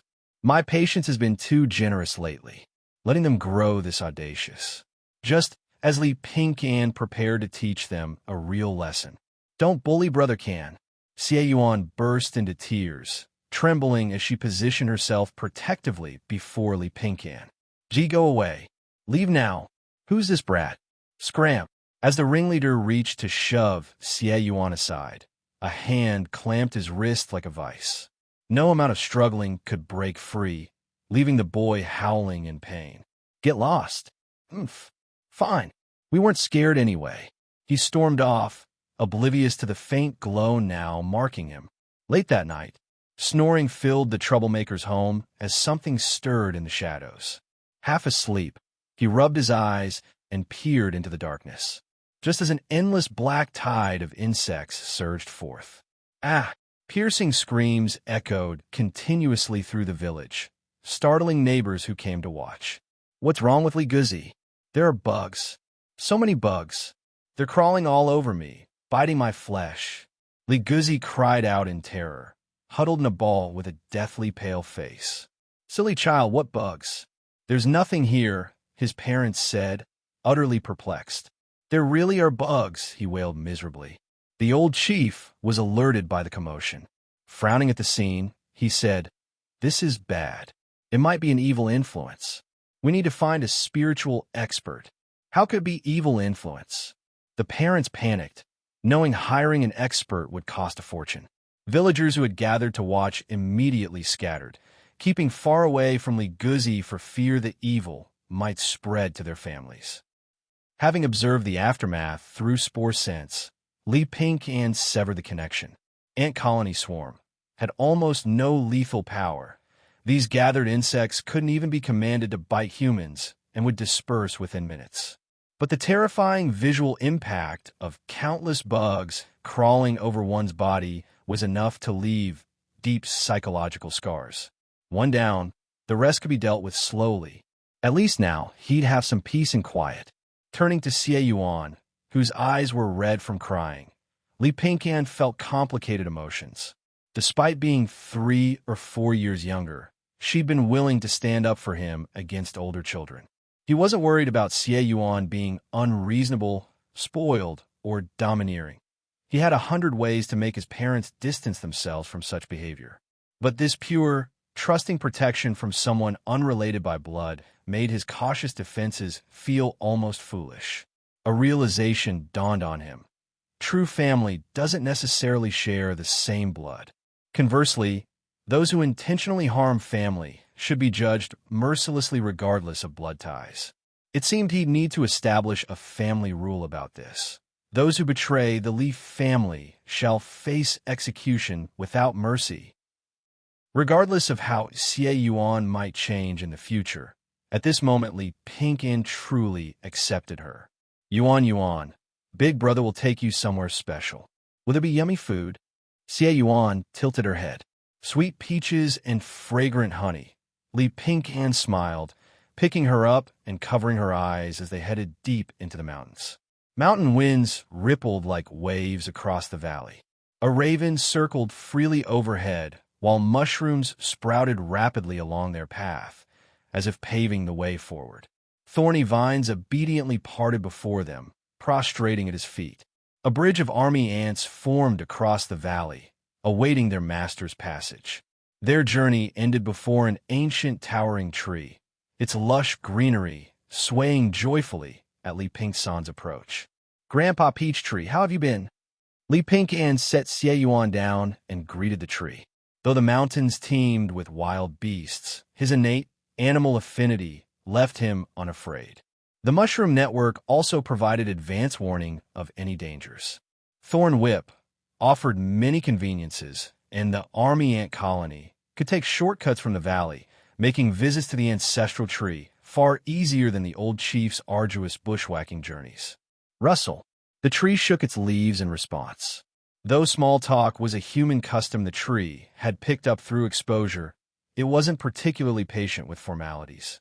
After 3 years of secret visits, Li Pingsan's relationship with the tree surpassed even the old chief's. Cutting to the chase, he said, "Grandpa Peach Tree, please bestow your blessing upon Yuan Yuan." The tree's blessing could dispel evil influences and enhance constitution, stacking with his own blessing ability. Russell, the tree agreed. As the blessed dew fell, Xie Yuan patted her cheeks like a little raccoon. "So cool and refreshing. It feels wonderful." The amount seemed greater than what the village children had received 3 years earlier. Did Grandpa Peach Tree really favor Yuan Yuan that much? Surprised, Li Pingyan ventured, "Grandpa Peach Tree, does Yuan Yuan have highwood affinity?" "Russell, can she become a cultivator?" Russell, Russell, Russell. Disappointed, Li Pingyan understood their established code. 1 Russell for yes, 2 for no, 3 for unknown. Though nourished by the land and having developed consciousness, the tree remained bound to this place, its knowledge limited to village gossip. After the blessing, Li Pingyan picked peaches for Xie Yuan and borrowed some honey from mountain bees using thorn whip. Of course, he repaid the tree by using Dance of the Wind to gather stream water for a refreshing shower. Between them, it was an open secret that Grandpa Peach Tree didn't actually enjoy the old chief's ritual animal sacrifices. It couldn't consume worship energy, perhaps due to insufficient cultivation or different spiritual paths. Rustle, rustle, rustle, rustle, rustle, rustle. The tree shook happily under the cool stream, its leaves glistening vibrantly. Li Pingyan then practiced Breath of the Tree under the tree's shade. Observing the ancient tree's cultivation could double his training efficiency. One reason he far surpassed his family members. 2 hours later, Li Pingyan exhaled turbid air and stretched refreshed. Xie Yuan had finished her peaches and honey, quietly watching army ants transport dead insects. Seeing Li Pingyan finish cultivation, she ran over happily. "Brother Can, are you done?" Patting her head, Li Pingyan thought, perhaps Yuan Yuan has potential for martial arts too. Just her patience and focus surpass many warriors. For dinner, Li Pingyan brought back 2 cute rabbits that Lady Qin cooked in a braised meat. Xie Yuan ate tearfully, her mouth circled with red-black sauce. After the meal, Li Rongzhou called Li Pingyan aside with unusual solemnity. The boy straightened instinctively. "Kinner," Li Rongzhou said gravely, "you're 7 now. Time for spiritual root testing. Your mother and I will visit White Cloud Temple to obtain a divine talisman and select an auspicious date for the test." Li Pingyan knew this procedure from when his elder brother was tested 6 years ago. The rituals reflected commoners' desperate hopes for an immortal cultivator in the family. "I understand, father." Li Rongzhou seemed to want to say more, but only patted his son's shoulder. Li Pingyan knew what his father was thinking. As the family's brightest hope, he carried all their aspirations. But what if he failed? The path of immortal cultivation is fraught with hardship. The very first test, measuring spiritual roots, eliminates 99% of aspirants. From the information Li Pingyan had gathered over the years, not a single person in Peach Blossom Village had manifested spiritual roots in the past century. Even across the entire Peach Blossom Mountain and Flat Peach Town region, those blessed with spiritual roots could be counted on 2 hands. This rarity made immortal cultivation an arduous journey. Compounded by the upper echelon's tight control over cultivation knowledge, common folk knew nothing about spiritual roots, how they manifested or what they truly were, beyond revering cultivators as beings beyond mortal reach. Without entering cultivation circles, even snippets of reliable information were a luxury. Rumors circulating among the masses were a tangled mix of truth and falsehood, impossible to fully trust. To this day, Li Pingyan remained only vaguely aware that spiritual roots seemed tied to bloodlines, descendants of cultivators. Even those without spiritual roots themselves stood a far greater chance of bearing children with spiritual roots than ordinary folk. Testing for spiritual roots was like winning the lottery, a game of chance that was in truth predestined. Yet this remained the greatest hope for millions striving to leap from commoner to exalted status. A confirmed spiritual root meant instant elevation. Not only would sects eagerly recruit such individuals, but the imperial court would also bestow spirit stones and grant entry to the Celestial Palace Academy. Their futures would become limitless, placing them on the path to becoming celestial officials. If I possess spiritual roots, I'll cultivate discreetly and let nature take its course. If not, I'll need to uncover the principles behind spiritual roots. Give up? Never. He had come to this world seeking eternal life. Hailing from an era of information explosion, Li Pingsan's thinking was unconstrained. In his previous life, there were artificial hearts, steel bones, cochlear implants. With his Druid abilities, why couldn't he create artificial spiritual roots? To achieve this, he might even need to dissect an immortal cultivator for study. Admittedly a dark notion, and extremely difficult, it remained just a preliminary idea. As a last resort, if creating pseudo-spiritual roots proved impossible, he could elevate his family status, marry a descendant of immortals, and use nature's gift to bless their offspring, increasing the chances of spiritual roots manifesting. With each generation refined by nature's gift, the family's spiritual root potential would only grow more exceptional. Therefore, spiritual roots or not, I must remain patient. Li Pingsan's plans for his family spanned generations. Achieving immortality wasn't a single-generation endeavor. As the linchpin of this grand family strategy, he needed to stand firm as Mount Tai. With such long-term vision, his mindset grew tranquil, free from restless anxiety over immediate gains and losses. Spiritual roots? Their presence would be fortune, their absence, fate. The Li family courtyard. The expanded residence followed a quadrangle layout. To accommodate martial training, the courtyard had been built exceptionally spacious, its bluestone paved ground resembling a compact training field. Li Pingqian sparred with his elder brother while Xie Yuan watched, her small face upturned. Their sparring followed the same format Li Pingfu had used with Li Rongzhou 3 years prior. Li Pingfu remained stationary, permitted only one arm. "Elder brother, here I come," Li Pingqian shouted. Not to employ any throw trickery, such cheap tactics paled before Li Pingfu's experience. His movements flowed like a crane's, dance of the wind lending buoyancy to unusually crisp strikes aimed at Li Pingfu's chest.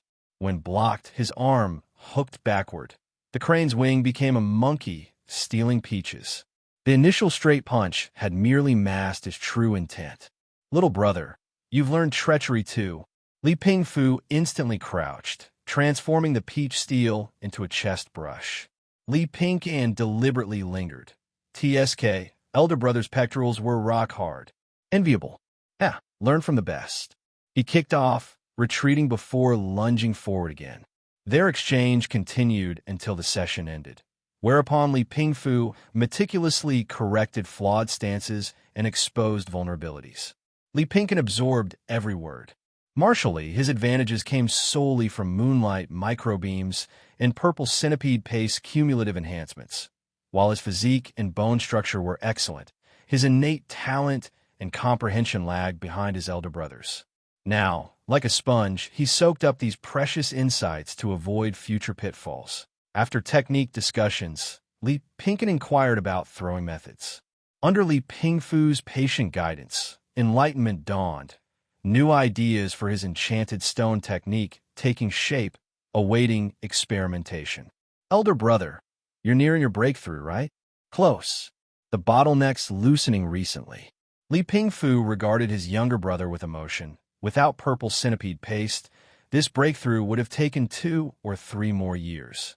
Martial progress demanded not just talent, but abundant medicinal resources. His current advancement owed much to his younger brother. Li Pingqian nodded. Once Li Pingfu broke through to the tendon realm, the family's strength would ascend further. How long until his own realm breakthrough? Several days later, Li Pingfu successfully advanced to the tendon realm, completing 3 of martial arts' 4 foundational stages. Li Rongzhou swelled with pride. At 15, he'd still been struggling in the skin realm. Now his son surpassed the master. A feast became their celebration. Upon the 8 immortals' table rested braised pork knuckle, red-cooked pork, mushroom omelet, Crucian carp tofu soup. Drink less. Lady Qin chided her husband's wine-laden breath, wiping his face with a warm cloth. Today's a happy occasion. Normally averse to alcohol, believing it weakened spear grip, Li Rongzhou had indulged exceptionally, his flushed face radiating satisfaction. Ping Fu, Ping In, Ping In. Joy and expectation filled his voice. You three must uphold brotherly harmony, support one another, and elevate our Li family. The brothers exchanged smiling glances before chorusing, Yes, father. And me. Xie Yuan piped up unwillingly. Yuan can help too. Good. Li Rongzhou scooped her up, laughing heartily. Yuan is family too. Of course. 3 days thereafter, upon hearing of Li Pingfu's breakthrough, Zhou and Xian paid a visit. A 15-year-old Tendon realm martial artist. Worthy successor indeed. Zhou and Xian offered sincere congratulations. A decade prior, at his physical peak, he'd attempted advancing further in martial arts but failed, subsequently settling in scenic Peach Blossom Mountain with a wife. Yet inexplicably childless in middle age, this had become a festering concern. Logically, martial artists shouldn't share cultivators' fertility challenges. Among unfilial acts, leaving no descendants is worst. Recently considering concubines had sparked marital strife, even involving his uncle Li Dahu. Witnessing the Li's familial harmony and rising fortunes stirred both envy and gloom. Blood Qi realm martial artists remain third-rate in the martial world. For true authority, one needs the divine execution realm. Had he reached that realm, his wife wouldn't oppose concubines, nor would he fear that immortal official in the Li family. All thanks to elder brother Zhou's guidance. Li Rongzhou personally poured tea. What brings you today? Due to Li Dahu's presence, their families maintained surface-level distance. Yet with Li Pingfu as their bridge, both being outsider households, they cooperated tacitly on major matters while feigning ignorance on minor ones. I'll be direct. Zhou and Xian sipped tea. I wish to have Pingfu participate in Flat Peach Town's martial arts tournament. Your thoughts?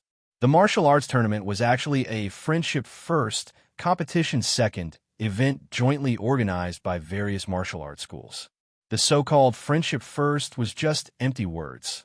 The real purpose was naturally to win first place, boost their school's reputation, and attract more students.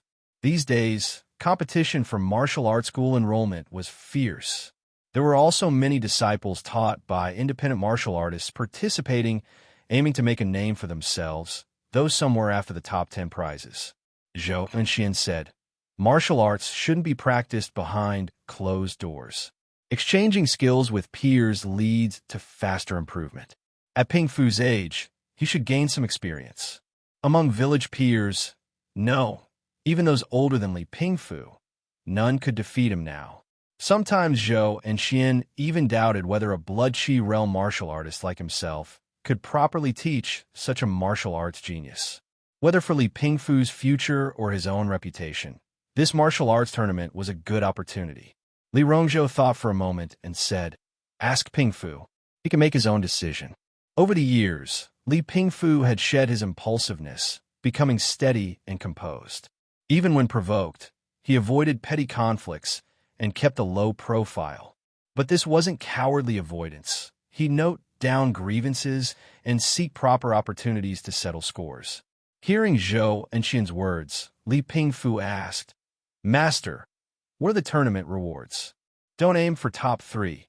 Not because you lack skill, but because your master lacks influence, Zhou and Xian sighed. The tournament had youth, junior, and adult divisions. At 15, Li Pingfu would compete in the junior division, 16 and above being youth division. A Tendon Realm practitioner in the junior division was somewhat like bullying, but not without challengers.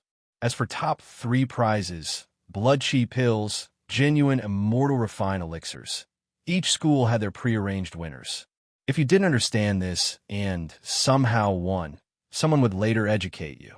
Li Pingfu nodded. He was no longer the child seeking justice and law. He understood the world's inherent unfairness. Zhou and Xian continued, but top 10 is achievable. The reward is a mind-awakening talisman that temporarily enhances comprehension, greatly benefiting martial arts cultivation. This was also an Immortal's talisman. Compared to blood chi pills' tangible effects, the talisman's results varied. Some benefited greatly, others felt nothing. Hence Zhou and Xian thought it worth pursuing. Most school heads were Dragon's Blood or Divine Execution realm martial artists, giving them some bargaining power against early-stage chi refinement cultivators. Hearing mind-awakening talisman, Li Pingfu's heart stirred. Master, I want to participate. Then prepare yourself. We leave for Flat Peach Town tomorrow. Initially, just Zhou and Xian and his disciple were going. Eventually, the whole family decided to accompany Li Pingfu and cheer him on. Father, it's just a competition. No need for the whole family to come.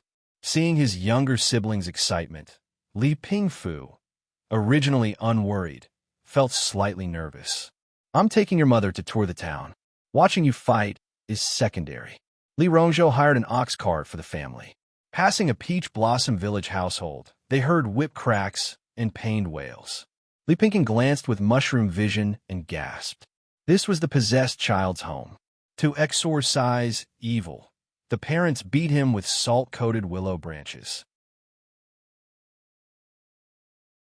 Unwilling to pay for an expert, they used folk remedies, whipping him daily while demanding, "Are you still possessed?"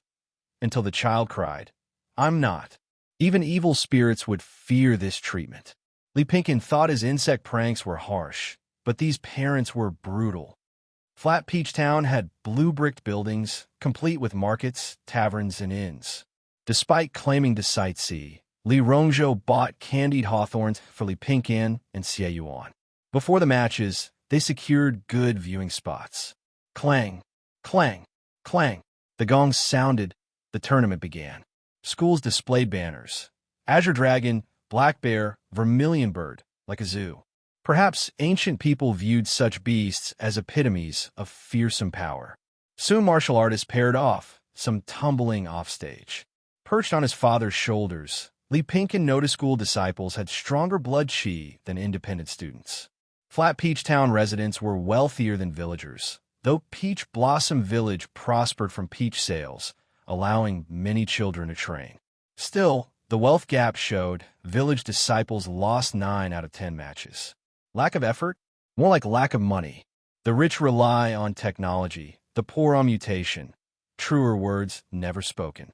When his brother's turn came, Li Pingfu didn't attack first. Waiting for openings, he cleanly body-slammed opponents head first into the ground. Wow, beautiful win. Big bro's amazing. The Li family cheered excitedly. After consecutive wins, he reached finals. Then commotion. School heads, impressed yet wary, suddenly changed rules. One-on-one became free-for-all. Li Rongzhou frowned. Trouble. As an outsider, Pingfu will be targeted. The rule change itself was targeting. Even a tiger struggles against wolf packs. Li Pingfu glared. Were they really monopolizing even a talisman? As predicted, different schools unusually teamed up against Li Pingfu. Neither status nor pride allowed outsiders at their table. Advice, bumpkin. Leave now and save yourself a beating. Li Pingfu calmly replied, I just want the talisman. You, the boy scoffed, then gasped as Li Pingfu pounced like a tiger. Take down the leader first. Mad Tiger style, ignoring punches from all sides. Li Pingfu pummeled the mocker until he quit. Then he disabled another. Fierce moves left him battered. Vision blurred. Was that sweat or blood? Salty, like mother's egg soup. Finally, he stood alone, surveying cowering opponents. Who's next? None dared approach this human tiger among sheep. Pingfu, you made top 10, leaving the stage bruised and bloodied. Pingfu, Lady Qin fretted. They clearly ganged up on you. You should have quit. Mother, martial artists don't quit easily. Son's right. Li Rongzhou applied medicinal oil. Zhou and Xian sighed. Our influence is lacking. They couldn't even secure fair competition.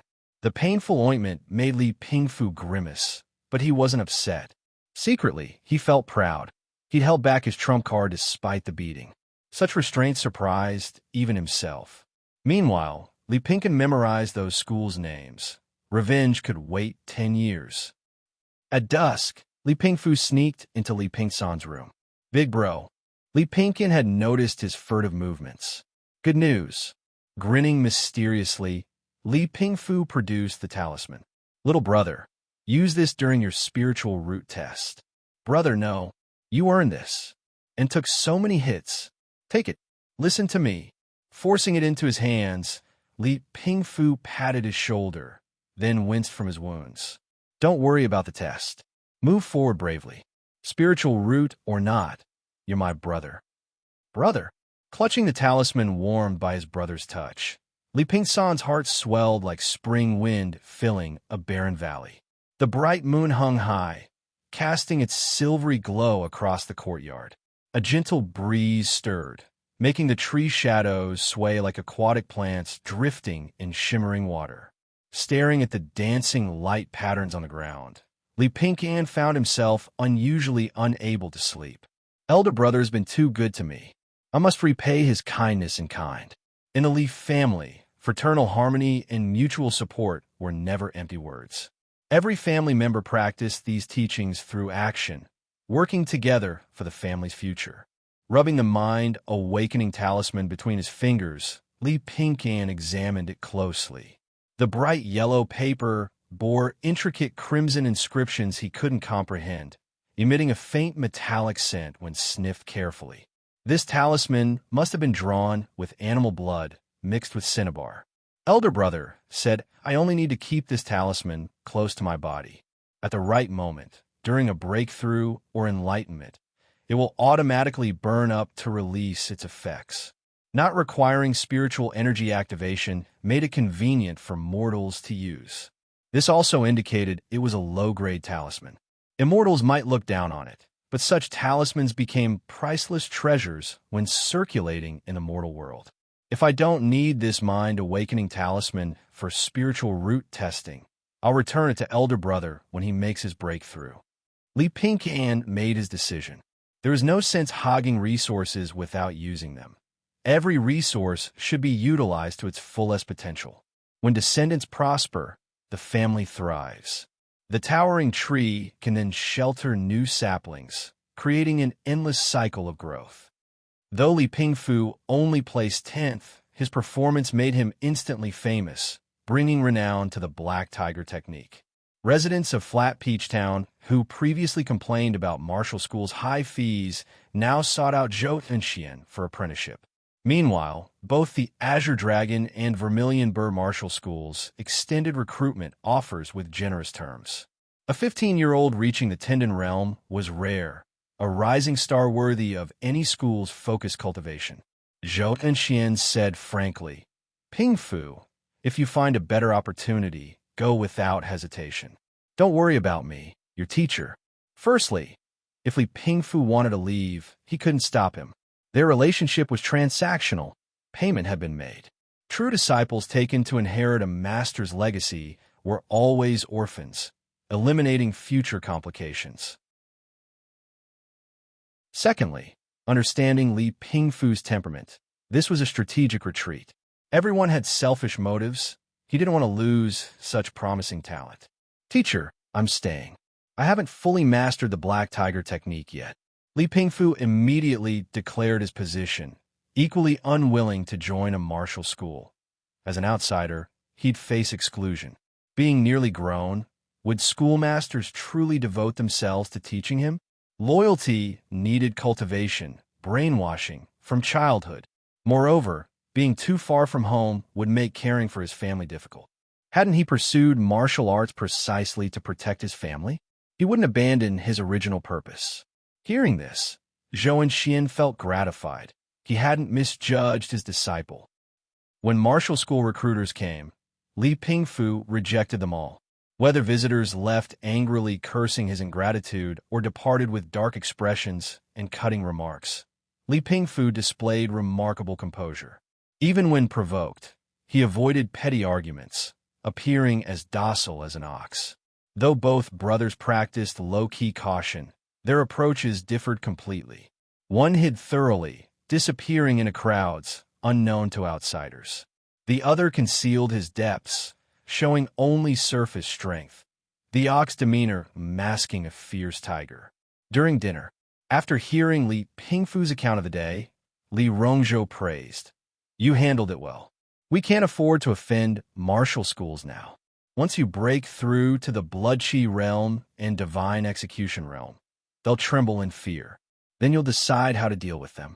Revenge comes to those who wait." The Lis always kept careful accounts. Li Pingfu agreed. He'd memorized those arrogant faces clearly.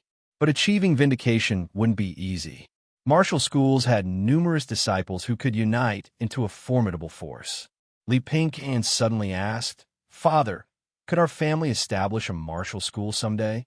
Running a martial school could bolster their reputation before the family fully prospered, expanding their network while increasing income. Simple logic. For a family to establish itself, it needed business foundations and martial connections. A martial school? Li Rongzhou pondered, not immediately dismissing the idea. Li Pingfu elaborated, "Not immediately, of course. First, let elder brother build his reputation over 10 years. Students will come naturally then." Li Rongzhou considered carefully. His youngest made sense. With effort, he might reach the blood-chi realm in his lifetime, while his eldest would surely surpass him, possibly touching the divine execution realm within a decade. Combined with their inherited white crane style, they'd meet the prerequisites for establishing a school. Naturally, this required careful planning. Even a matter of teaching the black tiger technique needed discussion with xianxia, either buying the rights or forming a partnership. Li Rongzhou preferred the former, having witnessed too many friendships ruined by business partnerships. Human nature changed too unpredictably. "Little brother, you've really set me a challenging task." Though Li Pingfu said this, excitement bubbled within him. He practiced martial arts out of passion and family protection, lacking his second brother's clear ambition of becoming an immortal official through scholarship. Now his youngest brother's martial school proposal shone like sunlight through fog, illuminating a clear path forward. He could almost grasp his future. With clear goals came renewed motivation. Training now had tangible purpose. Li Pingfu's eyes brightened as he silently vowed. In this lifetime, he'd establish a martial school surpassing Flat Peach towns, with disciples across the land, becoming undefeated. The martial school concept was just one of the Li family's future plans. The immediate priority remained Li Pingsan's spiritual root test. August 15th, auspicious for rituals, painting sacred images, consecrations, travel, and resolving conflicts. Inauspicious for bridge building, coming-of-age ceremonies, construction, and well digging. 7 to 9 a.m. and 9 to 11 a.m. were favorable hours. Lady Qin solemnly fastened the divine talisman obtained from White Cloud Temple around Li Pingsan's neck, praying with clasped hands, "May my son journey safely with smooth sailing." Li Pingyan presented a hand-copied scripture. "I transcribed this Taoist text myself. Carry it for divine protection. Go forth bravely." Li Pingfu patted his younger brother's shoulder. Xie Yuan gazed up at Li Pingyan with sparkling eyes, saying brightly, "Brotherkin will surely achieve his heart's desire." Li Pingyan nodded earnestly, though telling himself to stay calm. Will be, standing at the threshold, now made his heart race with nervous anticipation. Enough. Li Rongzhou skillfully guided the ox cart. "Time's passing. Let's go. We mustn't miss the auspicious hour." Coming. Taking a deep breath, Li Pingyan boarded the cart, waving farewell to his family. Under the bright sun, the cart's wheels rolled along the verdant path, gradually disappearing into the distance. Flat Peach Town. The testing site for spiritual roots was located at the town center, its exterior an unremarkable bluestone gate. Before the gate, townsfolk with ashen complexions knelt and offered incense and fruits, placing them respectfully at the base of the wall. To many obedient citizens, Seeking a celestial being's mercy to cure illnesses was more effective than visiting a physician.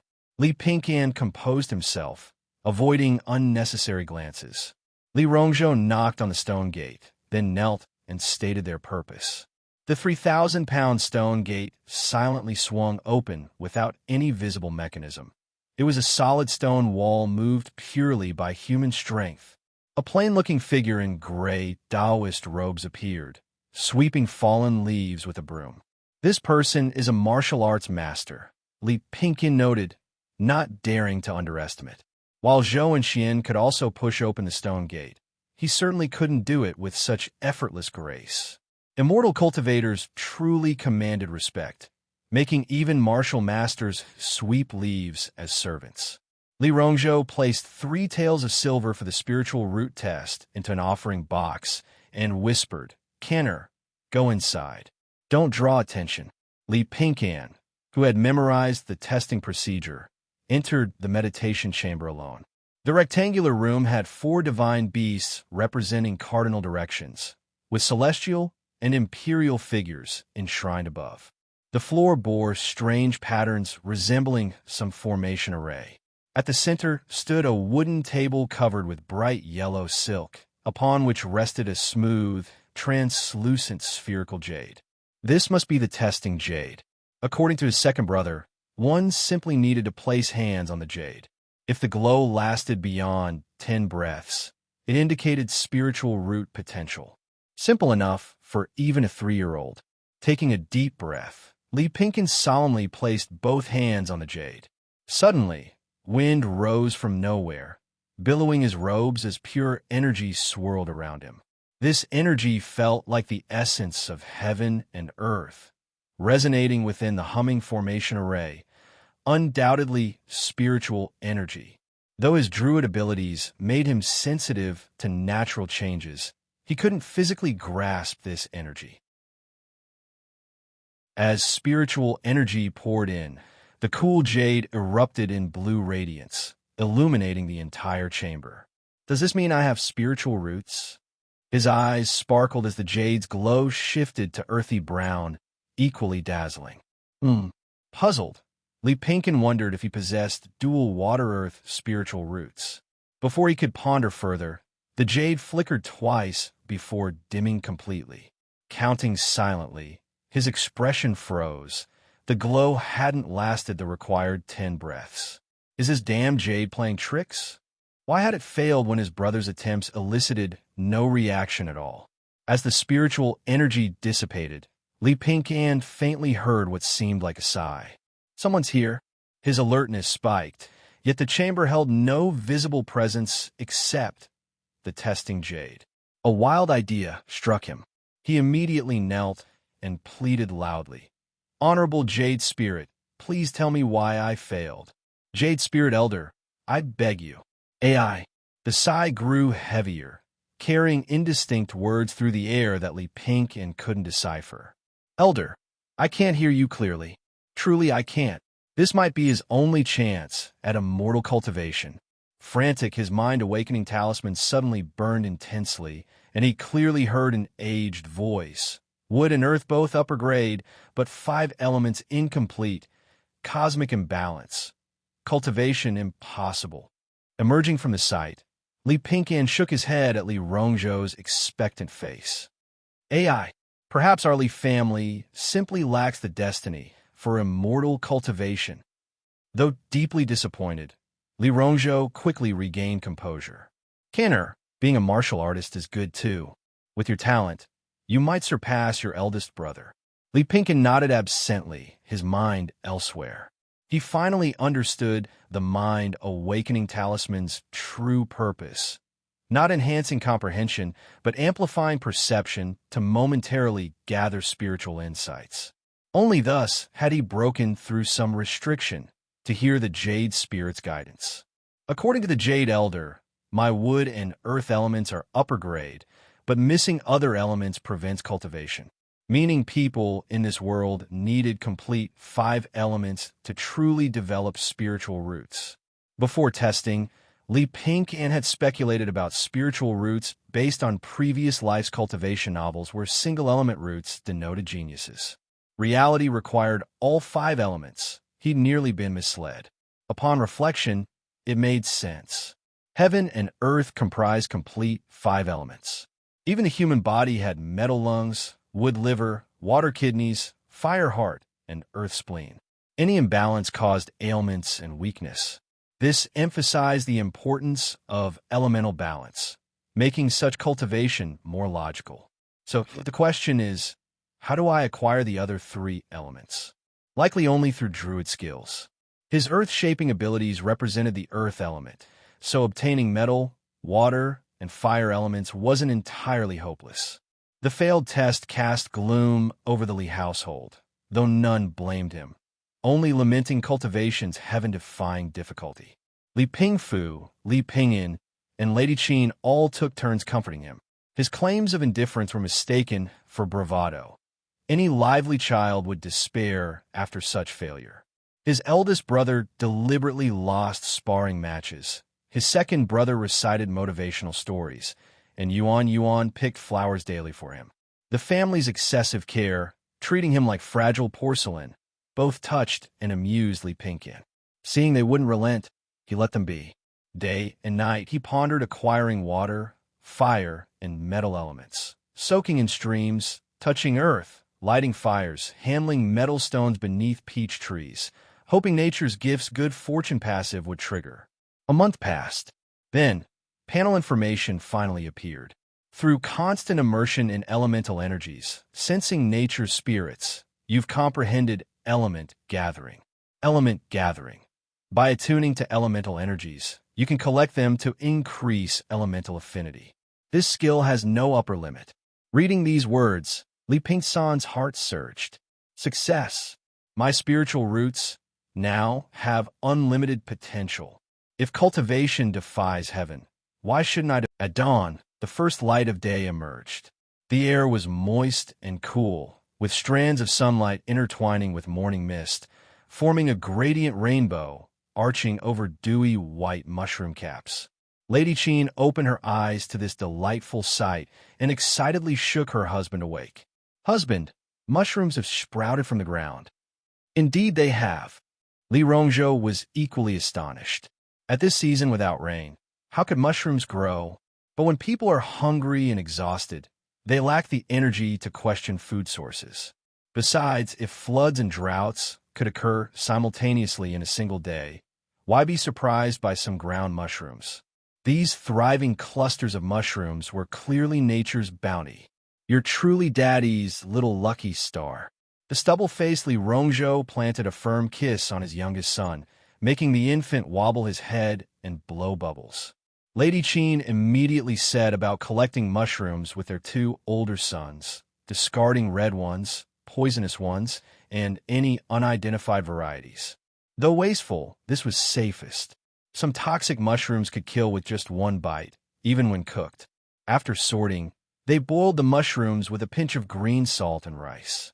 The rich aroma soon filled the air. A bowl of this smooth mushroom porridge warmed their bodies far better than wild herb or tree root soup. The family ate contentedly, their exhaustion from days of fleeing famine melting away in this mushroom broth. I wish we could eat mushroom porridge every day. Li Pingfu smacked his lips, sighing. That would be heavenly. Delicious.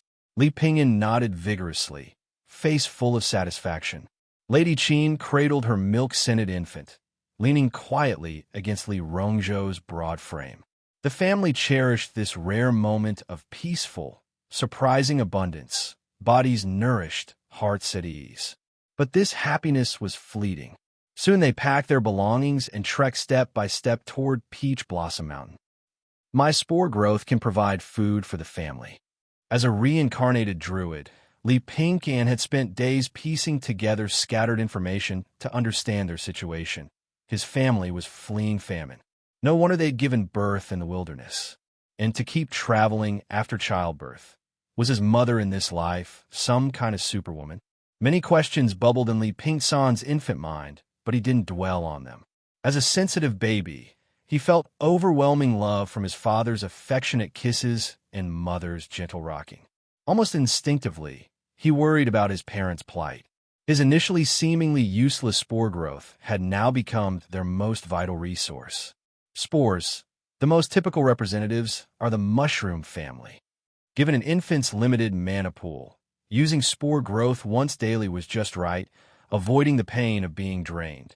His previous hunger after using the skill stemmed from his already starved state. To prevent other refugees from discovering the mushroom patches, he'd used animal affinity 3 times to sense nearby humans. After all, aren't humans animals too? Pity I haven't awakened elemental skills like wind dance or fire control. Who knows what enlightenment is needed to unlock those? 0-level spells, also called cantrips, weren't powerful, just slightly better than magic tricks. But in specific circumstances, combining skills to conjure eerie winds and ghostly flames could sufficiently scare off or even injure hostile refugees. Humanity's greatest fear is the unknown. Truthfully, this world was equally unknown to Xianxia. He had no desire to reveal his uniqueness. In this xianxia world, survival meant keeping low and developing quietly. But if forced to choose between exposure and family safety, family would always come first. Fortunately, his towering, muscular father had resolved all conflicts along their journey with sheer physical prowess. The man's solid muscles often uncomfortably pressed against the baby's delicate skin during carrying.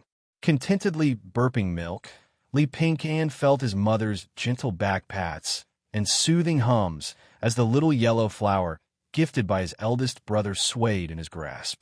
Sleepiness overcame him. He yawned satisfyingly, babbling, "Good night, mother. Good night, family." Under the protection of a certain anonymous druid, the Li family finally reached their ancestral lands at Peach Blossom Mountain without major incident. Surrounded by mountains, the land was flat and vast, with orderly houses, crisscrossing paths, and the sounds of chickens and dogs. Villagers chatted under lush peach trees, presenting a peaceful, natural scene. Xianxia approached, offering dried mushrooms as gifts while inquiring about the village chief's home. With ancestral proof and silver smoothing the way, the chief couldn't refuse, though he warned, refugees receive government aid. If you register here, you won't qualify for refugee housing or relief funds. Xianxia inwardly scoffed. As a former small landowner, he understood the government's so-called relief programs better than most peasants. Whether relief funds actually materialized was questionable, and the housing typically meant being relocated to uncultivated borderlands. Refugees had no right to refuse. Land reclamation could be deadly. Having lost their former wealth and land, the family now sought only peaceful living. 3 crude huts with dirt floors and weed-choked yards awaited them, their thatched roofs sporting bird nest-sized holes needing repair before habitation. But simply having shelter from wind and rain brought immense relief to the travel-worn family. Xianxia handed the new land deeds to Lady Qin for safekeeping. 10 acres of ordinary fields for acres of peach orchards. The houses, plus miscellaneous expenses, totaled over 390 taels of silver. "We only have about 100 taels left," Lady Qin fretted. This was 2 generations' accumulated wealth. They still needed funds for house repairs and urgent rice planting, plus proper nutrition for their road-weary children. Money vanished frighteningly fast. Common folk truly couldn't withstand disasters. "Don't worry," Xianxia hugged her. "I've trained in martial arts. After harvest season, I'll hunt in the mountains to supplement our income. Things will improve. Don't you trust your husband's capabilities?" "Of course I do," Lady Qin smiled, her worry fading. "You're tremendously capable. As newcomers, I'll prepare dried mushrooms for our neighbors. Then I'll start repairing the house," Xianxia said. Their family always followed traditional roles. Women managed domestic affairs while men handled external matters. "Father, I'll help," the dutiful Xianxia called. "Then I'll watch little brother," Xianxia said, sitting on the bed plank, eyes fixed on the swaddled infant. The family set to work unitedly. Seasons turned summer to winter, spring to autumn, until over a year had passed. Lady Qin carried her youngest to their backyard, opening a dim wooden shed to reveal clusters of plump white mushrooms. "They're growing even better," she smiled contentedly. Since that unexpected mushroom appearance a year prior, fungi cultivation had become a family specialty. Though neighbors tried replicating, no longer ostracized by village children, Xie Yuan had blended into peach blossom village life, happily playing with girls her age. While the girls played, the young men chatted. Ping Fuji. Li Yuan sat slouched with crossed legs, voice tinged with envy. "When will I become as strong as you?" Zhou Venxian had fully taught Li Pingfu the core techniques of Black Tiger technique, now accumulating strength to break through to Bone Realm. But Li Yuan, having just reached Meat Realm, wasn't qualified to learn. Shouldn't have slacked off during training. Li Pingfu lightly admonished before glancing at Li Pingqian with the same unspoken reproach. "Don't laugh. You're no better." Li Pingqian feigned innocence. Martial arts weren't his livelihood. Why push so hard? Moderation was key. Moreover, White Crane style emphasized agile footwork, unlike Black Tiger technique, which required brutal strength training. Li Yuan dragged out his wine. Li Pingfu laughed. "Stop fooling around. You're never this sentimental. What's really on your mind?" Caught. Li Yuan fidgeted awkwardly before stealing a glance at Li Pingfu. "What do you think about my second sister?" Li Ernie, whose formal name was Li Hong, was the second daughter of Uncle Li Fong. The moment this name was mentioned, Li Pingfu's mind immediately conjured an image of a plain-faced girl with square, honest features. If nothing else, that face unmistakably proved she was Uncle Li Fong's biological daughter. Her personality was similar too, honest, hard-working, and not particularly eloquent. Li Pingfu wasn't stupid. The way Li Yuan had asked suggested his family might be considering matching Li Ernie with him and were testing the waters first. Marriage matters should follow parents' orders and matchmakers' words. "I can't decide this myself," he said, employing a stalling tactic. "All right," Li Yuan replied, disappointed and slightly embarrassed by the non-answer. He quickly changed the subject. "My sister Li Qian will have her spiritual roots tested after the new year." Immediately realizing his blunder, mentioning spiritual root testing to Li Pingqian, who had failed his own test, he grew even more flustered.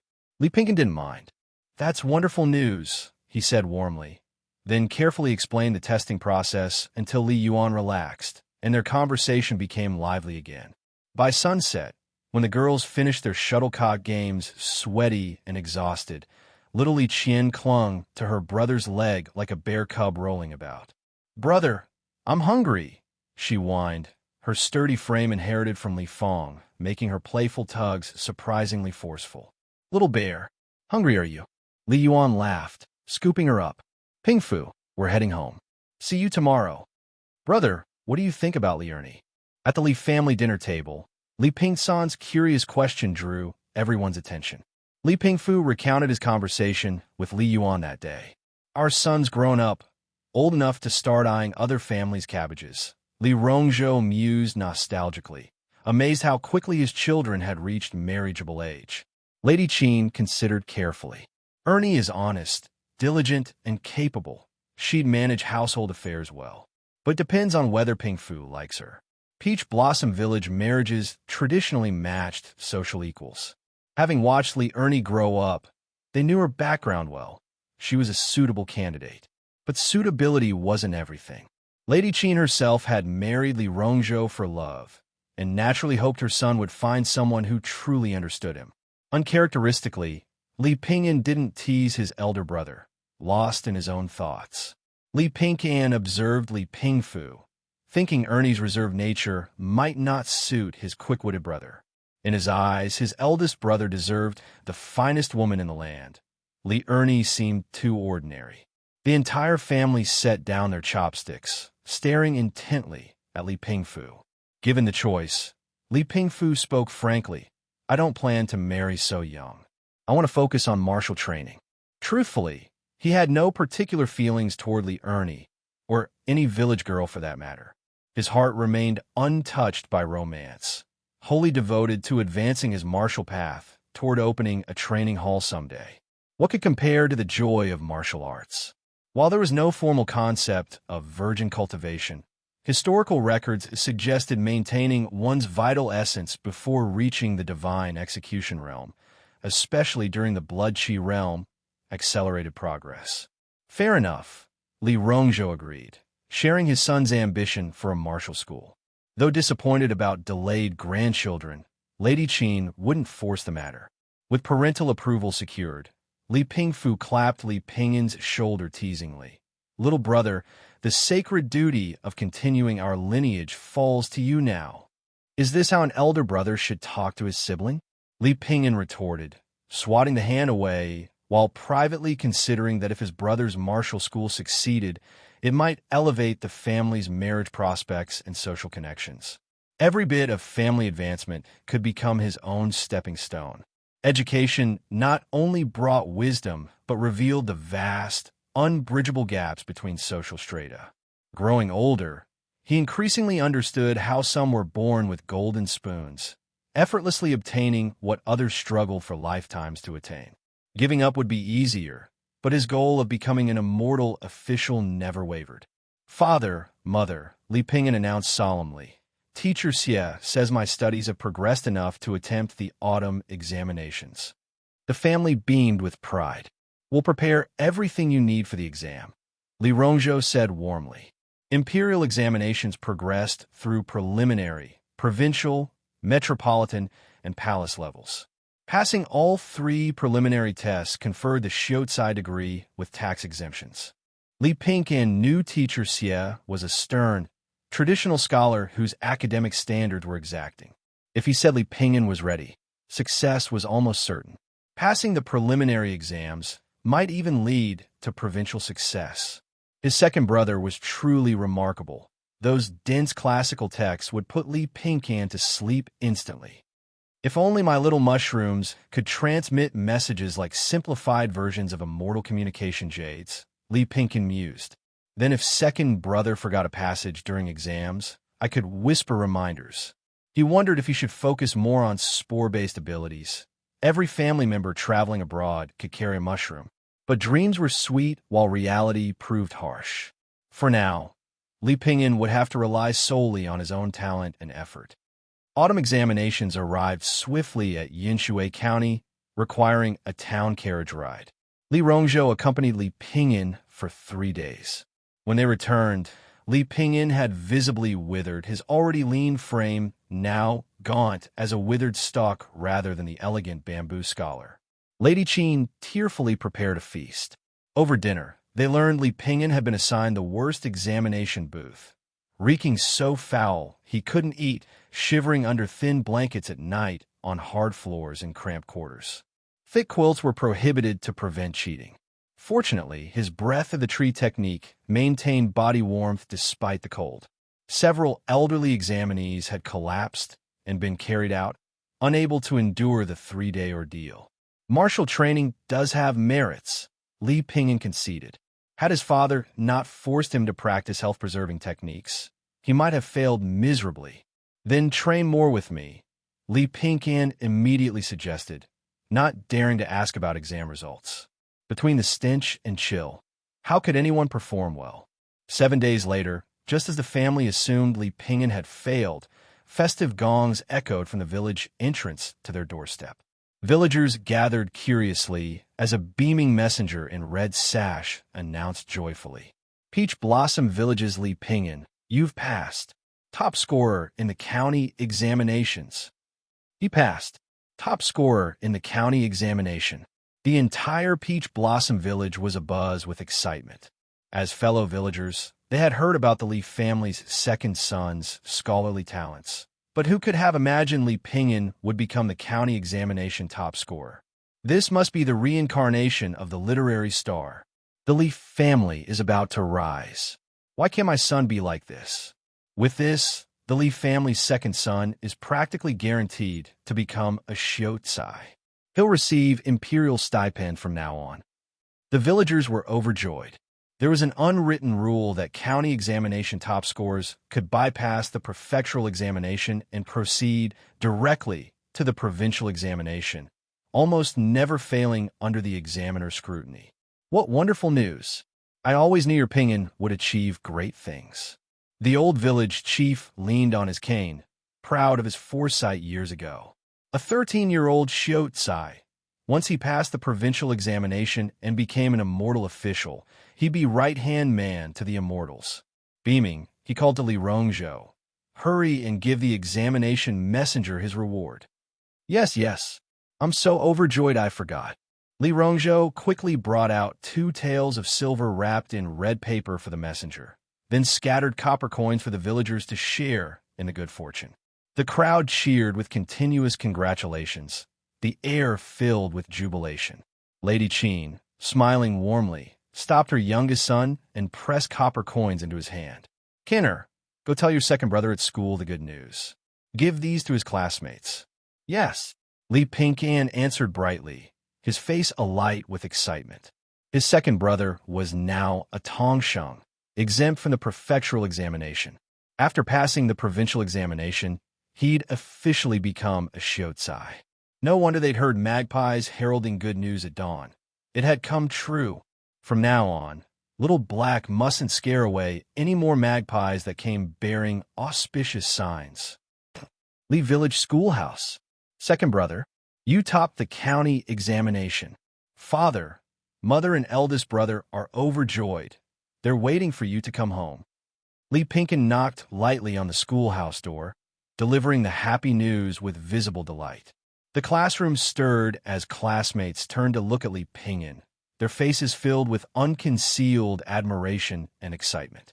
Such a young county examination top scorer, and from their own school, it brought them all reflected glory, and they even received copper coins to share in his scholarly aura. What a windfall! Excellent.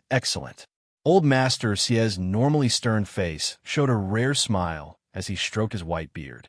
Pingyan, you may go home now. Yes, thank you, Master. Li Pingyan remained composed, calmly bowing first to his teacher, then to his classmates before exiting the classroom. Second brother was so unfazed even now. Truly the demeanor of a top scholar. Li Pingyan marveled inwardly. But just as Li Pingyan stepped over the threshold, he stumbled awkwardly, nearly tripping on the doorstep before recovering with embarrassment. Li Pingyan burst out laughing. Surely second brother hadn't been too excited to watch his step. Second brother, it's okay to show you're happy. No need to pretend otherwise. On the path home, Li Pingyan said through suppressed laughter. Li Pingyan glared at his younger brother in mock anger, only for their eyes to meet and both burst into laughter. I'm the top scorer. Wonderful. Years of effort and anxiety had finally borne fruit. With his mind at peace, even the flowers smelled sweeter, the sky bluer, the distant birds flying higher and farther than ever before. Li Pingyan felt completely relaxed. But long accustomed to hard work, this lightness soon passed as he steeled himself for the final hurdle, the provincial examination that would secure his xianxia status. Second brother, do you have any enemies at school? Li Pingyan suddenly asked. Li Pingyan grew serious, knowing his brother never spoke idly. After consideration, he answered, though proud, I've treated classmates well despite my academic success. Only Li Yuan, son of Li Dahu, has been antagonistic. After the purple gold blood centipede incident, he'd secretly made trouble to teach Li Fang's younger brother, Li Yuan, a lesson. Li Pingyan nodded. Through the mushroom surveillance, he'd seen Li Yuan glaring at his brother's back with the same venomous hatred Li Fang once displayed. Should we strike first and eliminate Li Yuan immediately? The thought came and went.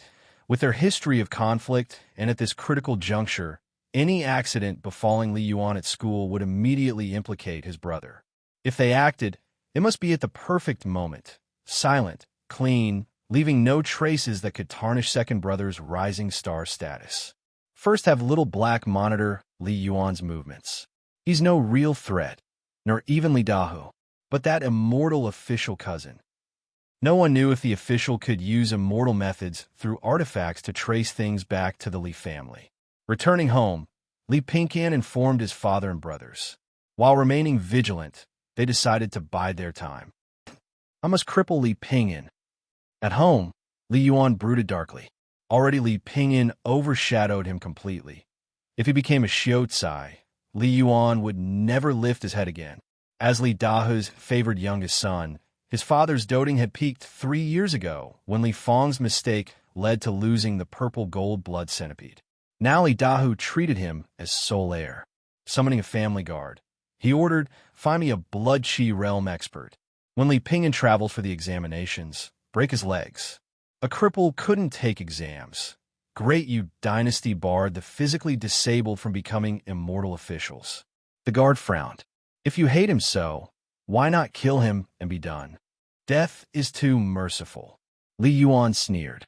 I want him alive to suffer. Once crippled and useless, let's see if his family still wants him. His eldest brother had become worthless, losing their father's favor entirely, abandoned to live or die as he would. Killing Li Pingyan was too simple. He wanted to feast on the boy's misery, making each meal more delicious. Young Master Li, we found someone. He demands 40 taels. What? 40 taels? Damn bandits, might as well rob me. Gritting his teeth, Li Yuan secretly sold some fine family porcelain to raise the sum, warning the guard. Do this well, and you'll be rewarded. The guard bowed deeply. Thank you, young master. Afterwards? Who cares about afterwards? I want my cut now. The guard smirked, pocketing 30 taels before telling an underworld contact. 10 taels to find a blood chi realm fighter to break someone's legs. Both legs. Do it well, and there's more. The man groveled gratefully. True brother, remembering me, I'll handle it perfectly. Find 2 lackeys. Tell them the boss pays 2 taels to break legs. In a wilderness ruin, someone arrogantly addressed filthy refugees. 10 steamed buns to break Li Pingyan's legs. The autumn wind grew colder with each passing day. After the prefectural examination concluded, it was time for the academy examination. Li Pingyan maintained a strict routine between his school and home, focusing intently on his preparations. One evening after dinner, Li Pingyan shared the intelligence he had gathered with Li Rongzhou. You hired a refugee? Don't they know I'm a bone realm martial artist? Li Rongzhou found it amusing after his initial surprise. Having been a refugee himself, he knew some skilled fighters could emerge from such desperate circumstances. But a refugee bribed with just 10 steamed buns was clearly just another destitute wretch. Village rumors truly never lied. 10 steamed buns. Li Pingyan was furious. He, a brilliant literary star destined for greatness, was only worth 10 lousy buns. The local gangs had absolutely no manners. Li Pingyan, however, noticed something unusual. It was post-harvest season. Where had these refugees come from? This particular refugee was strong and traveled alone, likely among the first to reach Peach Blossom Mountain. The Great Yu dynasty maintained firm control over its territories with no signs of war. The last refugee crisis had been during this celestial calamity. Could something unexpected be happening? When Li Pingyan voiced his concerns, Li Rongzhou pondered and said, We should investigate. If disaster looms, we must prepare. Father, let me accompany you to escort second brother to his exam. Li Pingfu clenched his fists. Whatever happens, we'll face it together. Father and sons standing united. The ox cart bound for the academy examination stopped at Flat Peach Town, while Li Pingyan purchased fodder and steaming meat buns before heading to an ink shop in the alleys. Shuffling footsteps echoed from the shadows where sunlight couldn't reach. A beggar followed nervously, clutching a stone, raising it hesitantly before lowering it again. Friend, a calloused hand seized the man's wrist like an iron clamp. Li Rongzhou demanded, Why are you following my son? The man panicked, trying to flee but couldn't break free. Just as despair set in, a warm meat bun was offered, freshly steamed. Eat. Hunger. Such unbearable hunger. The man swallowed hard, tears welling as he devoured the bun gratefully. Li Rongzhou waited patiently. Having been a refugee himself, he understood starvation's agony. Only after the meal did he ask, Who sent you? The man shook his head blankly. Don't know. Do you know whose legs you were supposed to break? Don't know, came the quicker reply. How could such an ignorant man be an enforcer? Utterly unprofessional. Yet he seemed honest and cooperative. His prolonged hesitation suggested not a vicious thug, but a desperate soul pushed to extremes. Li Rongzhou pressed further. Where are you from? How became a refugee? What happened? Ordinary questions, yet the man suddenly clutched his head, curling into himself with hoarse screams, eyes wide with terror at some horrific memory. Exchanging grave looks with his sons, Li Rongzhou understood. Something terrible had indeed occurred. Li Ping'an unsealed the small bamboo tube attached to Little Black's leg, extracting a soft yellow paper covered in dense handwriting, his second brother's account. The refugee, Zhou Yu, was originally an herb farmer from Phoenix County. His life shattered when nearby rivers turned black overnight, corrupting living creatures into mindless zombies that attacked the living. Zhou Yu had been away selling herbs during the initial outbreak. Upon looking back after fleeing, he witnessed Phoenix County engulfed by a monstrous black tree's roots, forming a nightmarish burial sphere. Terrified, he ran instinctively until reaching Peach Blossom Mountain. Finishing the letter, Li Ping'an inhaled sharply. Phoenix County's disaster resembled either a demonic outbreak or some sinister cult ritual. Like the celestial calamity, ordinary folk stood no chance against such horrors. Fortunately, Phoenix County lies thousands of miles away. The celestial officials should contain this before it spreads. Li Ping'an trusted the officials' efficiency when the dynasty's interests were threatened. His immediate concern was the local impact. If this is a demonic outbreak, Zhou Yu's account shows clear early warning signs. Blackened waters, zombified animals. As a druid, Li Ping'an could detect such unnatural corruption early enough to evacuate his family if needed. The real danger now was people. With Phoenix County gone, panic would send refugees flooding into neighboring regions. Desperate, starving masses capable of anything. First step, stockpile grain. While Li Rongzhou and Li Ping'an continued to the examination, Li Pingfu returned home with Zhou Yu in tow. The household needed protection during uncertain times. Brother, why bring him to our village? Li Ping'an eyed Zhou Yu warily. He has nowhere else, Li Pingfu explained quietly. Offered to farm medicinal herbs for us in exchange for food and shelter. Her cultivation was valuable knowledge. When Li Ping'an remained unconvinced, Zhou Yu desperately added, I can grow fleece flower root, wild ginseng. Finally, through gritted teeth, I possess a family heirloom, a spiritual herb seed. A spiritual herb seed? Though intrigued, Li Ping'an insisted, then we draft a contract. Not out of cruelty, but necessity. Without mutual trust, he'd never normally accept a stranger, even one as harmless as Zhou Yu. Zhou Yu stood nervously, though inwardly he felt greatly relieved. He had heard about the hardships of refugees reclaiming wasteland, but never dreamed he would become one of them. Though skilled, without any silver tails, his only option was to attach himself to someone else. Rather than serving some powerful landlord or minor aristocratic family, condemning himself and his descendants to generations of servitude, he preferred finding a kind household to weather these difficult first years, avoiding forced labor under government orders. When starving and destitute, Li Rongzhou's 2 meat buns had given him immense comfort and hope, convincing him this was the right family. He knew nothing about choosing a wise master. He simply wanted a decent family to provide his next meal. Zhou Yu presented the spiritual herb seed honestly. This was passed down from my grandfather. I don't know what herb it's from. Won't sprout no matter if soaked in water or buried in soil. Useless if it wouldn't sprout. Only his skepticism about it being a spiritual herb seed made him willing to part with it now, hoping to increase his perceived value. Even small farmers had their survival wisdom. This heirloom was at least 40 or 50 years old. Li Ping'an pondered. Villagers said seeds past their year rarely sprouted, let alone after decades. Yet when a deep purplish-brown seed, faintly metallic, landed in his palm, he sensed a tenacious whisper of life. Zhou Yu wasn't lying. This is no ordinary seed. But calling it a spiritual herb seed isn't quite right either. Its aura differed from the ancestral tree, resembling more a treasure seed, potentially more valuable than blood-chi herbs. Ordinary mortal methods couldn't awaken it. Only his druid skills might succeed. The Li family settled Zhou Yu alone in Granny Wang's abandoned home. A 10-year contract was signed. Zhou Yu would cultivate medicinal fields for the lease, who'd provide seedlings and household registration. Both parties were satisfied.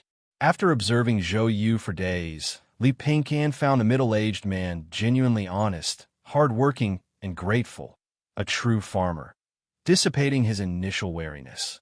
Shortly after Lady Qin's grain purchase, rice prices in flat Peach Town rose. Tea houses and taverns buzzed with unverified rumors about Phoenix Town.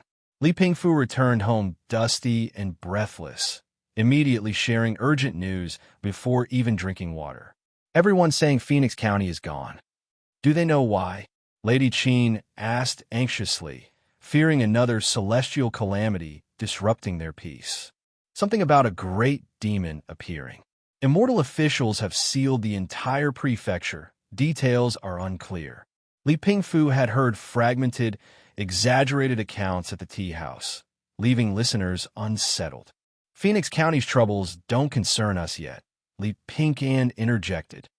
Brother, informed Chief Grandpa, we need stronger gates at the village entrance. With mountains on two sides and water on another, securing the entrance would deter outsiders, mainly refugees.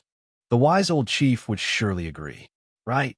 Li Pingfu nodded, realizing he should also warn Zhou and Xian and Uncle Li Fong. Everyone needed caution with refugees roaming. Boss, strangers approach Peach Blossom Village. Little Black's warning echoed as Li Pingcan saw through mushroom-linked vision several ragged figures lingering at the village gates. Fortunately, the wooden barrier held. After futile attempts, the refugees trudged toward Peach Leaf Village. Li Pingsan's mood darkened. While sympathetic, he knew chaos demanded pragmatism. The fable of the farmer and the snake taught that kindness could be fatal. Sometimes aloofness stemmed not from coldness, but limited capacity for charity. His former laziness vanished, replaced by diligent white crane-style practice. Next day, clamoring village women gathered outside, relief and fear mingling on their faces. What happened? Lady Qin inquired. Lady Qin, a Peach Leaf Village family was robbed. Everything taken, everyone killed. The women's pity couldn't mask their terror, though they glanced gratefully at Lady Qin. She'd initially thought the Li brothers wasteful for insisting on village gates. No pay for such labor. Now, she was profoundly thankful. Without this foresight, Peach Blossom Village might have suffered instead. All dead? How awful. Didn't authorities catch the thieves? Lady Qin paled, unable to envision such brutality. The killers fled. Officials can't track them, nor would they bother. Sighing deeply, Lady Qin silently prayed for her absent loved ones.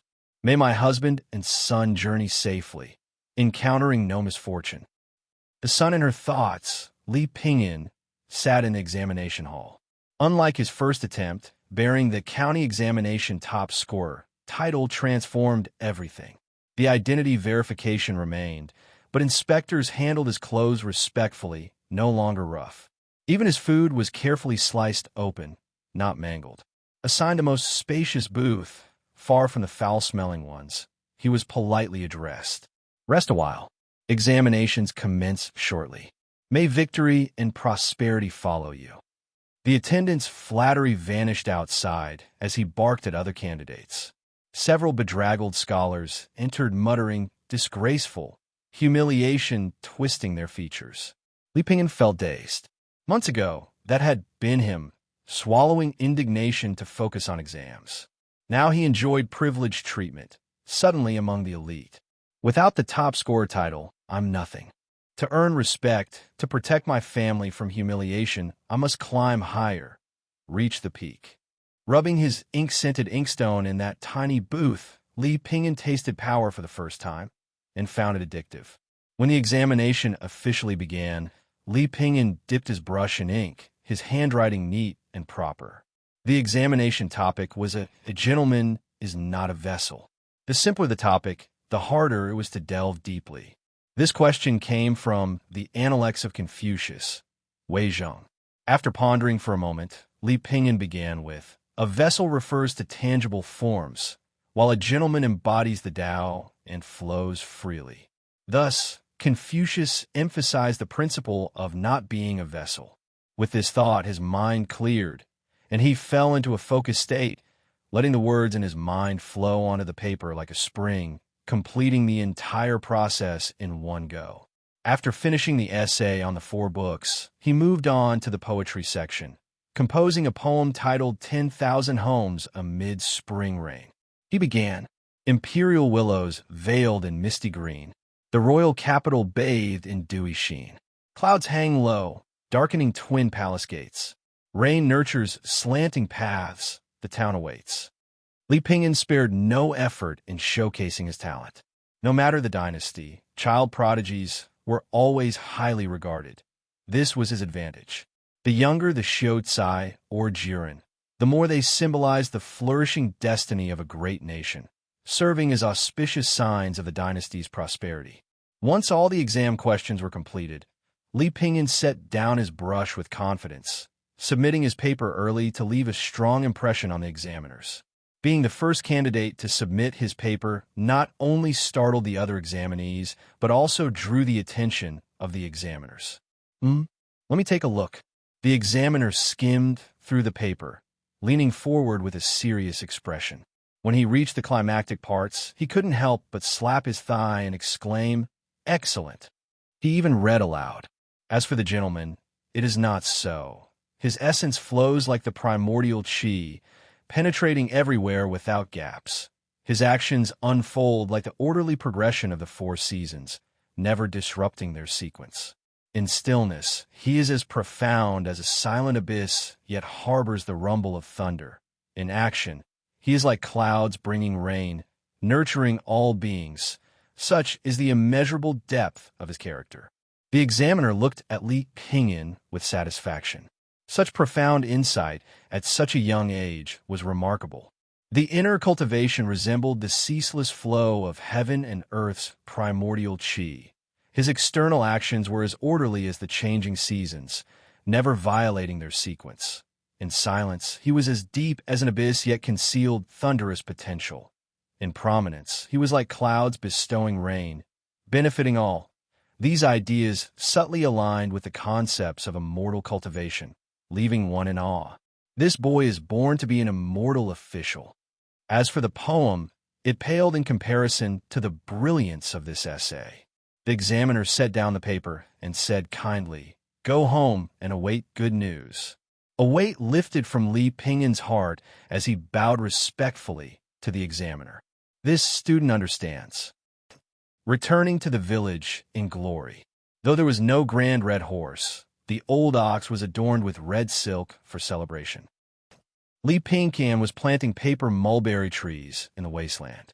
Using a shovel, he dug hole after hole, planting saplings gathered from the mountains one by one. After finishing a batch, he leaned on his shovel like an old farmer, wiping sweat while wearing an expectant smile. The sudden cold weather made him wonder if they'd survive. Recent days had been too busy, delaying his tree planting plans. The main reason was the intense autumn heat. Planting trees during such conditions reduced survival rates, making it inefficient. Fortunately, the treasure herb had increased his strength, making planting easier. You've successfully planted a paper mulberry tree. Druid experience +1. The panel notification referred to previously planted trees that had finally taken root, though only about a quarter survived. His Druid experience rose from 572 to 591 points, still over 400 living saplings short of the 1,000 needed for level up. "I hope to finish planting before next winter," he muttered. Anything would be better than the extreme drought 3 years ago. That disaster had left a deep impression. Li Pingyan washed his face at the stream and gathered his tools to head home. As he approached the village houses, he heard noisy commotion. At first he assumed it was just villagers bickering. Country life was like that, with people quarreling over everything, even children not using their family's cesspool for waste, which was valuable as fertilizer and pig feed. But then he caught wind of serious news. The town had posted notices. This year's autumn taxes wouldn't accept silver, but would collect grain instead. Some said it was due to Phoenix County's influence. Others speculated impending war. Theories abounded. Damn it, silver was better. Now we'll have to buy grain at town, and prices will skyrocket. I bet those damn clerks came up with this scheme to line their pockets. Villagers complained bitterly. While silver and grain taxes might seem equivalent, the difference was huge. Just consider the ghost feet and transportation wastage. Layer upon layer of exploitation could add 20 to 30% more grain. But when the imperial court decreed changes, what could they do? They had to accept it gratefully and joyfully. Silver payments have been Peach Blossom Village's comfort zone. This change unsettled Li Pingyan, but lacking expertise, he decided to consult his father. This isn't good news, Li Rongzhou said solemnly. The Great Yu Dynasty's tax system was a poll tax. All males over 7 paid full tax, females half. Peach Blossom Village primarily grew peaches. Their dry field rice was just for subsistence. Paying taxes and grain meant their household owed over 4 Dan. Prepare 6 Dan first, Li Rongzhou instructed. Li Pingyan frowned. Why 6 when the tax is 4?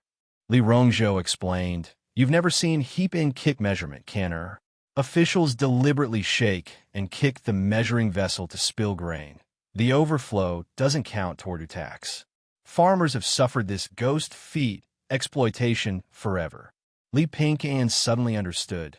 The government openly cheated people, who then had to thank them for it. Li Pingyan interjected. Father, have you forgotten?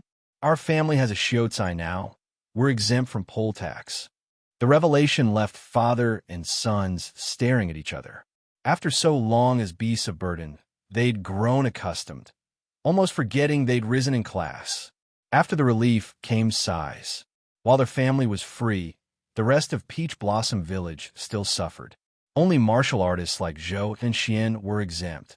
Even the old village chief had to pay grain taxes properly. How much grain do we have left? About 30 Dan. This included the autumn rice harvest plus grain Li Pingyan had purchased earlier, enough for 8 or 9 months. After consideration, Li Rongzhou said, Your uncle Li Fong planted less this year, but has more mouths to feed. With grain prices about to soar, buying now would be terrible. Pingfu, share some with your uncle. Got it, Li Pingfu responded, glancing at his younger brother. Li Pingyan voiced no objection. Though their father had saved Uncle Li Fong's life, a sky-high debt, over the years, Uncle Li had constantly brought gifts, making the families quite close. In times like these, helping when possible was natural. Often, good neighbors were better than distant relatives. Thank you, Brother Can. Li Qian's round cheeks dimpled as she happily accepted 2 malt candies from Li Pingyan. Bouncing with joy, her small face flushed red. Even young girls harbored secret crushes. With his fair skin and delicate features, Li Pingyan was quite the handsome youth, popular among girls. Meanwhile, Li Pingfu finished transporting grain to Uncle Li Fong's storage. Thank you so much, Li Fong said gratefully. Uncle, between our families, no thanks needed. Let's drink together sometime. Father misses your spring peach wine. Haha, we'll drink tomorrow. The simple, honest man beamed. The Li Rongzhou brothers were truly decent folk. Whoa, whoa. The clip-clop of horse hooves and a driver's call sounded outside. Li Pingfu looked out to see grain merchants arriving in Peach Blossom Village. Most villagers would need to buy grain to pay taxes. After a brief glance, he paid no further attention. Amid the merchants' bustling activity, a figure moved among the villagers, chatting enthusiastically. Heard your village produced a xianxia? Damn right. Under the envious gaze, the villager swelled with pride. Youngest Li of Rongzhou's family. I always knew he'd succeed. Now the proper xianxia, bound to become an immortal official someday. Your ancestors must be proud. Such excellent feng shui here. Of course. Li Pingyan is a true Li descendant. Why wouldn't our ancestors protect him? The villagers spoke as if stating obvious truth. After all, they shared common ancestry centuries back. Who could argue? Such prosperous descendants. The questioner murmured, glancing toward the Li ancestral graves with flickering eyes. The autumn evening wind carried a bone-chilling cold. Two figures met in the dense mountain forest, one of them being the superstitious feng shui practitioner Wang Li. Having fled from Phoenix County, he had been swindling villagers along the way with his feng shui theories. Though in his own words, he was providing spiritual solace to troubled women. While there were larger groups of refugees on the road, most were ordinary people who would only slow him down, so he maintained contact with just 3 or 5 companions. "Did you gather the information?" Wang Li asked. "Brother, when have I ever let you down?" replied the man known as Master Inquisitive.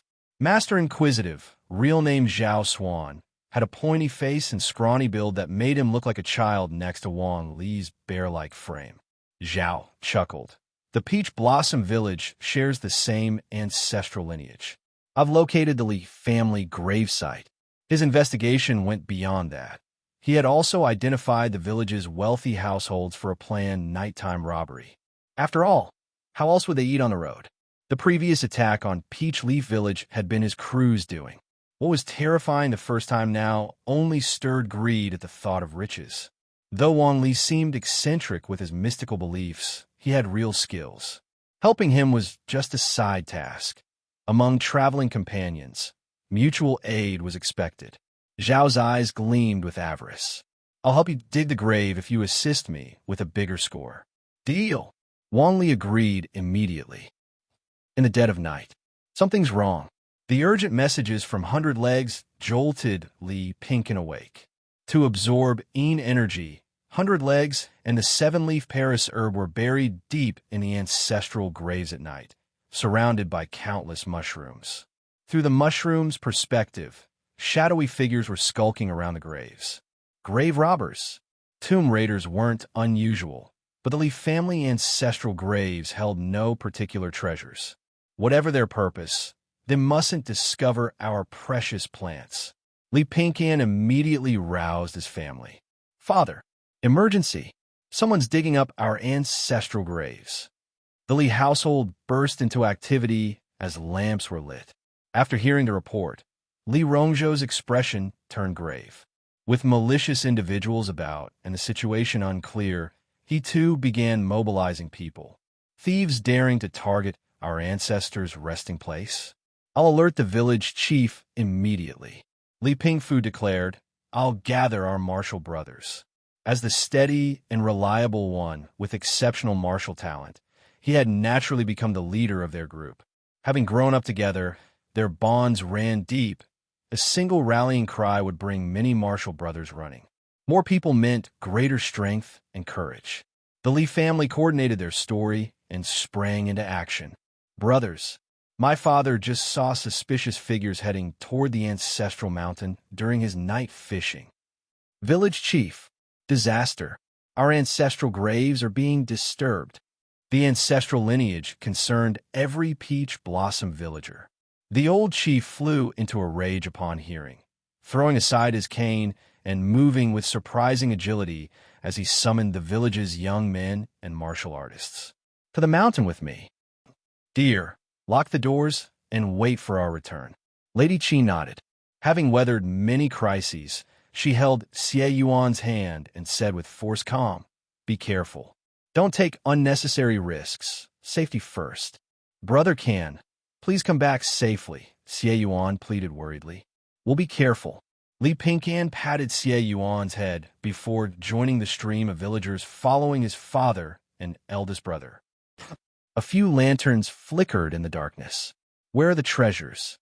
"Wang Li, were you mistaken?" The speaker's voice dripped with resentment as he gazed greedily at Peach Blossom Village, eager to raid it and flee far away rather than dig up graves. "Just keep digging," Wang Li snapped, though doubt gnawed at him too. Had they targeted the wrong grave? Was there really no destiny-enhancing treasure here? According to the mystical records of Blessed Lands, Ancestral graves of the gifted produced a strand of blue smoke that could boost fortune and prolong life. One more shovel. Maybe the hole isn't deep enough. As he raised his shovel, a sharp whistle cut through the wind. A stone grazed his cheek, drawing blood. The wound burned with what felt like poison. Damn it, we're spotted. Moreover, the precision of that stone throw in pitch darkness indicated a village expert.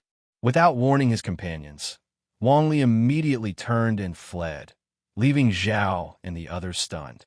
Thieves! Catch them! Grave-robbing bastards! The hills echoed with shouts that sent the group into panic. Only then did Zhao understand Wang Li's escape. Better others die than oneself. Cursing inwardly, he scrambled away as the others fled wildly. Their shared thought, survival meant outrunning the others. But how could these thieves match the Peach Blossom villagers' familiarity with their own mountain? Halt! Don't run. Surrender now. Behave if you know what's good for you. Soon several young men cornered and captured two robbers, while the teenage martial artist swiftly overtook Zhao Xuan, kicking him to the ground and beating him black and blue. Daring to dig up our family graves? You've got a death wish. The old chief angrily rapped the thieves' heads with his cane. Grave robbery was the ultimate offense, a feud to the death. Father, their leader's poisoned. He won't get far, Xianxia whispered in the darkness. Fortunately, his enchanted stone spell had activated its toxin effect, a fast-acting paralytic agent. These intruders' strange motives needed investigation, or no one would sleep peacefully. Li Rongzhou nodded. His movements are impaired, like he has old injuries. Pingfu and I can handle this. Without further discussion, father and son gave chase into the woods. Li Rongzhou moved with swallow-like grace, his shadow haunting Wang Li's every step no matter how fast the latter ran. Wang Li's pace slowed despite taking antidotes. When he tried changing direction, Li Pingfu blocked his path, watching like a tiger eyeing prey. One quick step, and Wang Li was cornered. Brother, spare me. I'll give you 100 taels. Knowing grave robbery meant mortal enmity and fearing capture worse than death, he offered huge bribes. Fine, as Li Rongzhou agreed. Wang Li eagerly produced silver notes, only for Li Rongzhou to suddenly step forward and kick him square in the chest. You treacherous old fox.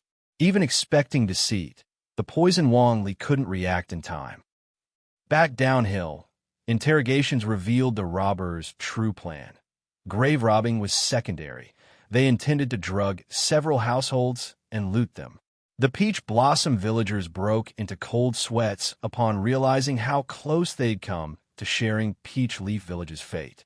All thanks to Brother Rongzhou's sharp eyes spotting these thieves, or we'd have been doomed. Brother Rongzhou is truly reliable. Fortunately, we discovered it early. Otherwise, not only would our ancestors suffer, but we might not have escaped unscathed either. The thieves claimed they only wanted money, but how did that family in Peach Leaf Village get completely wiped out? A single wicked thought from these ruthless people could destroy families and claim lives. Who would willingly place their hopes for survival on the mercy of such vicious criminals? Do they even possess such a thing? The more they reflected on their close call, the more the villagers admired and trusted Li Rongzhou, while their hatred for the thieves grew stronger. Under the blazing torchlight, the thieves were bound with tortoiseshell restraints, completely immobilized. The old chief led the young men in conducting an overnight interrogation, beating the thieves until they cried for their parents and wept bitterly, filled with regret. Of course, their regret wasn't for committing evil deeds, but for believing Zhao Xuan's words about Peach Blossom Village being easy prey, never expecting to capsize in what they thought was a tiny ditch. Now, desperate for a way out, they eagerly betrayed their so-called brothers and friends, hoping for leniency. Ding San is skilled at picking locks. Just a wire can open your courtyard gates. Old Wu is expert with knockout smoke. He planned to render you all unconscious. You bastards selling me out. Let me tell you, this pervert has twisted desires. While others just want money, he specifically enjoys defiling wives and daughters. Zhao Xuan was the mastermind behind this plan. He's the ringleader. He's also responsible for the Peach Leaf Village massacre. Hearing this, Zhao Xuan quickly protested. Peach Leaf Village has nothing to do with me. I'm not the mastermind either. Wang Li is. He insisted on digging up ancestral graves. The group kept shifting blame, each one a real talent, deserving lifelong imprisonment. Li Pingyan finally understood why refugees were unwelcome. It wasn't that refugees turned bad, but that bad people always survived extreme conditions more easily than good ones, leaving only these detestable villains remaining. He also noted the Wang Li mentioned by Zhao Xuan, likely the first grave robber who had fled. Through his mushroom's perspective, he saw his father and eldest brother interrogate the thieves before digging pits to bury the bodies. Wang Li must have revealed something extraordinary for father to execute and bury them so decisively. Li Pingyan quietly retrieved his treasure seeds, waiting for Li Rongzhou and Li Pingfu to return. The Li household's lights were still on. Lady Qin, relieved to see her husband and sons return safely, placed freshly made hot egg pancakes on the table, saying gently, "Eat." Men always got hungry after physical labor, so she had prepared the dough and pancakes early. She hadn't expected to wait until late at night. After hours of worry, seeing her men devouring the pancakes made ripples of joy dance in her beautiful eyes, her heart finally at ease. "Wife, your pancakes are delicious," Li Rongzhou praised between bites, having already eaten 3. "Mother's cooking keeps improving, and she grows more beautiful too." Li Pingsan's sweet words made Lady Qin smile warmly, which in turn pleased him. He might not cook, but he could certainly provide emotional comfort. And the pancakes truly were delicious, crispy at the edges, melting sweetly in the mouth, with the local eggs lending an irresistible aroma that made one crave more. After the meal, Lady Qin cleaned up and took the sleepy Xie Yuan to bed, while the Li men discussed matters. Li Rongzhou produced 200 tael silver notes and a thin yellowish booklet, saying, "I told the chief we didn't catch Wang Li, hiding that we intercepted the stolen goods." Being a thief apparently paid well. Their family had never owned silver notes before. Li Pingyan examined them curiously. Though just paper like his second brother's books, they somehow seemed to glitter appealingly. Redeeming the notes might require passwords or codes, but his father was thorough. Li Pingyan trusted him completely, his gaze instead fixed on the mystical records of blessed lands. This was likely the real reason his father had killed to keep the spoils. The universe shares one breath. All things possess spirit. Observe the energy, see the divine, reach the underworld. Energy is the root of life, the pivot of the Tao, the origin where all methods converge. This was the art of energy observation. Li Pingsan's heart raced. This sounded like immortal magic. He looked to his father. Li Rongzhou nodded. "Wang Li heard about your second brother being the reincarnation of the literary star. He wanted to use this energy observation to intercept our family's auspicious aura. This manual was something he obtained after falling off a cliff while fleeing enemies. He dared target second brother." Hearing this, Li Pingyan felt Wang Li's death had been too merciful. Such evil arts, whether real or not, were utterly malicious. Well, no use dwelling on the dead. Tomorrow, he'd have little black defecate on Wang Li's grave. Studying the manual closely, Li Pingyan noticed something. Strictly speaking, this wasn't the evil art he'd imagined, but rather a method for concealing energy. This energy included spiritual energy, human vitality, talent, and the energy of heaven and earth. A secret technique for hiding from immortal detection. But Wang Li wasn't a cultivator. Unable to see energy directly, he could only intercept auspicious destiny energy at specific locations through underground energy channels, hence his midnight grave digging. In wicked hands, even the noblest art becomes a curse. Wang Li couldn't see spiritual energy, but I can. Though my leaky body can't retain it, with these techniques from a mystical records of blessed lands, could I precisely intercept spiritual energy? The uses for spiritual energy were endless. If nothing else, as a mana potion for skill cooldowns, an infinite blue bar. Leveling skills would be effortless. Moreover, when he eventually began cultivation, such concealment methods would prevent immortals from recognizing him as a cultivation world fugitive from the Great Yu dynasty. Father, let me keep this mystical records of blessed lands to study, Li Pinkin said, clinging to the manual. It's yours, Li Rongzhou smiled. This manual clearly contained immortal secrets. With his youngest son's clever mind and mysterious abilities, he might actually achieve something with it. By noon, all thieves had been apprehended. The most vicious home-invading murderers were beheaded at noon, while lesser accomplices were sentenced to hard labor in the mines, facing endless toil. The Li men specifically attended the executions. Xie Yuan insisted on coming too, but shut one eye at the falling blades and avoided red candied hawthorns for days afterward. The next day, tax collectors arrived. Peach Blossom Village families mobilized en masse to deliver rice, fearing delays would invite harassment and extra levies. Li Pingfu helped Uncle Li Fong load rice, while Li Pingcan held Xie Yuan and Li Qian's hands tightly, protecting them from the jostling crowd. The entire village buzzed with activity. The normally spacious drying ground overflowed with people as the chief checked household registers, while officials stood by the official measuring vessel. One kicked it sharply, sending golden rice cascading like rain into the dirt. Such good rice.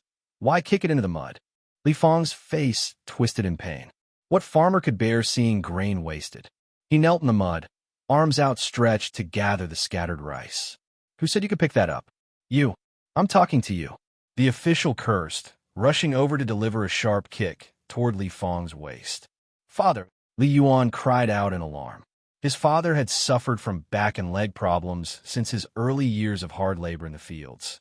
How could he withstand such a vicious kick to the ribs? Moving with astonishing speed, Li Yuan threw himself in front of his father, taking the full force of the blow. He grimaced in pain, groaning loudly. Li Pingfu quickly pulled open Li Yuan's shirt, revealing an ugly purple bruise. The kick had been delivered with brutal force. Fortunately, he always carried medicinal oil and began massaging the injury, shooting a glare at Uncle Li Fong. Li Fong stood frozen in shock, his face ashen with fear. You hit Brother Yuan? You evil man. Li Qian was seeing red, baring her teeth like a feral kitten ready to pounce. Li Pingyan barely managed to restrain her. The girl had the strength of a bear cub. Without his martial training, no ordinary teenager could have held her back. The secondly daughter slipped past the tax collector, wiping tears as she helped her father up. A murmur of discontent spread through the Peach Blossom Village crowd like wildfire. Even if he's an official, he can't just beat people. Li Fong didn't mean any harm. We farmers treasure every grain. Honestly, 9 pecks get kicked down to 7. That's outright robbery. The tax collector sneered. Remote areas like this always bred troublemakers. Without a word, he swept his arrogant gaze across the crowd. One by one, the villagers lowered their heads under his stare. Only then did he speak coldly. Refusing taxes means disrespecting the celestial officials and defying the imperial court, a capital offense. This accusation of treason instantly silenced the crowd. Their earlier courage evaporated, leaving them standing uneasily in place. The old village chief trembled as he spoke. Honored official, Peach Blossom Village has always been loyal subjects of the court. Ignoring the elder, the collector pointed at Li Fong's nose. Then don't follow this old fool's example. All of you behave. Returning to the official grain measure, he put his full strength into every kick, reducing each portion by half, pure retaliation. Li Pinkin frowned. As the saying goes, it's easier to deal with the king of hell than his minions. 4 petty officials like this, even a speck of power became fuel for tyranny. The autumn tax season was their only chance for substantial bribes. No wonder they seized every opportunity to extort money. Yuan Yuan, go tell father we need more rice, Li Pinkin whispered to Xie Yuan. The girl nodded obediently, hugged her friend Li Qian, then darted home like a sparrow. Measure after measure of Li Fang's rice was taken, each time reduced by half. Soon, his harvest fell short of the tax requirement. The collector smirked at Li Fang. Can't pay in full? Then you'll mine the mountain veins. Don't worry. A year or two's labor should cover your debt. Li Pingsan's heart sank. Countless men died in those mines each year. A fate reserved for criminals. Would honest Uncle Li Fang survive? Li Fang collapsed to his knees, kowtowing desperately.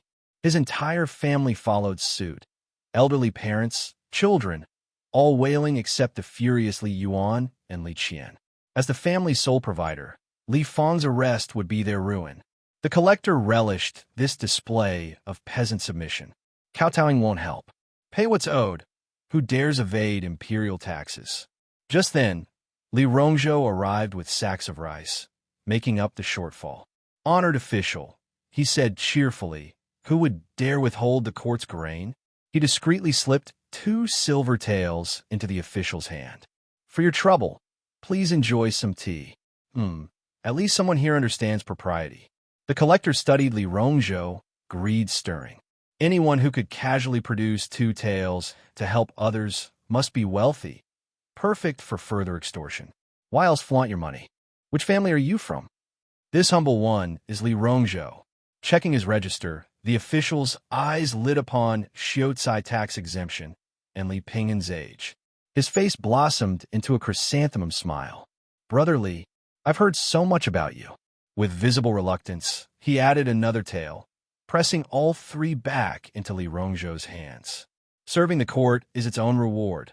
I couldn't possibly accept this. Li Rongzhou maintained his humble posture. Your integrity is admirable, honored official. Li Pingfu quietly helped Uncle Li Fang up. Uncle, don't worry. This ordeal is over. Li Fang seemed dazed, overwhelmed with gratitude, as if reborn. Pingfu, without your family, I don't know what I'd have done.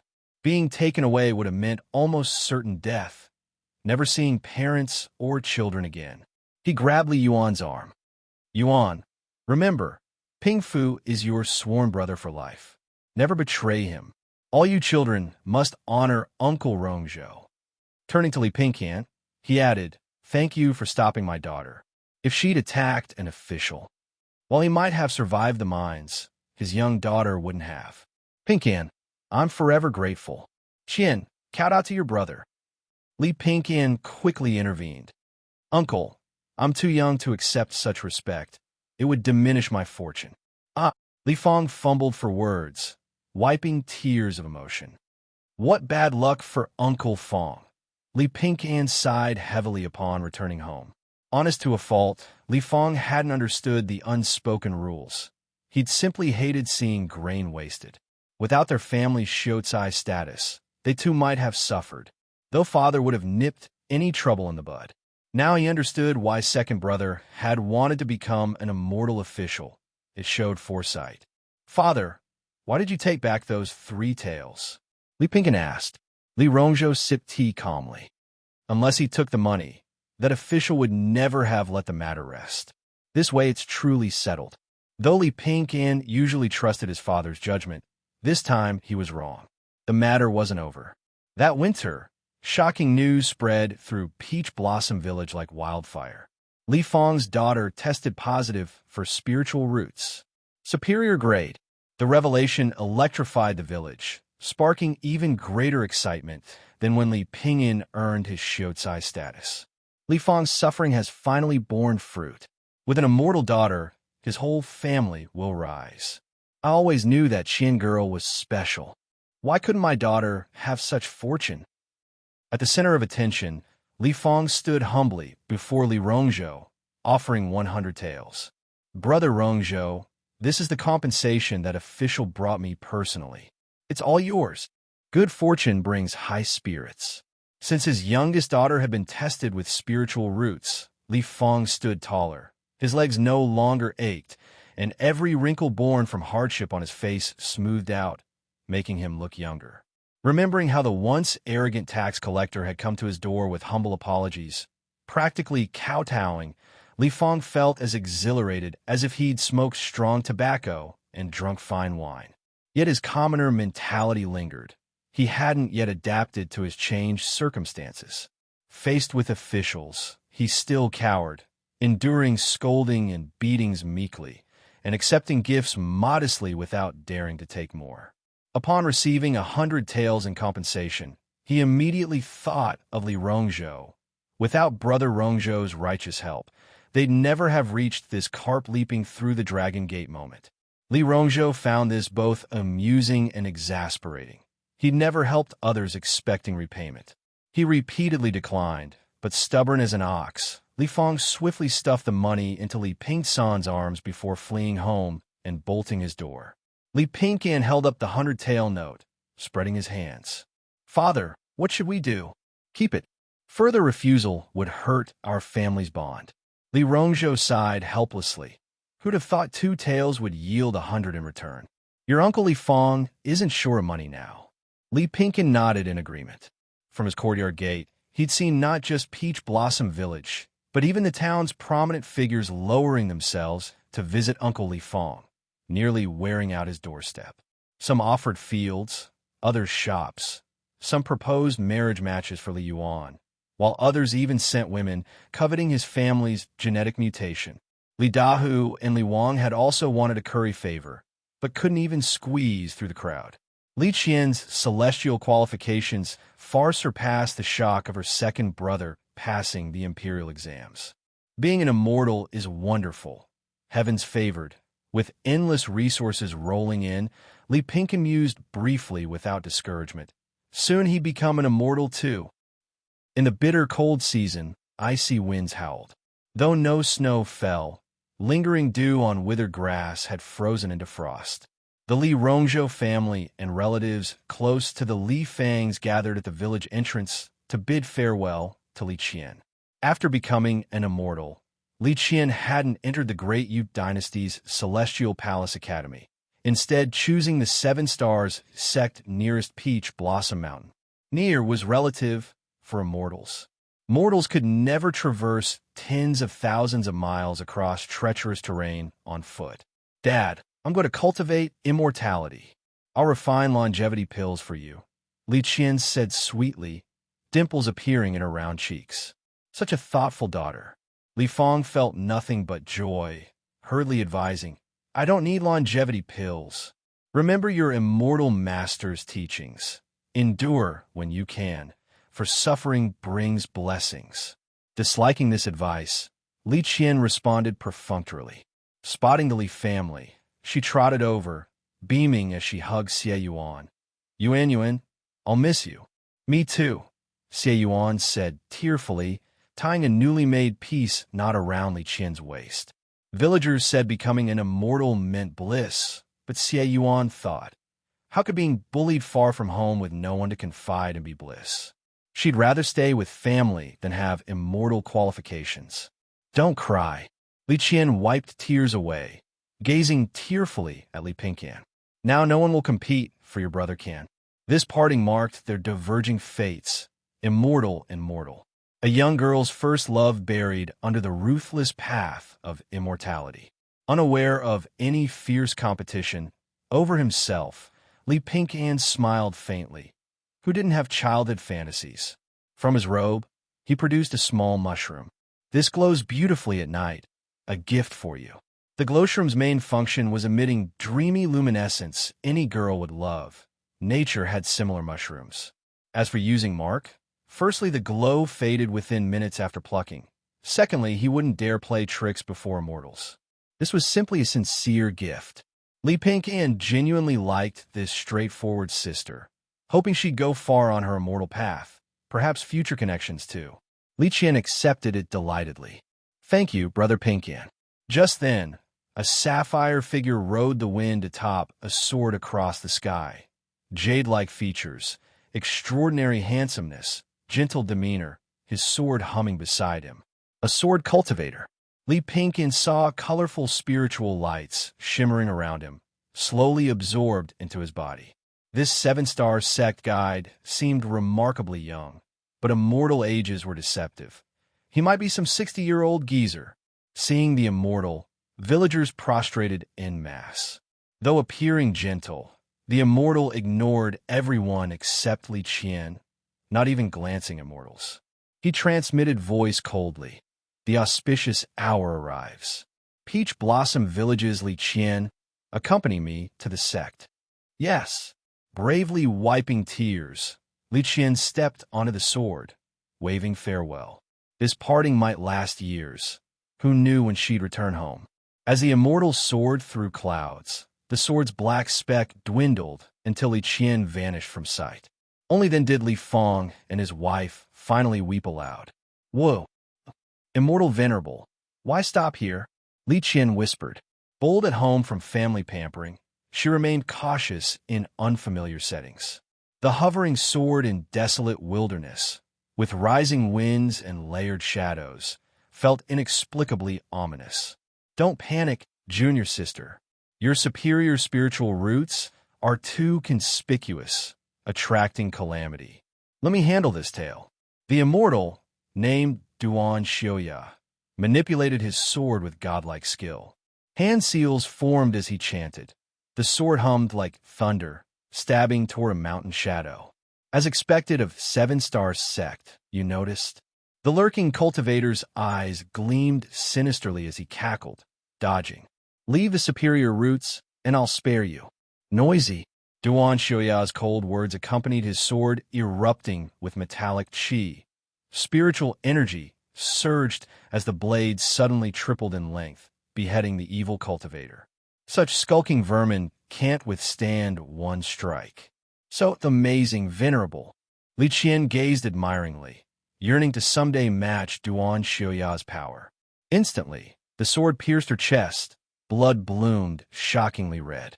Staring wide-eyed at xianxia, she gasped. Ah, as I said, your superior roots attracted calamity. How hypocritical. Killing her, then pretending remorse. A woman's mocking voice sounded. But this girl's roots suit my son perfectly.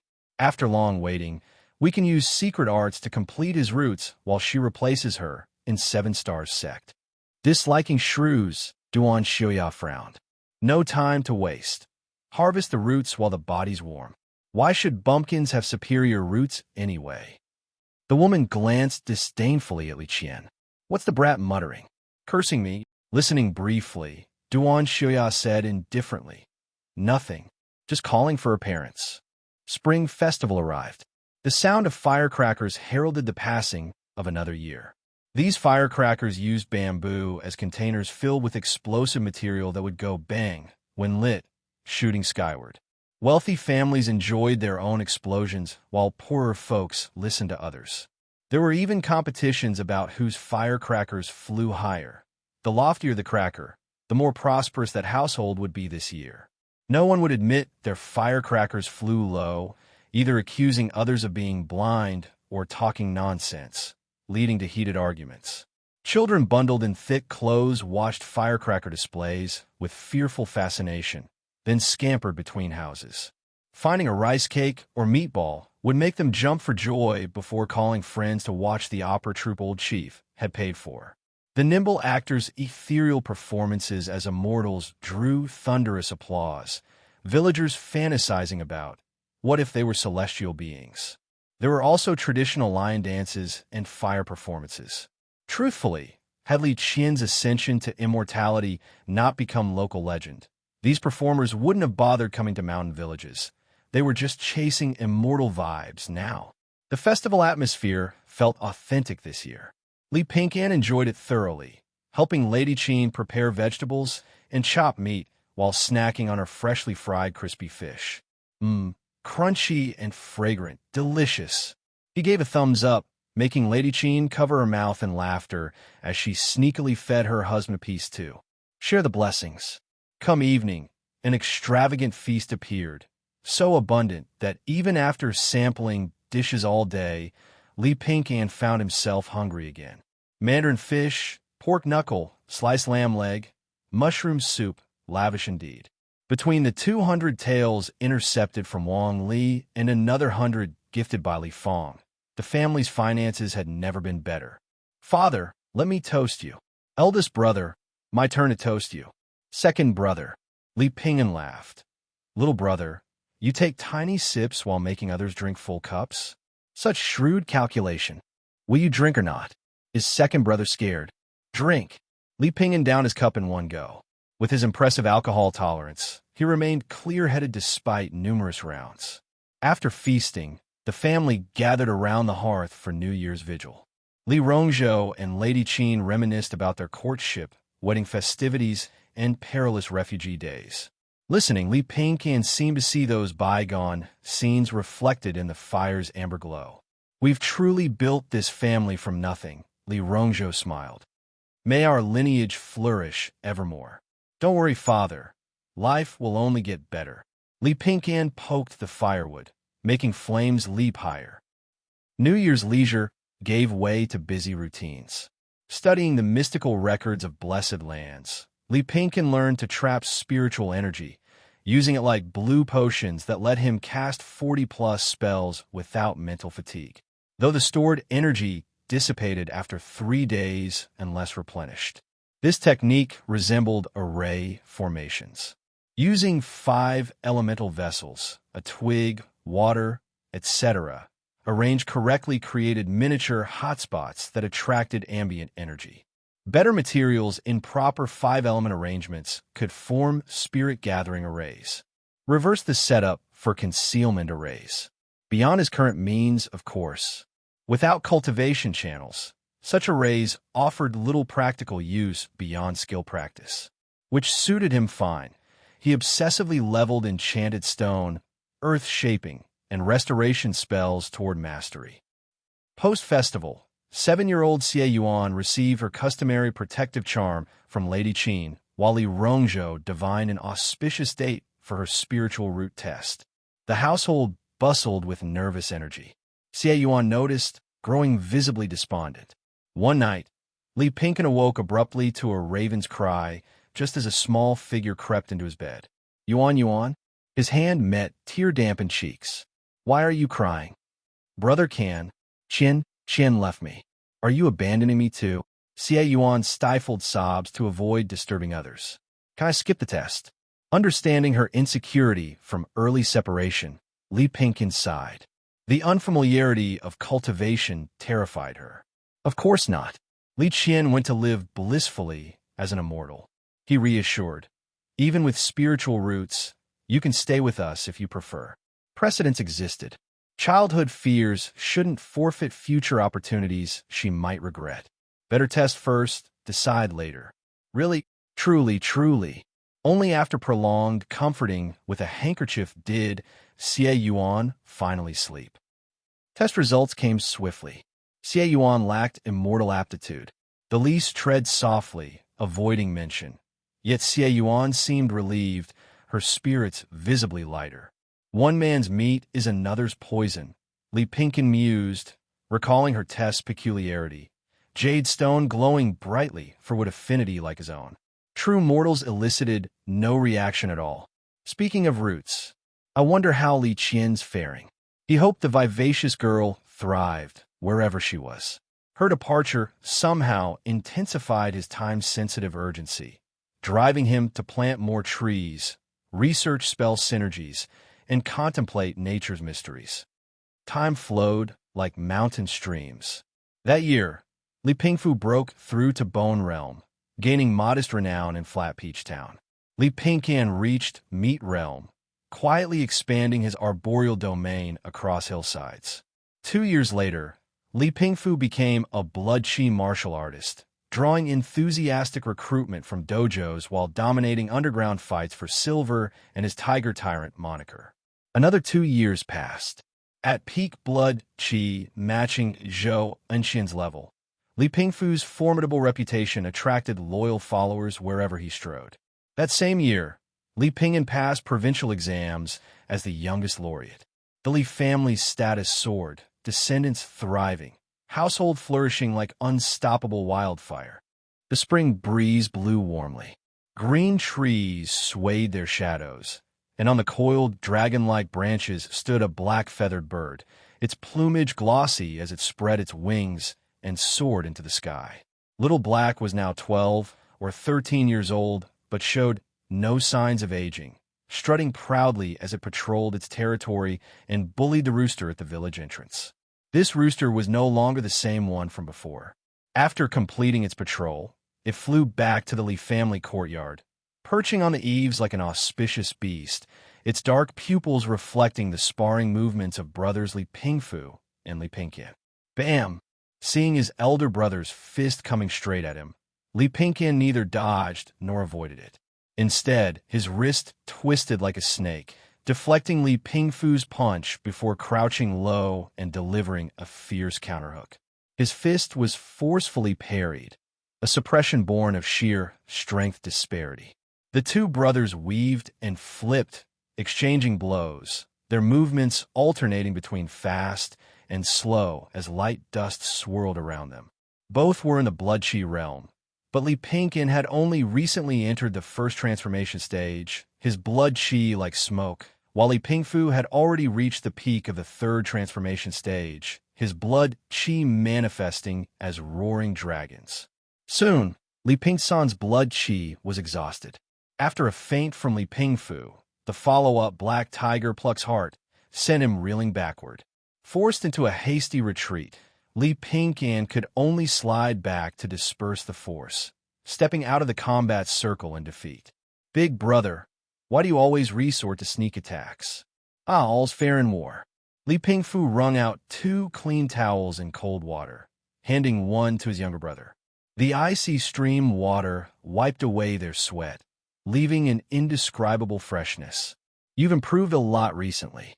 Your punches have real power now. Today, Li Pingsan's moves have been decisive and fierce. Instead of relying on the white crane-style's guerrilla tactics, he had gone head-to-head with brute force, an approach that had initially felt unfamiliar. Still couldn't beat you, though. Losing to his elder brother wasn't shameful, so Li Pingyan brushed it off with a casual remark, though his mind lingered on the spar.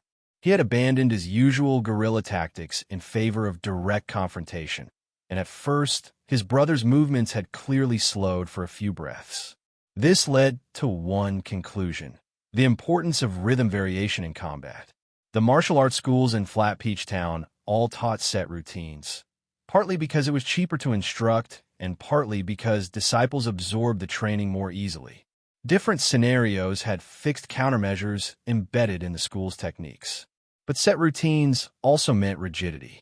Mastering rhythm variation meant that once an opponent failed to adapt, they could be thrown into disarray. True martial techniques were always kept secret, 3 moves hidden from non-core disciples. Then let me teach you a trick. Maybe you'll beat me next time. Li Pingsan's eyes lit up. Hurry up and tell me, big brother. Stop keeping me in suspense. It's something Master Zhou taught me. Judging chi opportunity. Chi opportunity? That sounded mystical. Seeing his younger brother's confusion, Li Pingfu explained patiently. Chi opportunity is essentially momentum and opportunity. First, observe your opponent's momentum. Identify their strengths, whether they fight barehanded or conceal weapons. Only by seeing clearly can you defend and counter. These are all opportunities for victory, so observation is key. Li Pingyan pondered this. Li Pingfu continued. In actual combat, the more you see, the more opportunities you have to win. It also makes you more confident and decisive in your strikes. This is another way to accumulate momentum. A realization dawned on Li Pingyan. In other words, the more cards you hold, the better you can predict, and the higher your chances of winning. The principle was universal. When dealing with the Black Snake Gang, or when their father and elder brother had hunted down Wang Li, hadn't they all started by gathering intelligence, stacking their own advantages while weakening the enemy? Suddenly itching for another fight, Li Pingyan spun like a white crane. Big brother, let's go again. Full power, no restrictions. Fine. Li Pingfu raised his fists, only to see his younger brother shift his stance, his palm now gripping a forearm-length branch, twisting lightly before thrusting forward. What's that little stick gonna do? Though he mocked it, Li Pingfu knew his younger brother had endless tricks up his sleeve. He focused intently, slapping at the branch to shatter it. With his Black Tiger fist mastery, shouldn't a mere twig be child's play? Yet the branch merely slid from the impact, showing no signs of breaking as it coiled like a snake's head and stabbed toward his chest. Li Pingfu was astonished. It's that tough. Yeah, of course. Li Pingcan smirked. This was a druid skill. Oak stick technique. Oak stick technique. You channel natural energy into a short stick or staff you hold. For the duration of the spell, the weapon becomes sturdier and deals enhanced damage in melee combat. Additionally, if the weapon was not originally magical, it temporarily becomes a magic weapon. In other words, under oak stick technique, the twig had transformed into a low-grade treasure. How could his brother's palm easily break it? This was one of the skills he had gained upon reaching LV4 Druid. Li Pingfu frowned, sensing trouble. If he couldn't break the weapon, he'd have to target the hand wielding it. Activating his Black Tiger technique, his bones emitted low creaks as blood chi surged into his fists.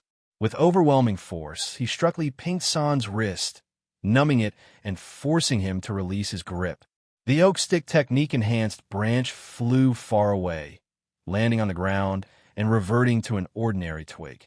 Without that weird stick, let's see what else you've got. Big brother, you're relaxing too soon. Before the words faded, Li Pingcan had already closed the distance. His fingernails abruptly lengthened into 5-centimeter claws glistening with green liquid. Li Pingfu barely had time to react before the claws swiped at him.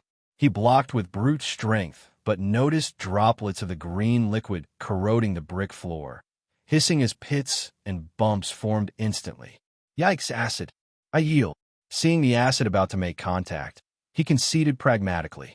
His younger brother had no martial integrity, resorting even to acid. Truthfully, fighting a serious druid, especially one who combined martial arts and magic seamlessly, was nearly impossible even for a peak blood chi martial artist. Li Pingcan withdrew his skill, primal savagery, triumphant and grinning. After getting beaten by his brother every day, it felt good to win for once. This victory had come precisely because his brother hadn't known his new moves, proving the validity of chi opportunity. He glanced at the skill description. Primal savagery. Your teeth or nails elongate into sharp claws, primed for acidic strikes. Make a melee spell attack against a nearby creature. On hit, the target suffers ongoing acid damage. After this attack, your claws revert to normal. You'll need more practice to get used to those strange techniques. Li Pingfu warned, but remember, never use them against anyone except me and father unless they're already dead. I know. Li Pingcan nodded. He'd already considered that. The brothers exchanged more martial insights until Li Pingcan suddenly looked toward the courtyard wall. A moment later, Li Pingfu followed his gaze just as Li Yuan hurriedly pushed the gate open. Caught under two pairs of eyes, Li Yuan froze briefly before blurting out urgently, "Pingfu Ji, it's bad. Killer bees have appeared in the mountains." Killer bees, also known as tiger-headed wasps, are notorious as one of the mountain forest's most vicious creatures. Fierce by nature, highly aggressive, moving in swarms with rapid flight speed. They don't produce honey but prefer raw meat. A single sting can cause poisoning in mild cases and death in severe ones. Truly an infamous species of wasps. Who's injured? Li Pingfu asked gravely. He knew Li Yuan's temperament. His brother wouldn't panic like this unless something serious happened. Little 5 and Little 7 got stung. Those wasps are vicious. Their stingers pierce right through leather armor. Li Yuan exclaimed fearfully. Over the years, the brothers had gradually established their hierarchy based not on age, but on strength. As the undisputed eldest brother, Li Pingfu led his brothers to make their name known. None in Peach Blossom Mountain could rival them, and they were rising stars even in Flat Peach Town. Apply antidote ointment first to neutralize the poison, then take them to the town clinic. Li Pingfu decided immediately. Gather all our brothers. This wasn't an accident. We're being targeted. Due to their threat, killer bees have been actively exterminated by mountain villagers. Their remaining numbers were few, and wild swarms couldn't form large enough groups to pose serious danger to humans. For Little 5 and Little 7 to get injured right away was highly suspicious. Big brother, Li Pingcan interjected. It's early spring. The snow just melted. This isn't killer bee season. Li Pingfu's frown deepened, confirming this was no accident. It must be the work of the Bee Alliance. The so-called Bee Alliance was just a group of beekeeping mountain wanderers who followed the flowers, moving their hives wherever blooms appeared, selling honey along the way. But every forest has its bad apples. Some in the Bee Alliance sold real honey, while others peddled fake, diluting pure honey with syrup. Recently, villagers discovered several beekeepers adulterating their products, leading to a confrontation where the old village chief nearly took a punch. Li Pingfu and his brothers had intervened to resolve it. Who would have thought those cheaters would hold a grudge and attempt murder using killer bees? Li Yuan, take little 5 and little 7 to the clinic first, then gather all our brothers. Got it, brother Pingfu. Li Yuan hurried off.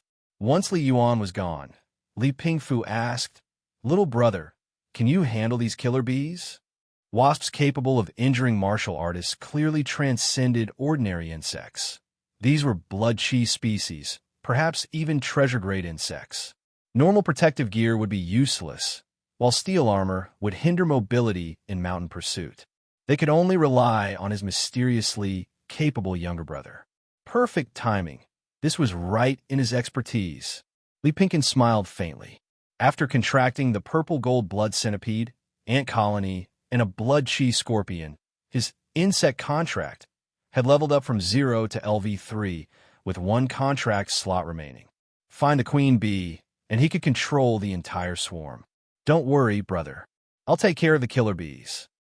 The earth was a druid's ears, spores his eyes.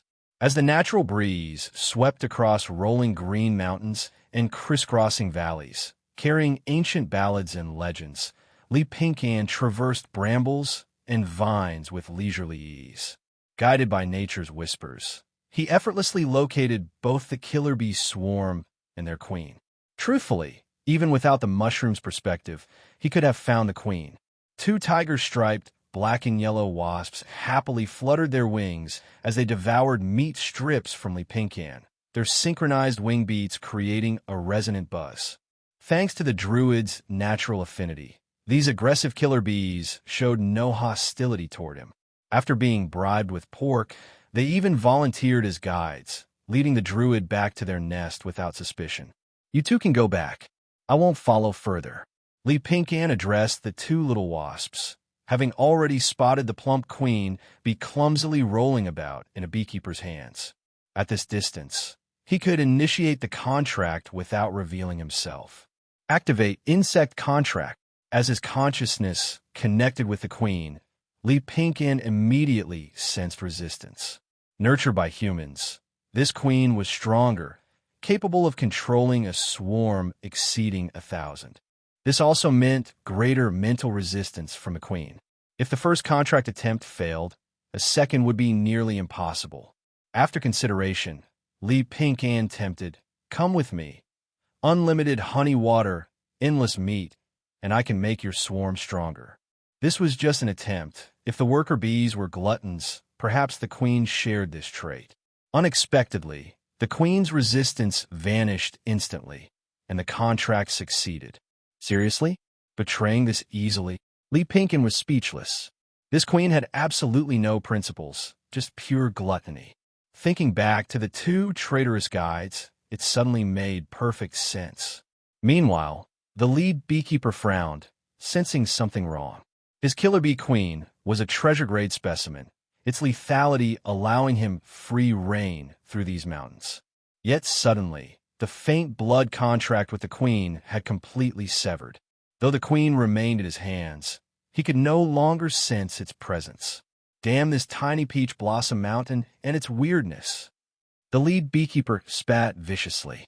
All that kid's fault. I've already cased Peach Blossom Village. After reporting to Wu Laolu, we'll split the loot and leave. I'll ask Master about the queen later. With the queen physically present despite the broken contract, he wasn't overly worried. Casing the village? Splitting loot. These beekeepers are multi-talented, moonlighting as burglars now. Li Pingfu chewed leisurely on a grass stem while watching the raven circling overhead, knowing his brothers had already blocked the mountain path exit. Think you can rob our village? I'll teach you a lesson first. Queen attack. At his command, the queen wriggled, releasing pheromones to mobilize the swarm. Attack those bastards. Bees. A dense cloud of killer bees erupted from the hives, their wing beats creating helicopter-like vibrations that terrified ordinary bees into frozen stillness. Like a disciplined army, they blanketed the beekeepers, lifting their stingers for brutal strikes. Screams and curses filled the air. What's happening? The swarm's gone mad. It hurts. So much pain. Old Huang, what did you do to your queen? The beekeepers hastily took anti-venom, which only mitigated toxicity, but not the stinging agony. Each man's head became enveloped in a living bee hat. Run. Just run. In their panic, they abandoned their hives, fleeing like startled rabbits. In the chaos, the queen bee vanished from Old Huang's hands. At the mountain's base, the disheveled beekeepers encountered 5 young martial artists lying in wait. Their leader's gaze was cold as steel. Attack. Kill. Bury the bodies. 5 years had passed, and Li Pingfu had grown into an outstanding young man. His strides as powerful as a dragon's, his waist as slender as a wasp's, his arms as long and muscular as an ape's, showcasing explosive strength. His body stood firm like a boulder, his lower stance as stable as an ancient tree rooted at the mountain's base. A steel-tipped arrow rested on his bowstring, drawn nearly to its full arc. In the next moment, with a resounding twang, the arrow shot forth like a meteor chasing the moon, striking Old Huang, the fastest among them, with pinpoint accuracy. Thud! The arrow pierced Old Huang's neck, blood spurting out as he let out a pained howl and tumbled down the slope. With careful planning against unprepared foes and the advantage of a ranged attack, even a nimble-footed leader of the beekeepers, who had roamed these wild mountains for years, stood no chance. Upgrading from simple leather slingshot to a crossbow, Li Pingfu's opening strike was swift and devastating, cutting off the snake's head first. His brothers, their blades thirsting for blood, wasted no time. They drew their swords and charged, stabbing wildly at the fallen Old Huang until his blood splattered like a smashed watermelon. Slash! Slash! In a single encounter, Old Huang was dead. The remaining beekeepers, witnessing this, were scared out of their wits. Without any will to resist, they too were chased down and hacked to pieces. If only we had a crossbow, Li Pingfu lamented inwardly. At this range, a crossbow bolt could have sent an enemy flying, piercing through them and into the tree behind. Unfortunately, crossbows were weapons regulated by the imperial court. Privately forging or purchasing one was a capital offense. Brother Pingfu, for corpses, none left alive. The speaker was a well-featured youth ranked second among them, named Xianxia, whose throwing knives were peerless. Wiping blood from his hands, he handed the loot to Li Pingfu. We've searched them and finished the cleanup. Bury them here. Under Li Pingfu's repeated emphasis, every brother treated finishing the job as the top priority. The 4 beekeepers had been chopped into mincemeat. Bury them here. Li Pingfu counted the spoils. There wasn't much silver, around 30 or 40 taels, but they'd found a martial arts manual titled Shadowless Evasion Technique. He skimmed through it before closing it disinterestedly. The longer the name, the worse the technique. This was a common, low-tier manual, far inferior to White Crane style. Sell the Shadowless Evasion Technique on the black market. Give little 5 and little 7 5-tails each for their injuries. I'll take 10, and the rest is yours to split. Li Pingfu wasn't stingy with silver. He could have foregone his 10 taels, but a leader who was overly generous risked breeding ambition among his brothers.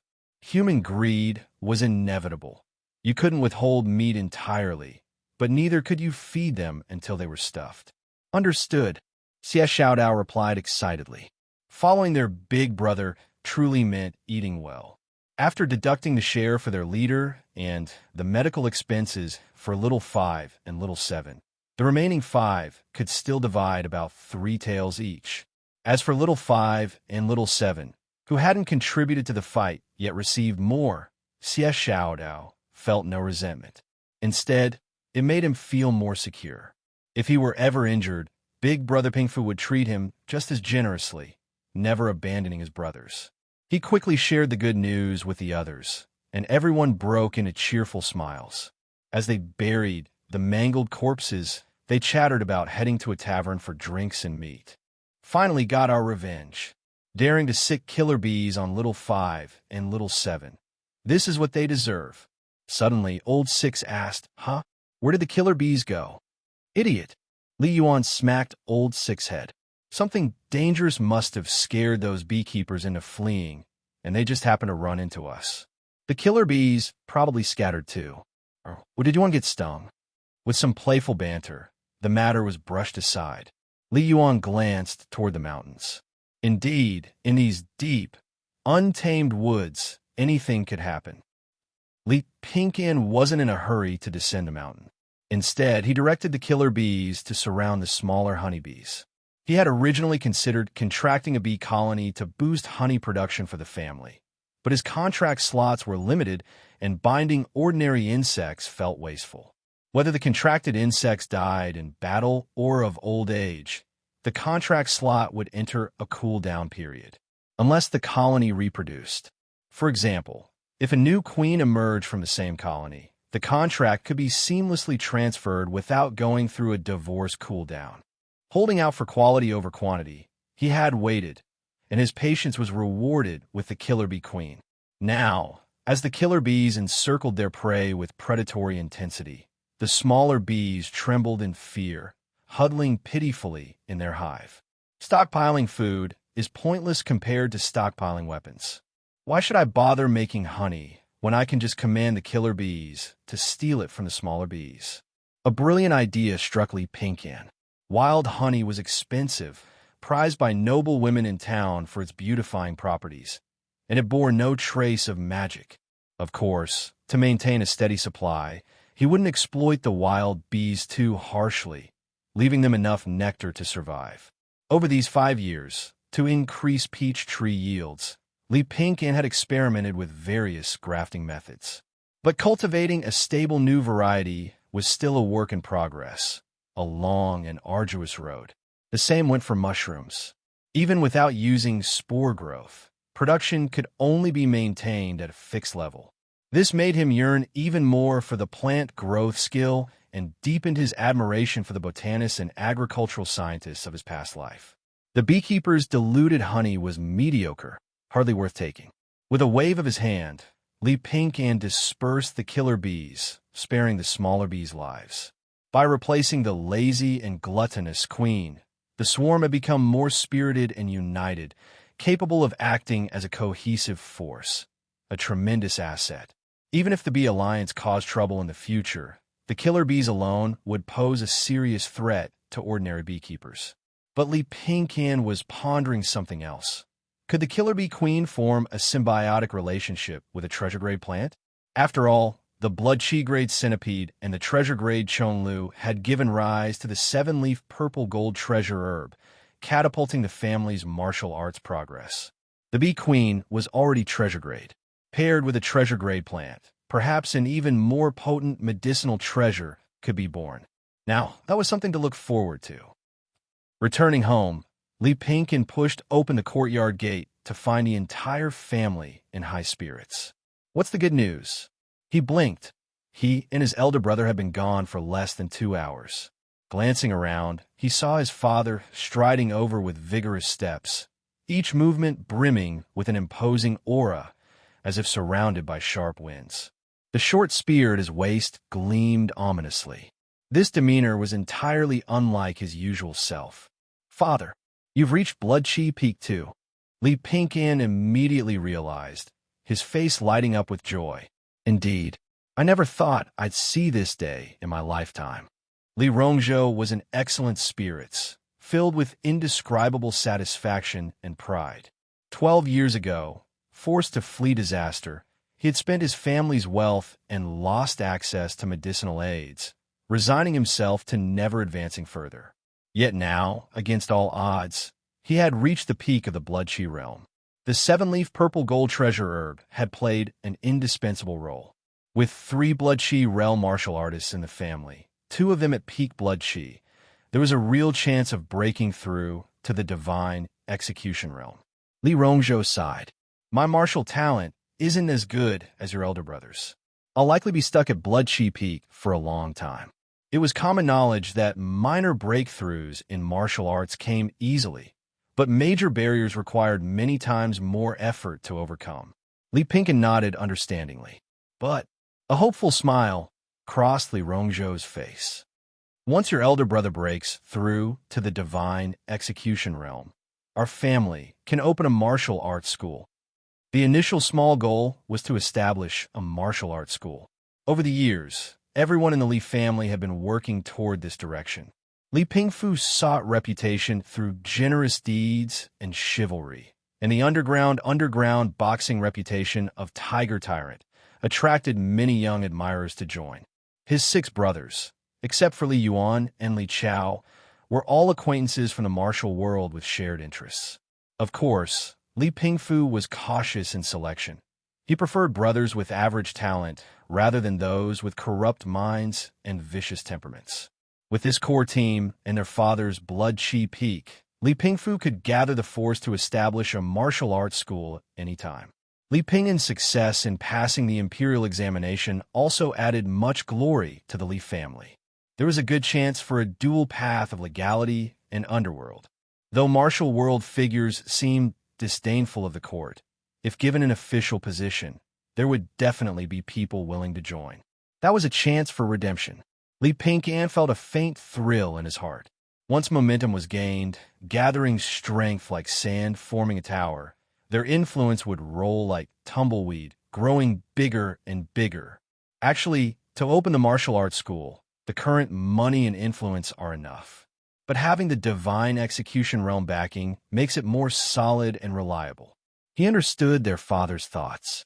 Would the other martial arts schools in Flat Peach Town allow the Li family to grab a piece of the pie? The cake was limited, and most of the school owners were divine execution realm experts. It would be another fierce battle without sword flashes. Father, I plan to take the brothers to escort with the Wei Yuan escort agency and go to Dragon Spring Town. After pondering, Li Pingfu said, only by going out to train and facing situations without panic can success be achieved.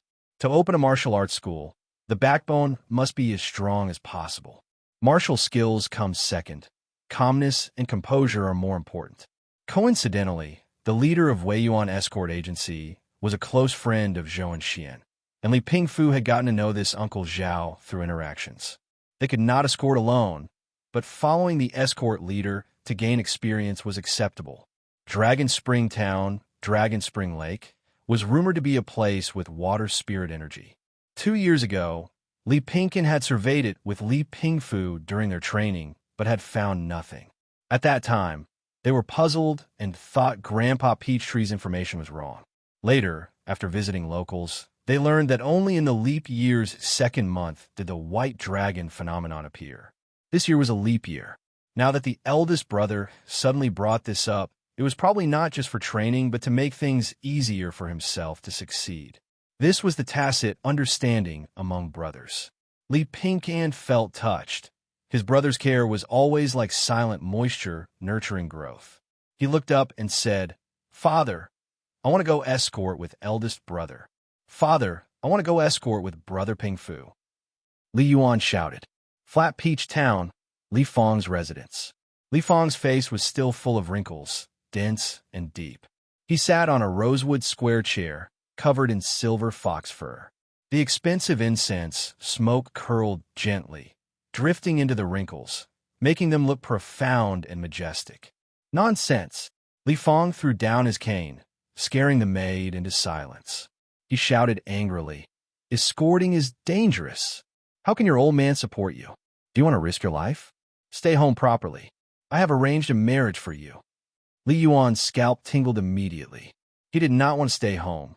One big reason was to avoid arranged marriage.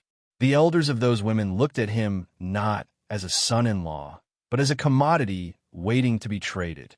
Is that relying on yourself? That's relying on xianxia. Li Yuan tore apart his father's veil of shame without hesitation. angering Li Fong, who cursed his son as unfilial and threw a teacup at him. Sensing danger, Li Yuan nimbly dodged and escaped from the house. For whose sake am I doing this, if not for his good? Li Fong breathed heavily in distress, complaining to his wife and concubine, "Ah, I regret making my son learn martial arts. It turned out uncontrollable. I hold no grudge against Brother Rongzhou, but why must Pingfu cling to Yuan so tightly?" Now their social interactions were with respectable figures. Countless silver and land deeds flew into the family. Family alliances, marrying a gentle and beautiful lady, having children was the proper way. Martial men were rough and crude. He, a descendant of Immortals, still maintained ties with Li Rongzhou out of old affection. Li Yuan rushed out of the house, his expression confused. It was clearly good that his sister was chosen by Immortals, with better finances and higher status. So why did he feel unsettled? It was as if everything was a castle in the air, ready to vanish at any moment. Why has father become like this now? Although during festivals they still had exchanges with Brother Pingfu's family, and the gifts each year grew more precious. And to thank Uncle Li for saving their life, father once gifted rare blood qi medicinal herbs. But the sincerity from before quietly slipped away like flowing water amidst these increasingly valuable but unreciprocated gifts. He thought of Li Qian's innocent and radiant smile. "Sister, 5 years apart, why have you not sent any letters home? Are you encountering difficulties?" Unease and confusion enveloped the young man. He looked toward the vast sky, feeling the world like a cage. Then he glanced at the dazzling Li residence plaque, pressed his lips tightly, and plunged into the misty rain, heading to Brother Pingfu's home. "Brother Pingfu, did I do something wrong?" Li Yuan was soaked through, face full of grievance, like a homeless stray dog. Li Pingfu quickly found a clean cotton handkerchief to dry his brother's hair. "It's not a big deal. Why are you sulking?" He did not know how to comfort Li Yuan. Since Li Qian ascended to immortality and Uncle Li Fong moved to town, the relationship between the two families was no longer as close. Perhaps due to different living environments, their views had changed. Maybe distance created a rift. As the younger generation, and in front of Li Yuan, Li Pingfu naturally could not argue with their father, so he just comforted his brother's feelings. Maybe Uncle Li Fong really changed, but what did that have to do with their family? Relationships between people were never unchanging. As long as appearances were maintained, that was enough. Listening to Li Yuan's full frustration, Li Pingfu frowned. 5 years, and Li Qian hasn't sent any letters home? He originally thought his relationship with Li Qian was insufficient, so the girl never sent letters. Now hearing Li Yuan's complaints, he felt inexplicably uneasy. Could it be that something happened to Li Qian? But the Seven Stars sect Immortal took her away. What could go wrong? The more he thought about it, the more dangerous it felt. It seemed this world hid many abnormalities in secret. The next morning, it rained yesterday, so the road was a bit muddy. The grass by the roadside was covered in sparkling dewdrops. The Wei Yuan escort agency flag fluttered and swayed in the wind. Under it, about a dozen escorts gathered. They wore uniform brown uniforms with a Wei Yuan emblem embroidered on their chests. Short knives hung at their waists, showing a sharp and decisive posture. Each maintained a fixed distance from one another, standing upright. But the group of young men, led by Li Pingfu, could not match this meticulousness. Their standing posture was noticeably sloppy. "Brother Fong." Li Pingfu cupped his hands in salute. Fong Lin was the escort leader this time. He was short, with thick knuckles and a cold expression. He nodded at Li Pingfu and scanned the youths with hawk-like eyes. Only after all the youths instinctively straightened their backs did he speak in a deep voice. "To escort with Wei Yuan, you must obey Wei Yuan's rules." Hello, everyone! As we wrap up this video, I want to share a quick note. I have a Patreon account. If you'd like to support me and enjoy on-demand audiobooks, you can become a Patreon member. Alternatively, you can check out my Google Drive link, which has 500-plus novel audiobooks available through my Ko-fi or Patreon shop. I appreciate your support.